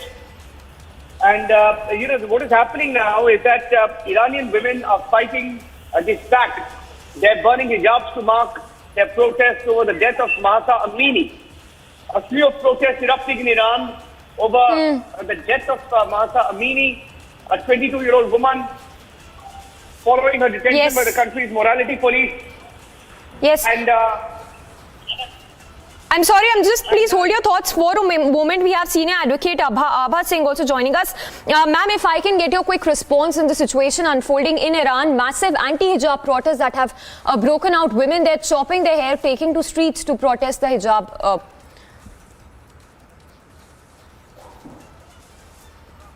All right, we seem to have lost that connection with Abha Singh. We'll try to patch her again, but Niranjan, our executive editor, continues to be with us. Niranjan, if you could talk to us more about the situation unfolding in Iran. Now is in India. There is a hearing that is on the hijab, which has been ongoing, and we will break the details of that as well. And this hearing is ongoing, and this is huge because this is related to the Karnataka case, and in the hijab hearing, which is on, senior advocate Vidhan is making arguments for the pro-hijab backers, saying that we adopted language, architecture, and other facets of different cultures. These are some breaking news updates coming in. Vidhan is making arguments inside the courtroom, so we're keeping a close track on that as well. So what happens inside the court will be of significance. And this story is happening in two locations. Of course, in Iran, I think the message that women are sending out is that you can't look at those videos, Samiksha, heartbreaking videos of this moral policing on the left of your screen. The hijab moral policing in Iran, look at them. I mean, women, men attacking women, rounding them up, taking them off, away in cars, right? And some of them are being beaten up. Look at that. A woman is being thrashed. And a woman died. A 22-year-old woman died. And it's really sad. The whole country is fighting back. Women are out on the streets in almost every city and of Iran. Holding placards. They're chopping their hair in protest. And they're even burning their veils, burning their... Look at the contrast. In India, you had these hijab backers, and they want the hijab to be enforced. I mean, there couldn't be a bigger contrast. An Islamic nation like Iran, is fighting back the hijab. And in India, they're trying to enforce the hijab. And I think it's one of those moments in our history when we will have to look back and see what's going on and take a call as a country on which direction we will have to go in. Look at this. I mean, you have arguments being made. Dushan Dave for the pro-hijab backers is arguing in court. I have some of those arguments. He says this country is built upon a beautiful culture, built on traditions. In 5,000 years, we have adopted many religions. Historians all over the world have said India is the place which has accepted persons who have come here. This is not about uniform. We are not dealing with military schools. We are not dealing with Nazi schools with regimentation. We are dealing with pre-university colleges. And it's such a contrast, isn't it? Such a contrast that we will try and get, some of us, advocates on the phone line as well. Swapnil Kothari, Ratan Sharda. We'll get them on the phone line or live with us on the broadcast. Because what will now happen is that, people are talking about this the world over, looking at what's happening in Iran, saying that can you, and you saw exactly what happened in India. In India, fundamentalists got a free run. There were groups like PFI and the Campus Front of India that became active. And they wanted the hijab to be enforced. And this is such a contrast, isn't it? Because let's go back to the hearing in the Supreme Court, because I think parallelly we're getting in some breaking news updates. Dushan Dave has gone on to mention Surdas, Tulsidas among others, saying that these Bhakti movement saints came, Hinduism came out of claws of Brahmanism, etc., etc. He says they've tried to, bring unity in the country, what we have achieved by divisive ideas, etc. But we'll stay while the hearing continues. We'll try and get some, voices as well. I think Swapnil is joining us on the phone line. Swapnil, look at the irony today. In court, there is a hearing on the hijab. Even as the world over, there is this anti-hijab revolution in Iran. Women are fighting back. Thousands of them coming out on the streets and fighting back the hijab and the fundamentalists who are trying to enforce the hijab. Swapnil. And as a lawyer, I think when you look at these moments and the pictures coming in, heartbreaking pictures of women and it's not just about wearing the hijab, women who are not perhaps covering their head, etc., properly by what the moral policing defines as the proper way of wearing the hijab. They're being picked up, they're being beaten up. One woman has died. Thousands of people are on the streets of Iran. And the contrast is an Islamic country like Iran is trying to fight hijab. And I think that's a lesson for people in India, for the hijab backers in India, isn't it? Yes, absolutely, Niranjan. There is no question about it because what's happening here is that on one hand, you see the Islamic Republic of Iran, because those are absolutely, Islamic countries, as you would call them, where they are fighting these traditional, issues. And here we are here at the Supreme Court hearing this for hijab, so which is a little ironical, especially in a democracy like ours. So I believe that it's more politics than anything else. It's more politics. And then when, Niranjan, you notice that when politics mixes up with religion, it becomes a very, very potent kind of a mixture. And it's more venomous than anything else that you and I can ever encounter. So I believe that the Supreme Court will do appropriate justice. And I do not believe that hijab will be considered as an essential practice for Islam. Or as an essential part of the practice of Islam, because that is what the Karnataka High Court held. And that is exactly what the ruling also will be, that of the Supreme Court, even if it's a constitution bench. And I appreciate the fact that, the Supreme Court will deliberate over it perhaps a little bit more than what the Karnataka High Court did. But eventually, I think the ruling will be the same. It will not be any different because I believe that, once the Supreme Court, if they were to allow that, okay, hijab is an essential practice and people are allowed to wear that in schools, then that doesn't stop.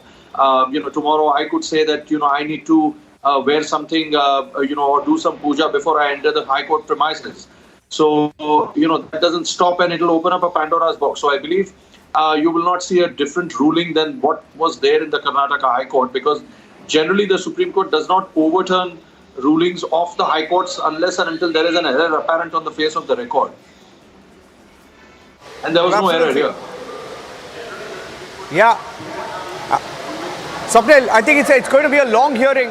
It's going to be a long hearing, and we're going to stay on the live updates in the Supreme Court. Before I let you go, just one quick point on what we can expect, what the case is in India, where it stands, and what these hijab backers want. Swapnil, if you can explain that to our viewers in a nutshell. I think, Niranjan, what the people who profess or who are asking for hijab is what they want. Legally, I would say, politically, it could be many things, but legally what they're asking is it's a fundamental right to practice religion under Article 25 of the Constitution. So if a Sikh is allowed to wear a turban, if a Hindu is allowed to wear a bindi or bangles for that matter, then what is the problem if I were to wear a hijab? So that is their basic thrust of the argument is Article 25, which is the fundamental right. But then the counter argument to that is that any fundamental right is subject to reasonable restrictions, public order, morality, and all of those things. So obviously, the Supreme Court will have to outweigh that and say that, look, the public order or morality, not morality here as much as public order, would be in a complete disarray if we were to allow this as a fundamental right to religion. For that, you will have to first establish whether it is an essential part of the practice of Islam. So you will have to hear several scholars on that. It's not going to be a simple hearing. It's going to be a pretty long hearing from what I understand, unless the Supreme Court has decided to sort of time-bound it, because, Justice Lalit has been very, very much harping on the fact that, let's do away with long hearings. Let's do away with, hearings going on with adjournments. So let's finish it off at one go. So this could perhaps be a short hearing in that manner. But then the point is that if public order were to come into play, then the Supreme Court will have to say that public order will be in complete jeopardy if we were to allow this, and it will open up a Pandora's box. So that is where then the Supreme Court will have to go ahead with what the Karnataka High Court said, that firstly, it is not an essential practice or a part of the practice of Islam. Two, that it is subject, all fundamental rights, whether it's right to practice religion, are subject to public order and morality and several other reasonable restrictions, which I don't want to go into, because what matters here is public order here in Article 25, which is right to practice religion. And because they are subject to reasonable restrictions, they are not absolute. And the reasonable restriction comes into play here, and that is the reason why we will not hold it as a fundamental right, or even if it is so, we will not allow it, because it is the reasonable restriction here outweigh the aspect of fundamental right. Because tomorrow this could open up a Pandora's box, and it could amount to even Article 14 discrimination, because others could come and say that you've allowed this as essential practice, so allow this to be an essential practice. So it will be unnecessary, entering into, multiple litigations, which the Supreme Court well wants to avoid. Yeah, absolutely. So it's going to be a long day of hearing, and we'll keep coming back to you, Swapnil. For now, thank you very much. I'm handing it back to you for now. As the arguments continue at a decisive stage, we will come back to the story. In India, there are people who want hijab to be enforced. In Iran, women are out on the streets. There's an anti-hijab revolution. Those are pictures coming in. Several journalists in Iran, women groups, tweeting how the veil is being burned, how many women are coming out in protest because there is a moral policing that is on. Women are being picked up for not wearing the hijab appropriately, according to this moral policing teams which are on the prowl. Handing it back to you for now, Samiksha. Story we are tracking very, very closely here on Republic. Yes, well, absolutely. It remains to be seen what really happens next with the arguments underway in the Supreme Court. In fact, remember, this comes after the Karnataka High Court had also given its order with respect to the hijab.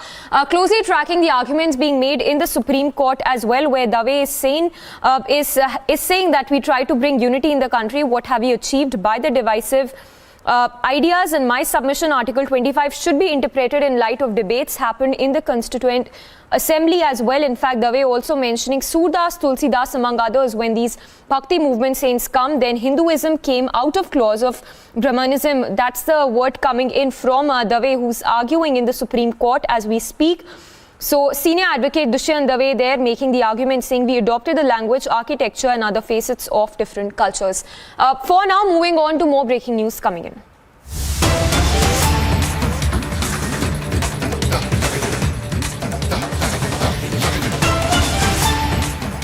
Now, Akali Dal has raised questions, in fact, questioned the Punjab Chief Minister and AAP over reports of Punjab Chief Minister's flight delay. Akali Dal has questioned AAP whether the Chief Minister was deplaned. Meanwhile, AAP has rubbished the reports of the Punjab Chief Minister being deplaned. So that's the latest coming in. Akali Dal launching an all-out attack on the Aam Aadmi Party. Questioning as to why Bhagwant Mann had returned from an 8-day trip to Germany. We'll try and go across to Amandeep as well. We have a reaction as well coming in from the Akali Dal. Bikram Singh Majithia has responded to the whole controversy with the Akali questioning the AAP over reports of Punjab Chief Minister's flight being deplaned. Let's listen into what Majithia had to say. देखो मेरे जो मैं भी social media राही भी जो देखी आ कुछ सज्जन उत्थे फ्रैंकफर्ट एयरपोर्ट तो मैनू भी यही जी फोन कुछ सज्जन सीगे जेडे जहाज चढ़ रहे सी उन्हां दी ये खबर आई है एडा वड्डा आम आदमी पार्टी दा दिखावे दा इजलास होवे ड्रामेबाजी दा इजलास होवे उस इजलास नूं जदों इन्हां दे तां हर साह च अरविंद केजरीवाल इन्हां दे नाल हुंदा ते उन्हां दा प्रोग्राम होवे उहदे च इन्हां दे मुख मंत्री पहुंचण ना ते इहदे बड़े सीधे संकेत आ कोई चक्कर तां है जो चक्कर सोशल मीडिया च या कुछ अखबार चैनलों ने रिपोर्ट की यही गल की कि जहाज चढ़न वेले शायद कुछ वध खाधी पीती गई ਉਹਦੇ ਕਰਕੇ एयरलाइन ने उन्होंने जहाज तो लाता और यही कारण होया कि जहाज वो नहीं चढ़ सके वो लेट हो गए और वो जहाज से भी समान उन्होंने उतारना पै गया उन्होंने सारे बंदियां दा जहाज 2-4 घंटे लेट भी होया और इसे कारण करके वो पहुँच नहीं सके मैं तो यही बेनती कर सकता परमात्मा समत बख्शन यह जी चीज़ का खाधे पीते का की फायदा बड़े दुख की गल है कि पंजाब जर्मनी के फेरे ने पंजाब ते पंजाबियां नूं नमोशी का ही सामना कराया पहला BMW की गल करती उन्होंने खटनट करता गल तो फिर यही निकल के आई कि भगवंत मोटर वर्क्स तक ही काम सीमित रह के रह गया ब्रावेरियन मोटर वर्क्स BMW ने पंजाब चो निवेश करन तो सीधे ते सीधे ना करती किसी मुख मंत्री लई इस तो वड्डी नमोशी की हो सकती है फिर 70 साल का एडा गौरवमई इतिहास है साडे देश का पंजाब का उहदे मुख मंत्री की यही जी चर्चा चले So Bikram Singh Majithia there, the Akali leader who's launching an all-out attack against the Aam Aadmi Party over allegations that the Punjab Chief Minister Bhagwant Mann was deplaned at the Frankfurt airport. We'll slip into a very short break, but more news and updates to continue on the other side. Queen Elizabeth II to be laid to rest today. Details on the other side.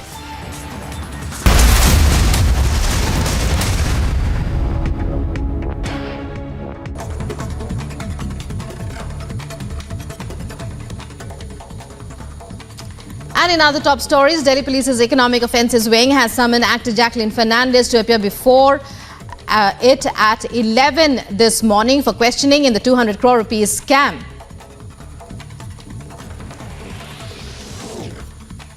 After Begusarai, now indiscriminate firing reported on the streets of Vaishali, a district in Bihar.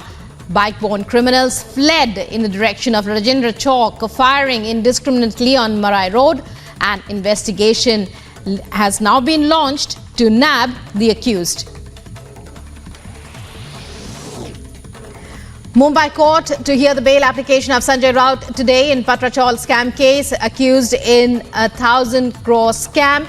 Arrested on August 1st, Sanjay Raut's judicial custody ends today. Akhilesh Yadav will lead the march of the Samajwadi Party legislators from the party office to Uttar Pradesh Vidhan Bhavan today to attend the monsoon session of the state legislature. During the march, party MLAs and MLCs will raise issues of unemployment, price rise, crimes against women and the poor, and the law and order situation in the state. Ahead of the showdown, UP Deputy Chief Minister has now launched a scathing attack, saying that the ones who protected goons now want to raise issues. And a quick roundup of news in brief from across the globe. Mourners continued to pour in to pay tributes to Queen Elizabeth II in the early hours the day of the monarch's state funeral. British officials said that the queue for people in view of to view Queen Elizabeth II lying in state had reached final capacity and had to be closed to new entrants. The Queen Consort Camilla has paid tribute to Queen Elizabeth II, saying she carved her own role in a tribute to late Queen that was her mother-in-law. The Queen Consort talked about her character and passions, but also shared a personal anecdote from the day of their wedding. She also said Queen Elizabeth II had an unforgettable smile.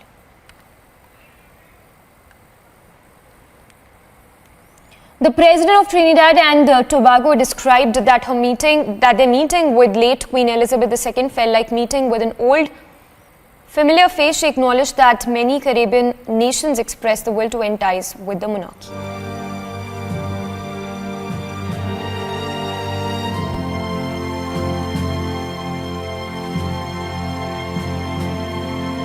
British officials said that the queue for people to view Queen Elizabeth II lying in state had reached the final capacity and had to be closed to new entrants. Hundreds of thousands of people have waited up for 12 hours or so in queues to pay their tributes to Queen Elizabeth II.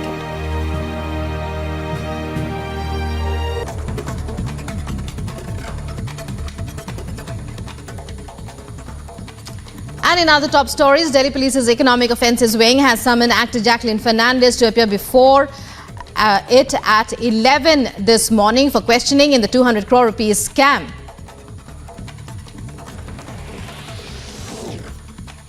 After Begusarai, now indiscriminate firing reported on the streets of Vaishali, a district in Bihar. Bike-borne criminals fled in the direction of Rajendra Chowk, firing indiscriminately on Marai Road. An investigation has now been launched to nab the accused.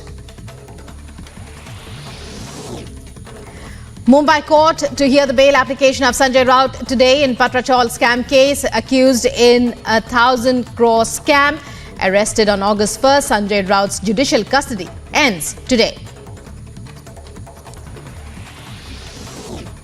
Akhilesh Yadav will lead the march of the Samajwadi Party legislators from the party office to Uttar.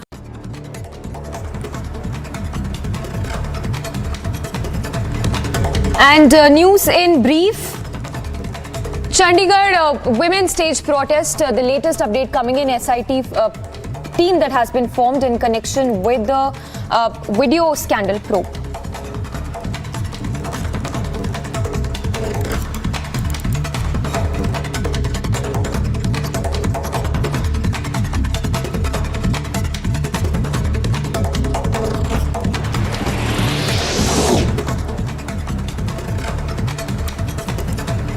The administration of the Chandigarh University constituted a 7-member committee to look into the matter of the alleged leak of objectionable videos at the hostel in the university. 2 students from the university have been included in the committee, led by the chairperson of the women's cell of the institution.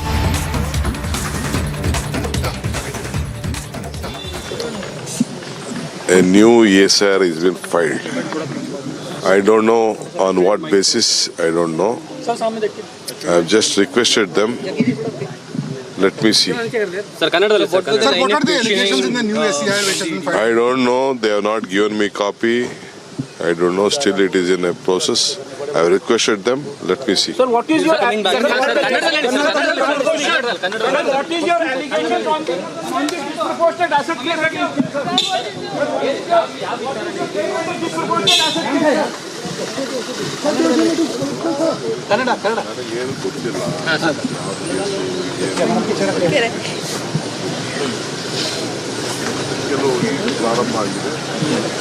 Sir ಪ್ರಾಥಮಿಕ ಮಾಹಿತಿಗಳು ಏನು ಪಡ್ಕೊಂಡ್ರು?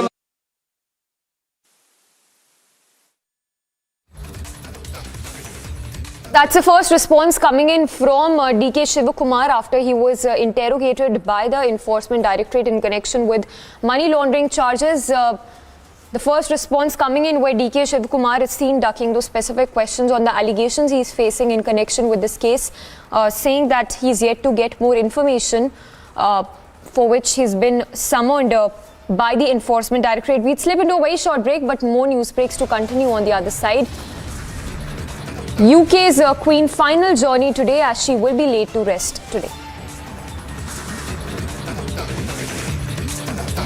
Fulfill your dream of studying at the world's leading universities, and that too at a reduced cost with Amity's Global Study Program.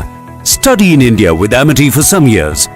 Then take a transfer to leading universities in the USA, UK, Canada or Australia and earn a foreign university degree. Apply at amity.edu/global study. The President of Trinidad and Tobago described that their meeting with late Queen Elizabeth II felt like meeting with an old, familiar face. She acknowledged that many Caribbean nations expressed the will to end ties with the monarchy.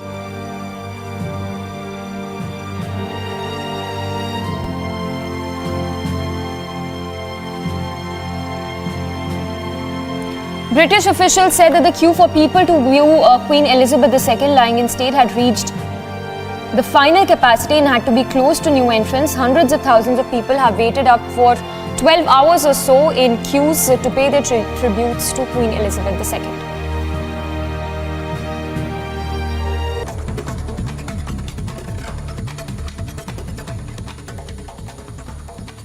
And in other top stories, Delhi Police's Economic Offences Wing has summoned actor Jacqueline Fernandez to appear before it at 11 this morning for questioning in the 200 crore rupees scam.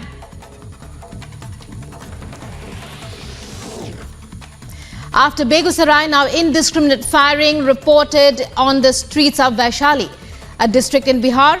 Bike-borne criminals fled in the direction of Rajendra Chowk, firing indiscriminately on Marai Road.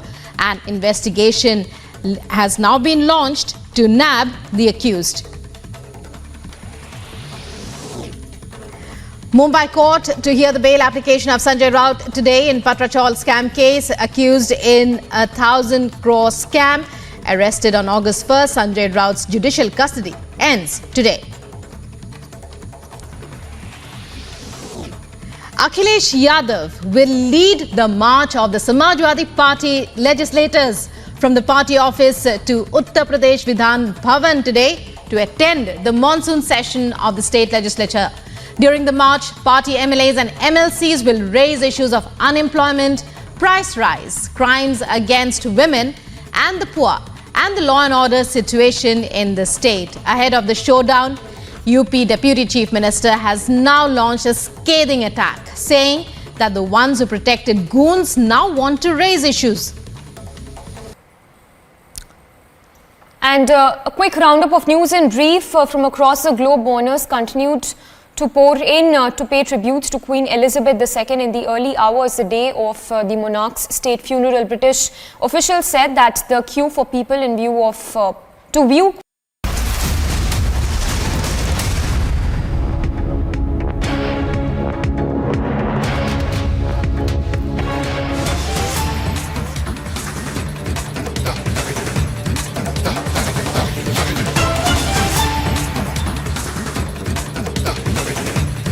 Straight to the pictures coming in from the national capital as Jacqueline Fernandez, the actor, has reached for questioning. Let's go to the pictures. First up, we have the first pictures come in by news agency ANI, and our correspondents are also there. She's at the enforcement, that's the economic offences wing. And we have details of the investigation against Jacqueline as well. Those are the pictures that came in of actor Jacqueline moving inside the economic offences wing. This is the economic offences wing in Delhi.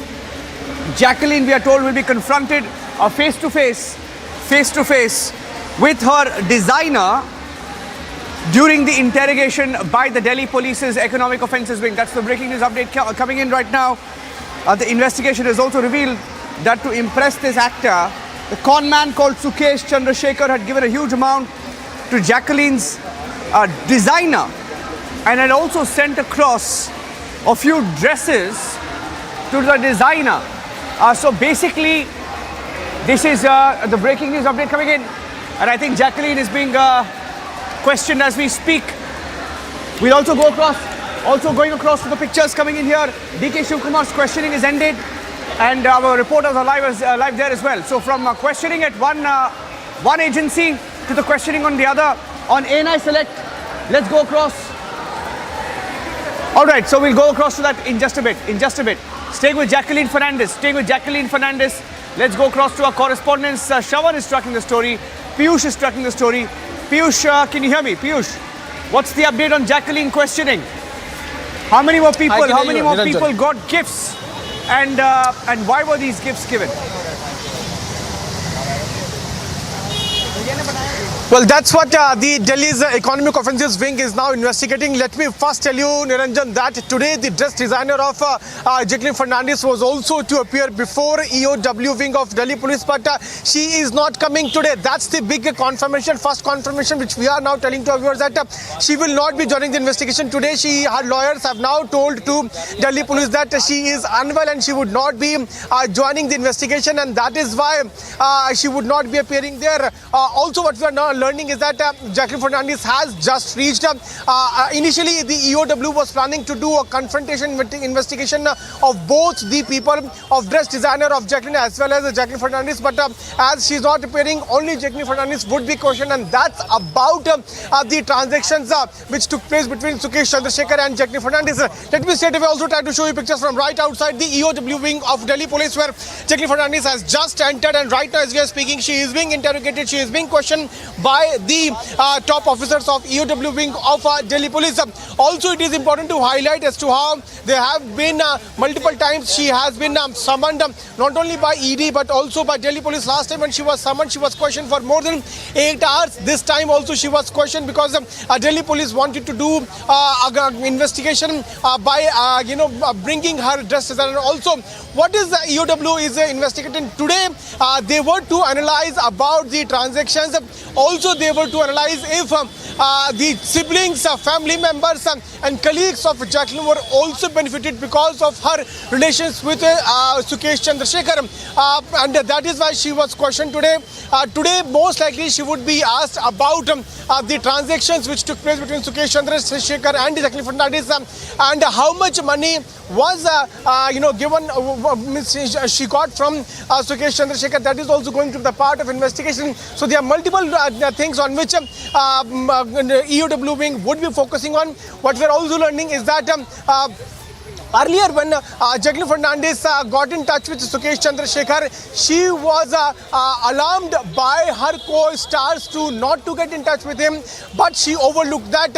In fact, she kept doing business with Sukesh Chandrasekhar. She kept on keeping relations with him. In fact, Sukesh Chandrasekhar had earlier said that he was in fact dating Jacqueline Fernandez, but later on we also heard statement coming in from the Bollywood actress saying that she was not dating him. But today, after getting the details of her relations with Sukesh Chandrasekhar and also the kind of pictures those surfaced, multiple agencies are now probing not only the money laundering case of Sukesh Chandrasekhar but also the extortion case in which he is behind the bars. So there are multiple angles on which the Delhi Police would be focusing on. Today, what we are now learning is that she would be asked about the bank details, asked about the financial transactions. She would also be asked if her colleagues, family members, siblings were benefited because of her relations with Sukesh Chandrasekhar, and if so, how much money was given to her family members. So there are some details on which the Delhi Police would be focusing today. Okay, thank you for that. That's the latest update coming in from the national capital, as actor Jacqueline Fernandez is summoned by the Economic Offences Wing. Not the first time she's been called. She was also investigated by the Enforcement Directorate. She's been called and accused. She's been called now by the Delhi Police's Economic Offences Wing. Some more breaking news updates are now coming in on Republic.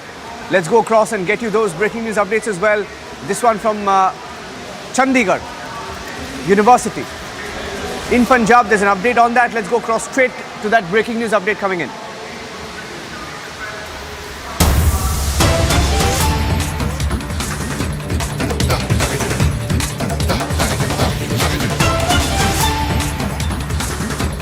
Breaking news now from Punjab, where the Punjab Women's Panel, the Punjab Women's Commission, has written to the Punjab DGP to depute senior officials for the investigation into the controversy on campus at a university in Chandigarh. And that's the breaking news coming in. That's the breaking news coming in. That's an update that we had. The Commission has also directed the DGP to provide the status report of the investigation development. There have been protests. There have been protests on the Chandigarh University campus, and the Punjab Women's Commission has now written to the Punjab DGP. Earlier, the university in question had also ordered a panel investigation, including some of the students from the university itself, to look into the details. Amandeep is joining us with the details. Amandeep, quick update, and then we have some other breaking news updates also coming on the story. Let's go across to Amandeep as well. You saw those pictures over the weekend. In fact, some officials, the university itself has claimed there was no such scandal. They say there was no video that was either shot or released. The police, while saying there was no such incident, has also ordered an investigation. So that's where the story stands. This afternoon, the Punjab Women's Commission has written to the Punjab DGP. Senior officials have been tasked with the investigation. Let's listen in to the police on record. Regarding the unfortunate incident which took place in Chandigarh University, I want to apprise that investigations are going on at full pace.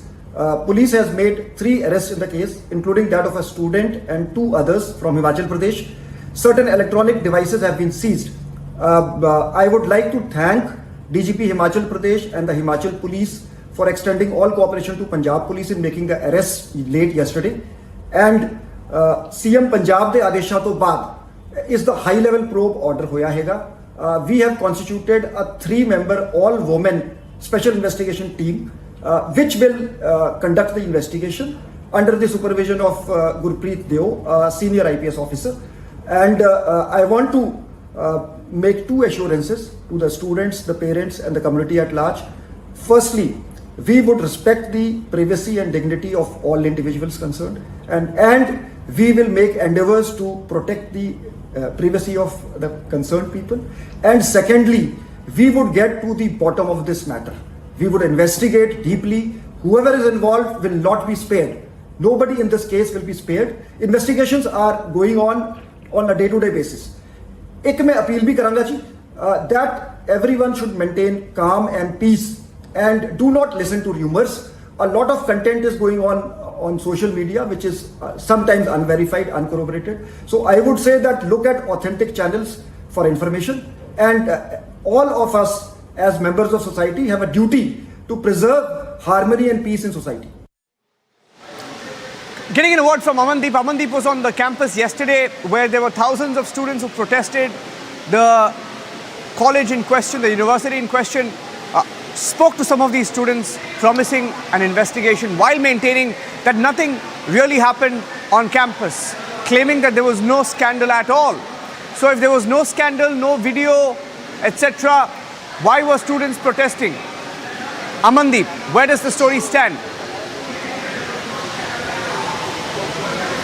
Well, Niranjan, the situation is actually very complicated. Just because the students are claiming that that accused girl have recorded the video of several girls from the hostel, and in fact that videos has been shared with her friends who were in Himachal Pradesh. And in fact the police is claiming that the accused girl has recorded her own video and she has not recorded any other girl's video. And she, just because she was having a very good relation with the person who is in Himachal and presently in the custody of Mohali police, and she was used to share that video of her with that person.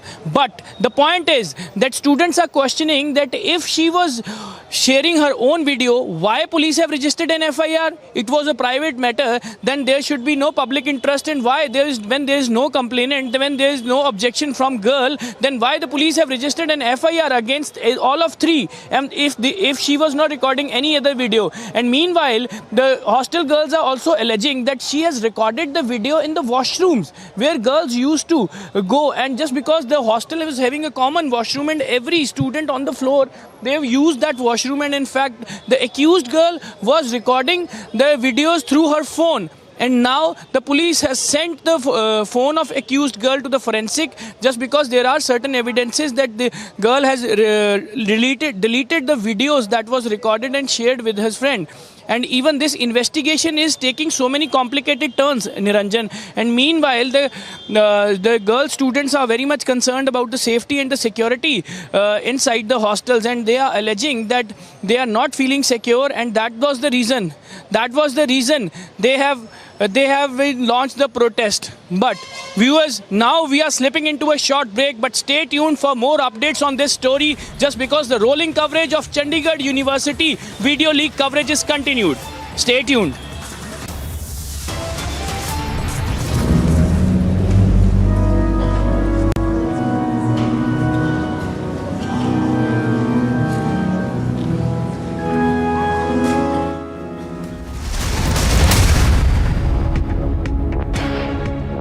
Fulfill your dream of studying at the world's leading universities, and that too at a reduced cost with Amity's global study program.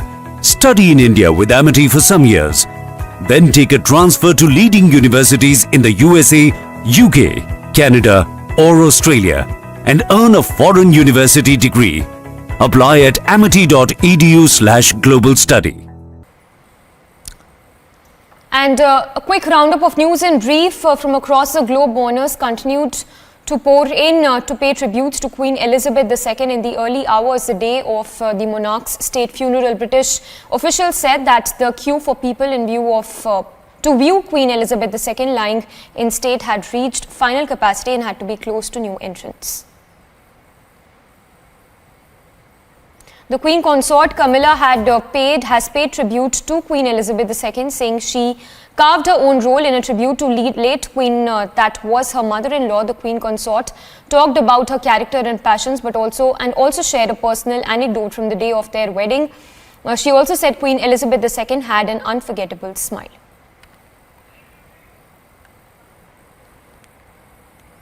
The President of Trinidad and Tobago described that their meeting with late Queen Elizabeth II felt like meeting with an old, familiar face. She acknowledged that many Caribbean nations expressed the will to end ties with the monarchy.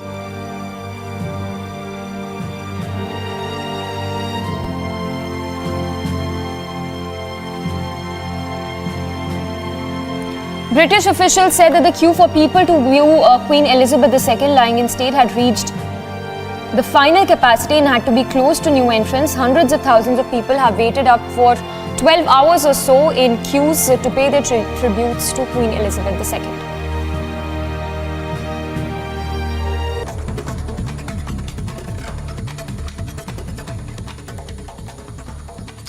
And in other top stories, Delhi Police's Economic Offences Wing has summoned actor Jacqueline Fernandez to appear before it at 11 this morning for questioning in the 200 crore rupees scam.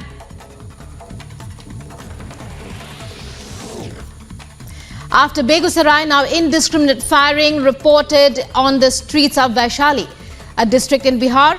Bike-borne criminals fled in the direction of Rajendra Chowk, firing indiscriminately on Marai Road. An investigation has now been launched to nab the accused. Mumbai court to hear the bail application of Sanjay Raut today in Patrachal scam case. Accused in a 1,000 crore scam, arrested on August 1st, Sanjay Raut's judicial custody ends today. Akhilesh Yadav will lead the march of the Samajwadi Party legislators from the party office to Uttar Pradesh Vidhan Bhavan today to attend the monsoon session of the state legislature. During the march, party MLAs and MLCs will raise issues of unemployment, price rise, crimes against women and the poor, and the law and order situation in the state. Ahead of the showdown, UP Deputy Chief Minister has now launched a scathing attack, saying that the ones who protected goons now want to raise issues. And a quick roundup of news in brief from across the globe. Mourners continued to pour in to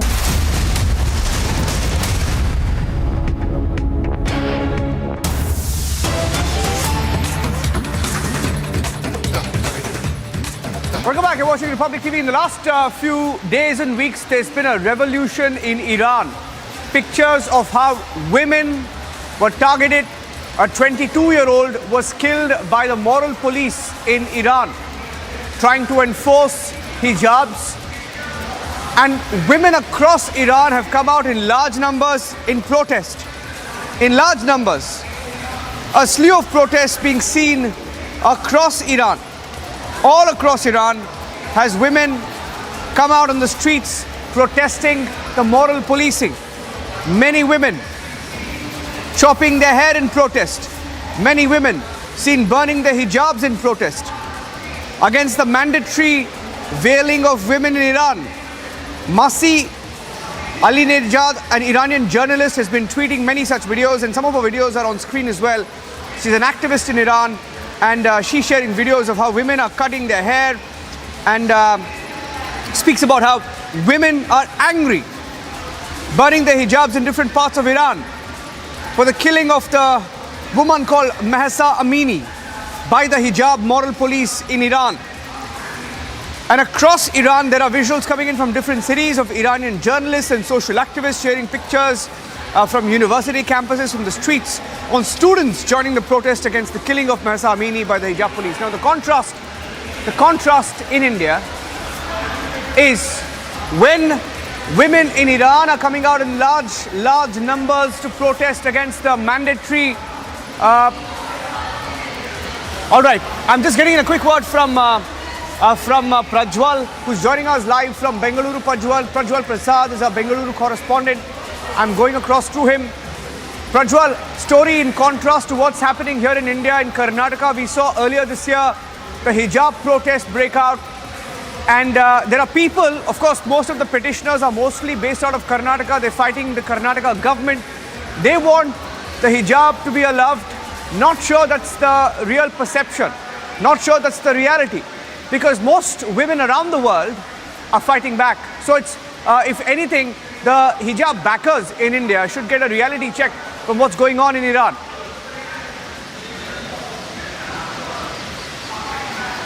Absolutely, Niranjan, because looking at this entire scenario, which started panning out in the month of January in 2022, where 6 Muslim girls were not let inside a pre-university college in Udupi, it transpired. It was blown out of proportion, and it was the PFI which initially brought this issue to the mainstream media, after which it was blown out of proportion, agenda number 1. And going ahead and looking at it, on the 25th of Feb, the lower courts decided that the hijab should not be made compulsory, or the students should not be permitted to wear hijab. And on the 15th of March, the Karnataka High Court passed a historical judgment stating that hijab is not compulsory, or else the hijab is not there, or it is not present in the essential practices of Islam. So that was mentioned out clearly. But later on, one of the people who went on to file a petition in the Supreme Court mentioned that it is there clearly in the law of Islam.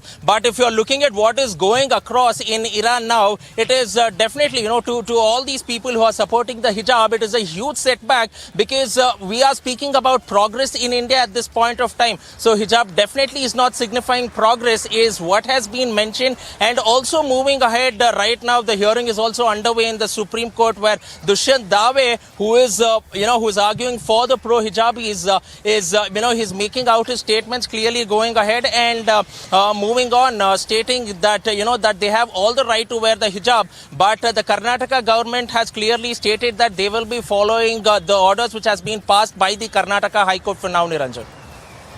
Thank you for that. Thank you for that, Prajwal. Tracking the story closely from both Bengaluru and in Delhi. The Supreme Court is hearing the case as we speak. The hearing has been on for several weeks and months now, and there are arguments ongoing on both sides.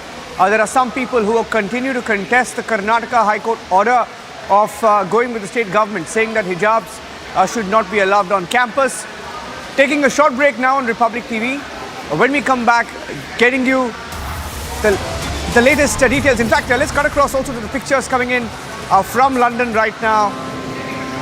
These are live pictures from APTN. Live pictures as the world bids goodbye to the late Queen Elizabeth II, being laid to rest at a state funeral, drawing presidents, kings, princes, prime ministers, and up to 1 million people lining up on the streets of London to say a final goodbye to a monarch whose 70-year reign defined an age. These are live pictures coming in. World leaders are present there. We'll take a short break and come back with the live coverage. Stay tuned.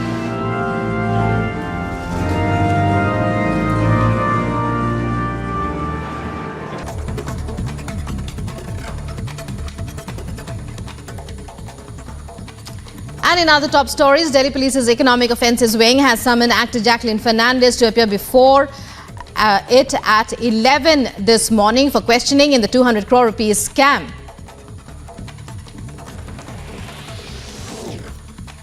After Begusarai, now indiscriminate firing reported on the streets of Vaishali, a district in Bihar. Bike-borne criminals fled in the direction of Rajendra Chowk, firing indiscriminately on Marai Road. An investigation has now been launched to nab the accused. Mumbai court to hear the bail application of Sanjay Raut today in Patrachal scam case. Accused in a 1,000 crore scam, arrested on August 1st. Sanjay Raut's judicial custody ends today. Akhilesh Yadav will lead the march of the Samajwadi Party legislators from the party office to Uttar Pradesh Vidhan Bhavan today to attend the monsoon session of the state legislature. During the march, party MLAs and MLCs will raise issues of unemployment, price rise, crimes against women and the poor, and the law and order situation in the state. Ahead of the showdown, UP Deputy Chief Minister has now launched a scathing attack, saying that the ones who protected goons now want to raise issues. And a quick roundup of news in brief from across the globe. Mourners continued to pour in to pay tributes to Queen Elizabeth II in the early hours the day of the monarch's state funeral. British officials said that the queue for people in view of to view Queen Elizabeth II lying in state had reached final capacity and had to be closed to new entrants. The Queen Consort Camilla has paid tribute to Queen Elizabeth II, saying she carved her own role in a tribute to late Queen that was her mother-in-law. The Queen Consort talked about her character and passions, but also shared a personal anecdote from the day of their wedding. She also said Queen Elizabeth II had an unforgettable smile.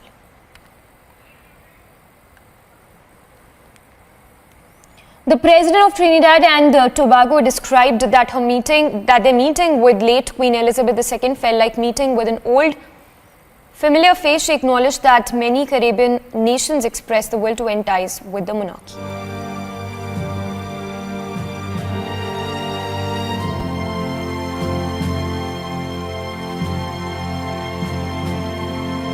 British officials said that the queue for people to view Queen Elizabeth II lying in state had reached the final capacity and had to be closed to new entrants. Hundreds of thousands of people have waited up for 12 hours or so in queues to pay their tributes to Queen Elizabeth II.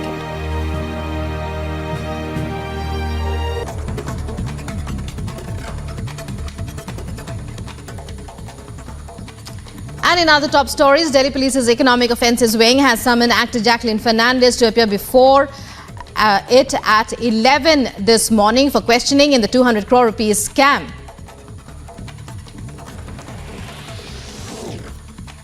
After Begusarai, now indiscriminate firing reported on the streets of Vaishali, a district in Bihar. Bike-borne criminals fled in the direction of Rajendra Chowk, firing indiscriminately on Marai Road. An investigation has now been launched to nab the accused. Mumbai court to hear the bail application of Sanjay Raut today in Patrachal scam case. Accused in a 1,000 crore scam, arrested on August 1st. Sanjay Raut's judicial custody ends today. Akhilesh Yadav will lead the march of the Samajwadi Party legislators from the party office to Uttar Pradesh Vidhan Bhavan today to attend the monsoon session of the state legislature. During the march, party MLAs and MLCs will raise issues of unemployment, price rise, crimes against women and the poor, and the law and order situation in the state. Ahead of the showdown, UP Deputy Chief Minister has now launched a scathing attack, saying that the ones who protected goons now want to raise issues. And a quick roundup of news in brief from across the globe. Mourners continued to pour in to pay tributes to Queen Elizabeth II in the early hours the day of the monarch's state funeral. British officials said that the queue for people in view of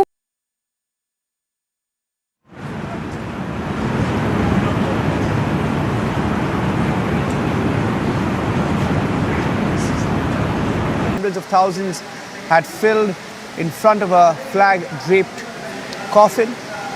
Many waiting in for hours through cold nights to pay their respects to the late Queen. Taking a short break here on Republic TV. When we come back, getting you this and much more on Republic TV. US President Joe Biden is there. The President of India, Draupadi Murmu, also there to pay her tributes. We'll come back with the live coverage from London. Those are pictures coming in.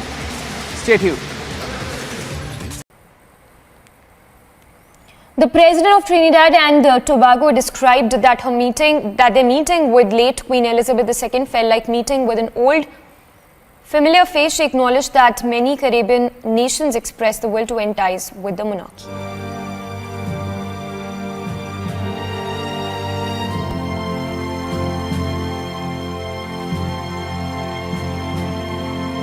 British officials said that the queue for people to view Queen Elizabeth II lying in state had reached the final capacity and had to be closed to new entrants. Hundreds of thousands of people have waited up for 12 hours or so in queues to pay their tributes to Queen Elizabeth II.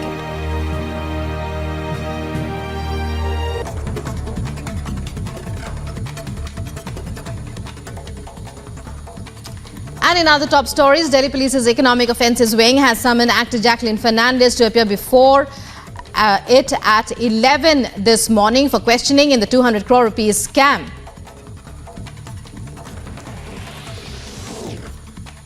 After Begusarai, now indiscriminate firing reported on the streets of Vaishali, a district in Bihar. Bike-borne criminals fled in the direction of Rajendra Chowk, firing indiscriminately on Marai Road. An investigation has now been launched to nab the accused. Mumbai court to hear the bail application of Sanjay Raut today in Patrachal scam case. Accused in a 1,000 crore scam, arrested on August 1st. Sanjay Raut's judicial custody ends today. Akhilesh Yadav will lead the march of the Samaj.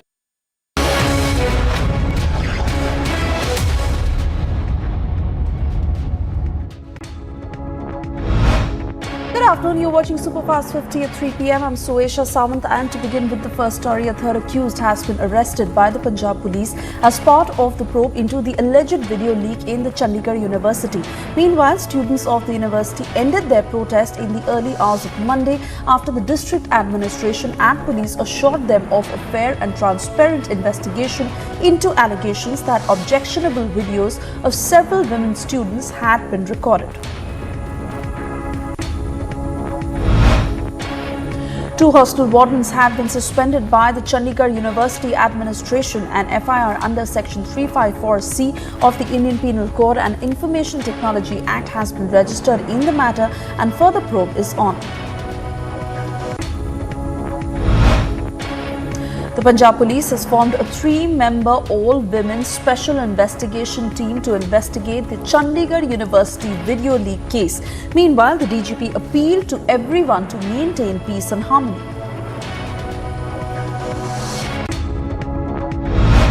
We have constituted a 3-member all-women special investigation team which will conduct the investigation under the supervision of Gurpreet Deo, senior IPS officer. The Chandigarh University administration has formed a 7-member panel to investigate the alleged video leak. Meanwhile, the university authorities had also rejected as false and baseless reports that claimed videos of several women students in the hostel were made and leaked on social media, and that distraught students had attempted suicide. The Chandigarh University officials have announced that the university will remain shut until further notice, and in fact a date that has been mentioned is the 24th of September following the massive protests and anger over the alleged video leak. The Punjab Women's Commission has written to the Punjab DGP demanding a speedy and thorough investigation into the case and brings the culprits and, to book and deliver justice to the victims.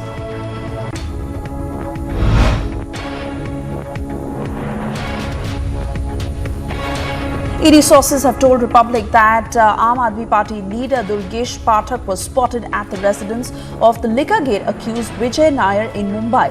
Remember, Vijay Nair is one of the key accused who has been named by the ED and has also been raided by the agency. ED sources tell Republic that the Aam Aadmi Party MLA has been summoned for questioning over his links to the Lickagate accused Vijay Nair. Responding to the ED's summons to AAP MLA Durgesh Pathak, Sisodia tweeted, and I quote, "Today ED has summoned the election in charge of Aam Aadmi Party's MCD Durgesh Pathak. What has our MCD election in charge got to do with Delhi government's liquor policy? Is this target, I beg your pardon, is their target liquor policy or MCD elections?" Unquote. The Delhi court stayed the trial court proceedings and bail hearing in the Satyendra Jain case and others in a money laundering case. The district judge of Rouse Avenue Court had also issued a notice to all the accused on ED plea seeking transfer of the case to another judge. A massive controversy has broken out over the video of the Bengal governor where he is seen pushing Sunil Chhetri before a picture was clicked of the delegation as part of the trophy distribution. It's the biggest insult to our sporting heroes after the Bengal governor, a Bengal minister who is seen pushing a player before the photo with the trophy. It's a big Bengal government versus centre face-off over the investigation by the agencies. The chief whip from government side, Nirmal Ghosh, is supposed to bring an anti-probe resolution against central agencies according to Rule 169. Mamata Banerjee might be present in the assembly. ED is set to file a charge sheet today in the Bengal job scam case where the ED is set to name ex-Bengal Minister Partha Chatterjee and his close aide Arpita Mukherjee. Remember, cash of over 40 crore rupees was recovered by the agency in the raids as part of the investigation. In more trouble for leaders of the TMC, the ED has summoned the bodyguard of TMC leader Anubrata Mondal and also his wife as part of the probe into the cattle smuggling scam.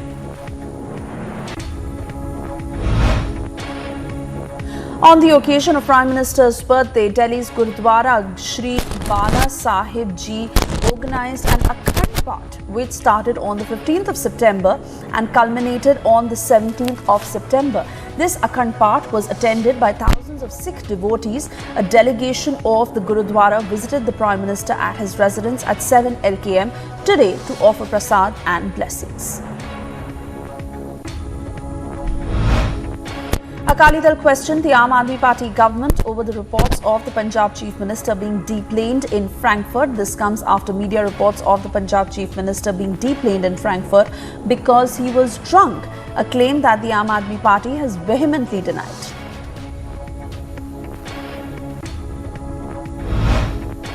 Karnataka Congress President D.K. Shivkumar appeared before the ED here for questioning in a money laundering case. The 60-year-old Congress leader reached the office of the federal agency at APJ Abdul Kalam Road around 12 noon and was seen entering the office after getting a pass made from the front office. Shivkumar was summoned by the ED last week. The Congress leader had said that he was not aware of the case for which he has been asked to appear before the agency.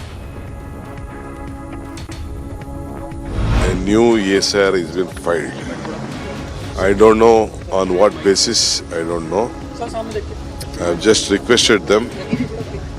Let me see. Sir, what are the allegations in the new SCR which has been filed? I don't know. They have not given me copy. I don't know. Still, it is in a process. I have requested them. Let me see.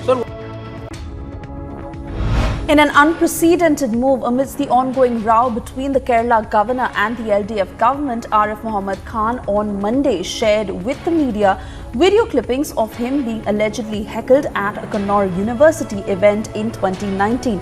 Khan sharing these videos of the incident on two white screens set up at the Raj Bhavan auditorium said a senior functionary who is now in the Chief Minister's office can be seen in the pictures, preventing the police from discharging their functions.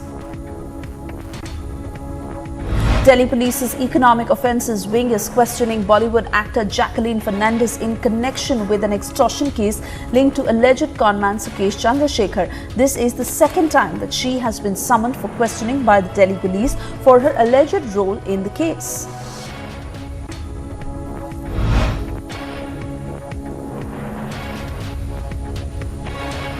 Captain Amrinder Singh met the BJP National President JP Nadda in the national capital earlier today ahead of the big move to the BJP in the run-up to the 2024 elections. Former Chief Minister and Punjab Lok Congress Chief Amrinder Singh is set to join the BJP here along with his son and daughter and supporters in the presence of senior leaders of the ruling party. Captain will also merge his newly formed Punjab Lok Congress with the BJP. After recreating the crime scene at the Curly's bar where Sonali Phogat was allegedly drugged, CBI sources say the accused, including her associate Sudhir Sangwan and Sukhwinder Singh, will be taken into the agency's custody to record their statement. Also, a reminder has been sent to CSFL Chandigarh to submit Sonali Phogat's Viscera report as early as possible. Two teams have been constituted to recreate the crime scene. CBI has also photographed and videographed the entire crime scene. Shiv Sena MP and top Uddhav aide Sanjay Raut's judicial custody has further been extended by another 14 days. Remember, he was arrested by the ED as part of the Patra Chaul scam probe, and his judicial custody was extended after the court took cognizance of the ED charge sheet. In yet another jolt for Uddhav camp, the Mumbai Metropolitan Region Development Authority, that is the MMRDA,